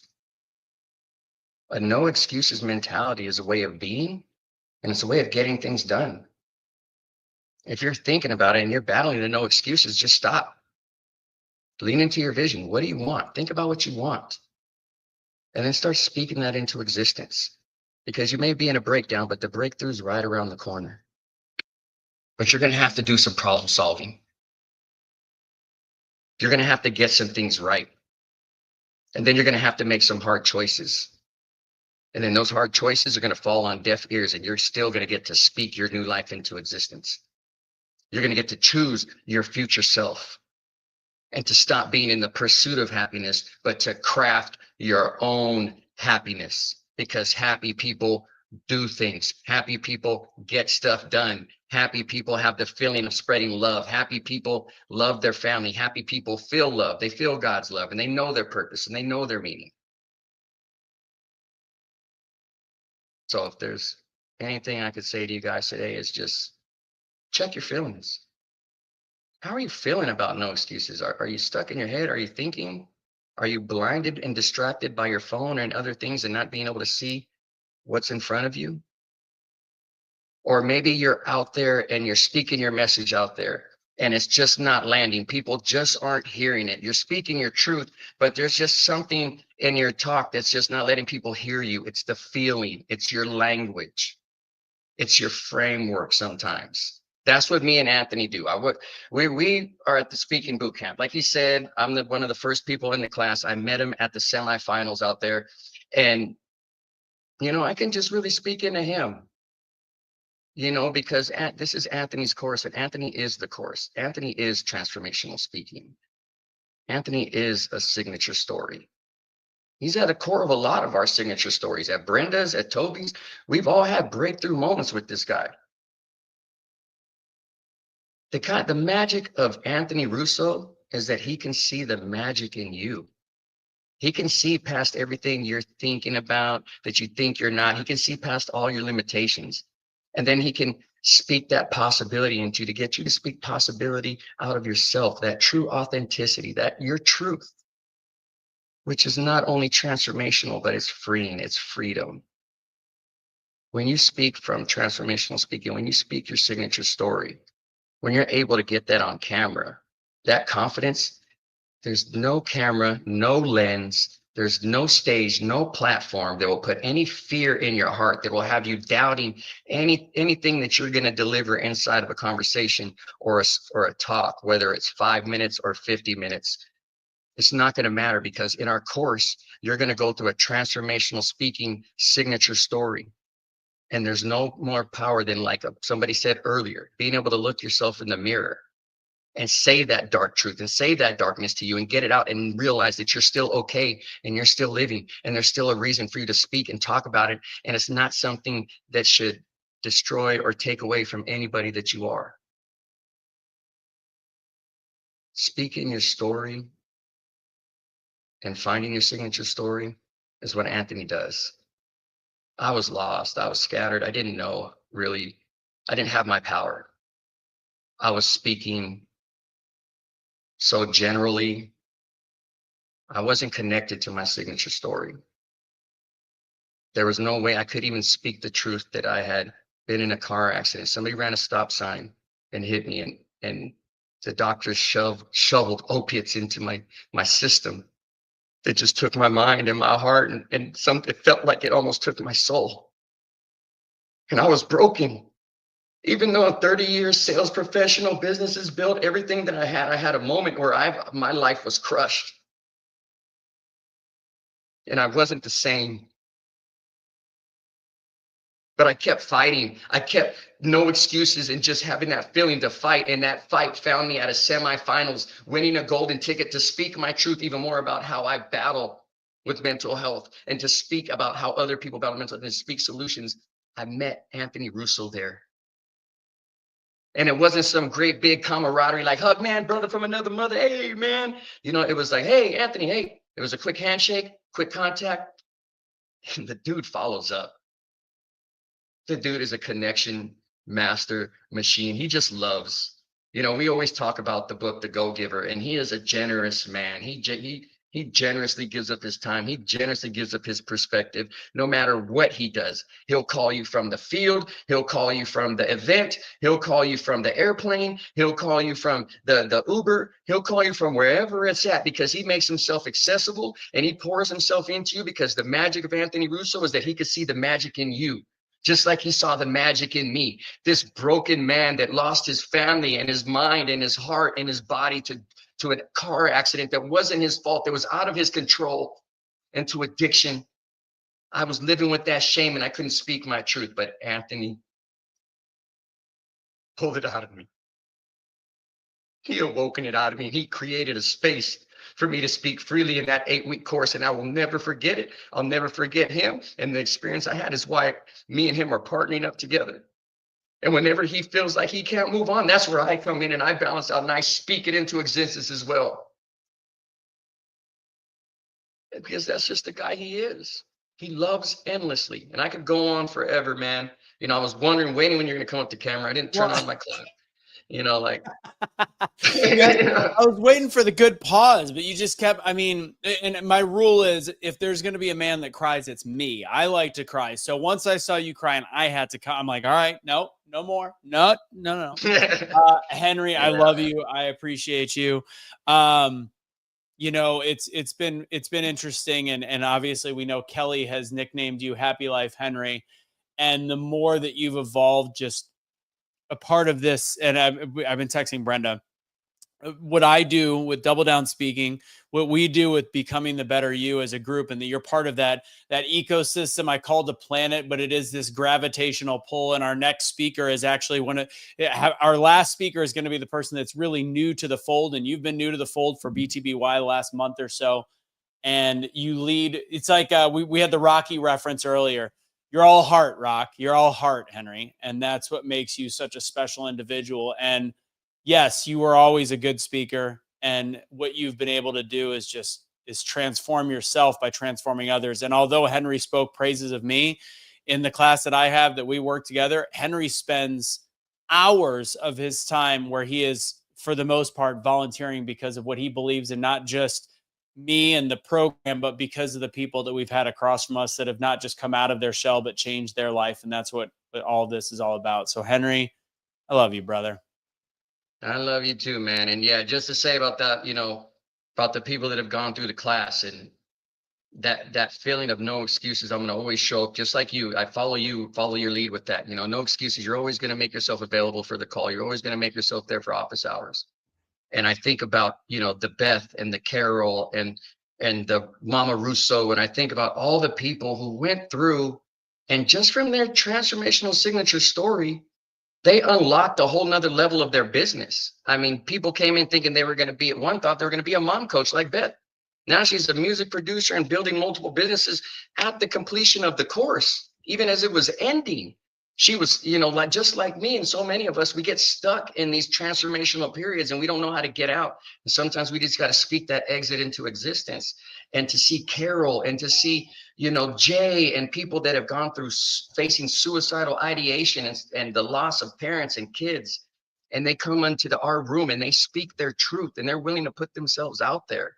And then they end up transforming their lives, man. The ripple effect of what you do, Anthony, and that you allow me to be a part of is amazing because they're changing their lives.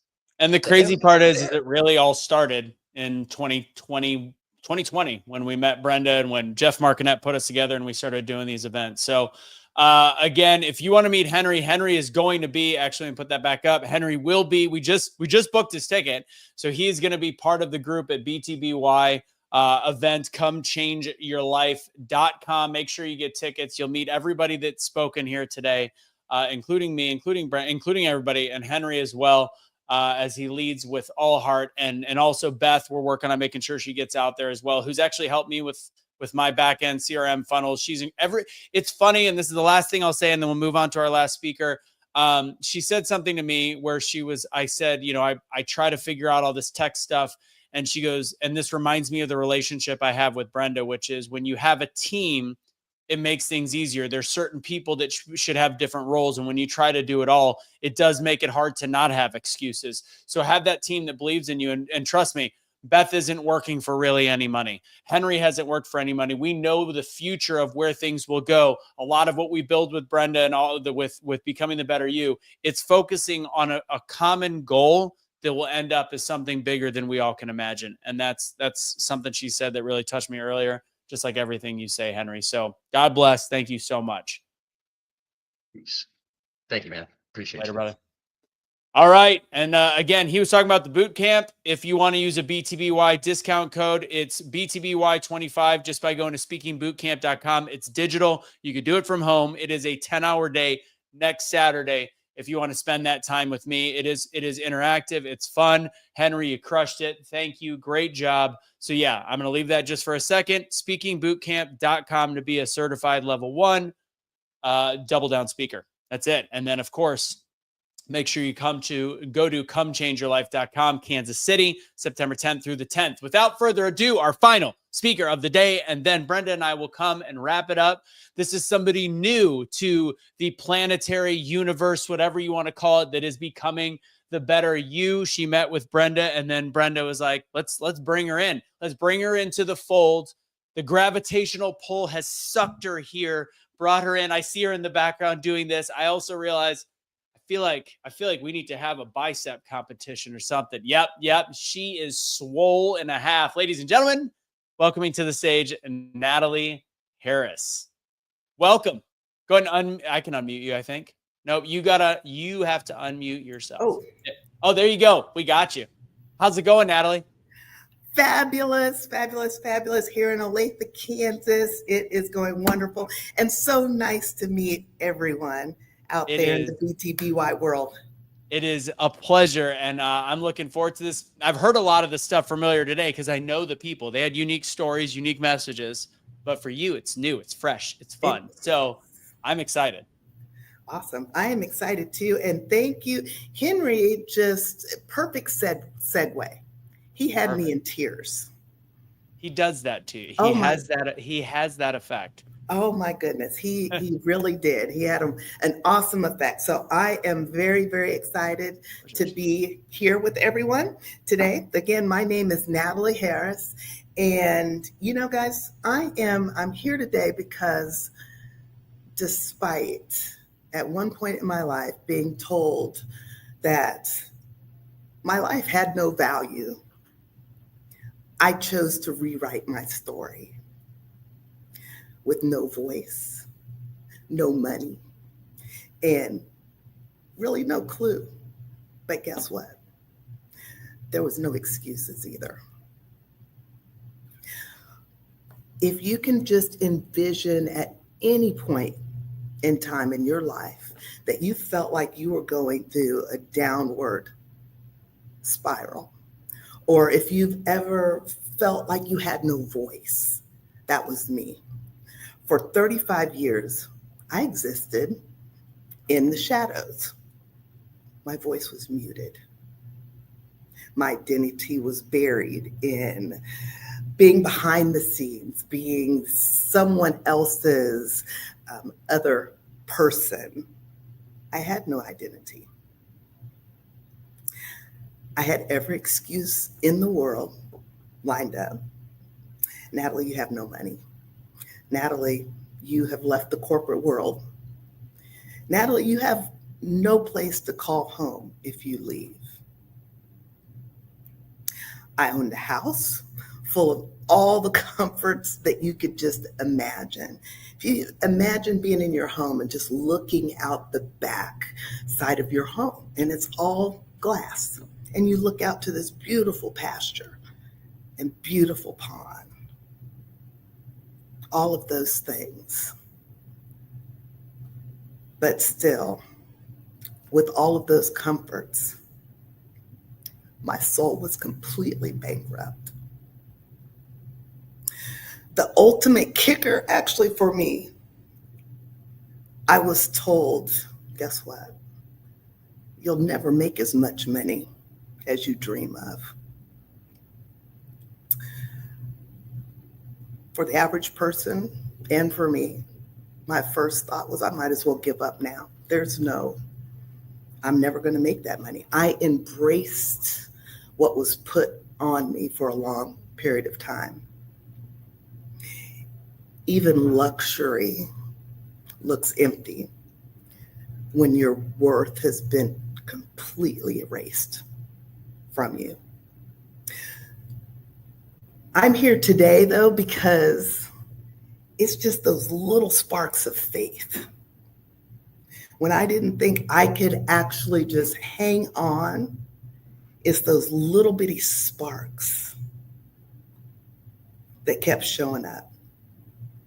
So for me, faith was not fireworks. It was little sparks that popped up here and there, the little realizations that came to my mind, a quiet whisper from the Holy Spirit. You are worth more. Faith didn't tell me how to do those things. It just insisted on showing me the truth.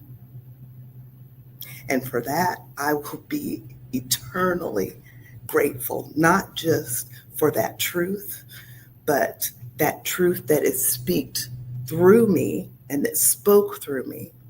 When I leaned into that spark grew and it grew and it grew and it grew into a bonfire. I feel like I lit the world up. It illuminated every fear, every excuse that I tried to make. Because material things can make you be comfortable.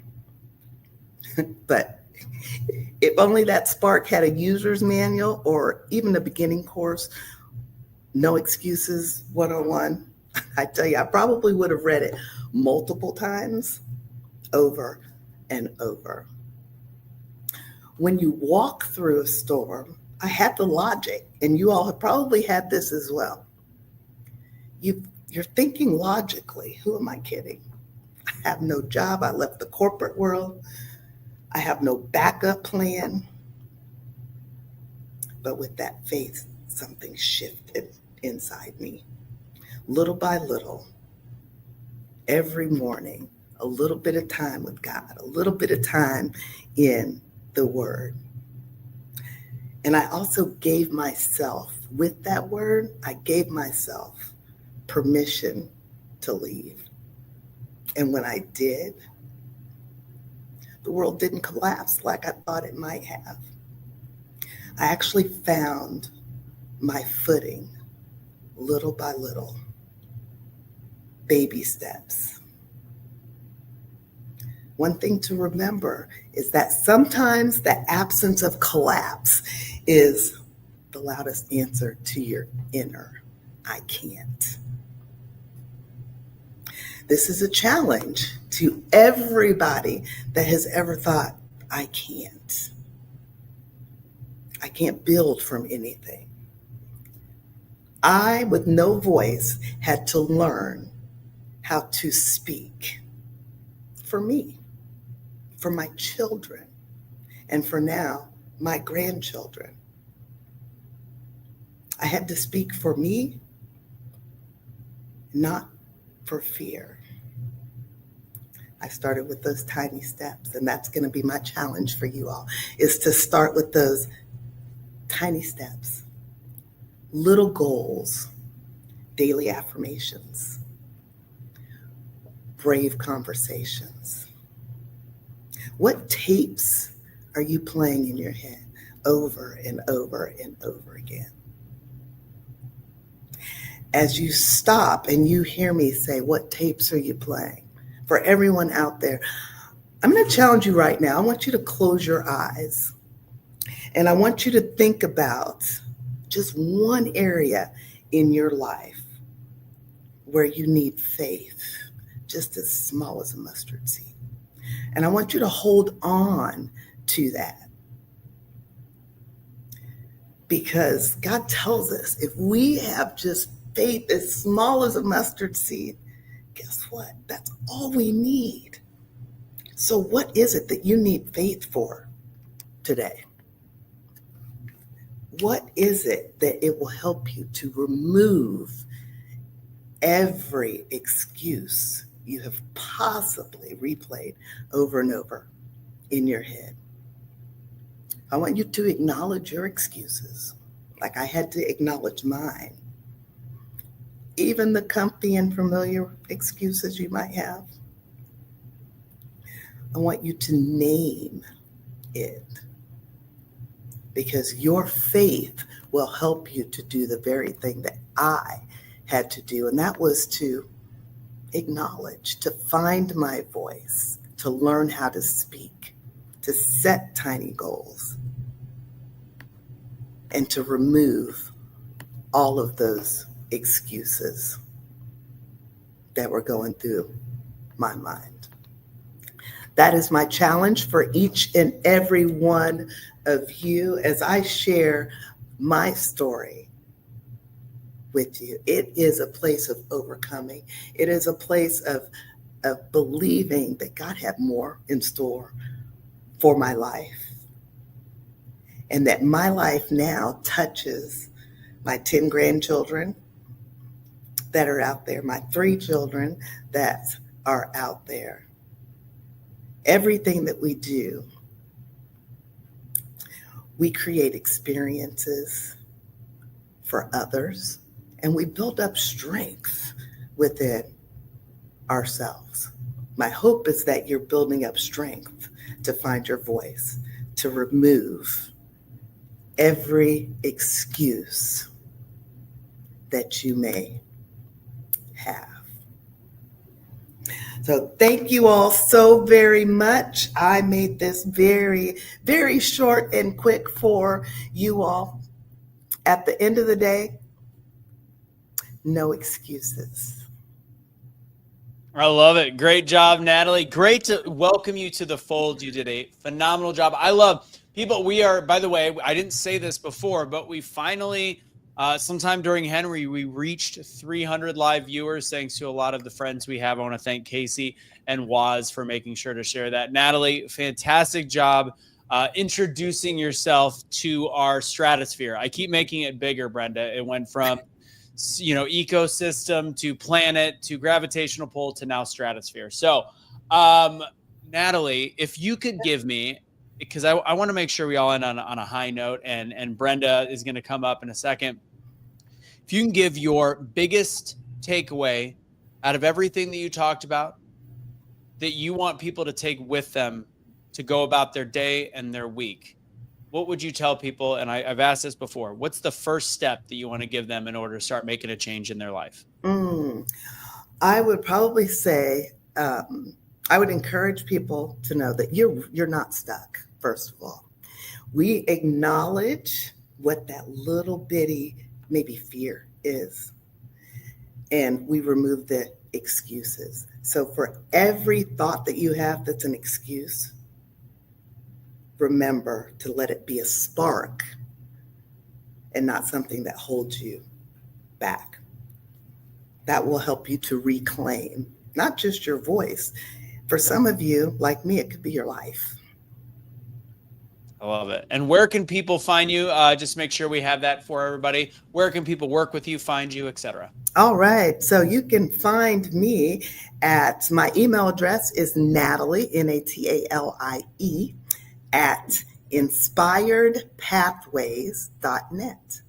Inspiredpathways.net is also my website, so you can find me there. You'll find out a little bit more about any type of communication, consulting, or training, corporate training that you might need, as well as turning any of those topics into a faith-based topic for all my faith-based organizations. I love it. So that's inspiredpathways.net. Did I get that right? Yes, you got it right. I got it right. Well, Natalie, thank you so much for your time. Thanks for joining the crew. Are we going to see you in Kansas City? Yes, I live here in Kansas City. So you are? You okay. will see me. I love it. Well, we will see you in just a couple weeks, and have a great rest of your day. Thank you, so much, Anthony. Natalie. Thank you, BTY community. I love it. And before we end, Brenda's going to be coming back up, but I just want to remind you guys something big is coming.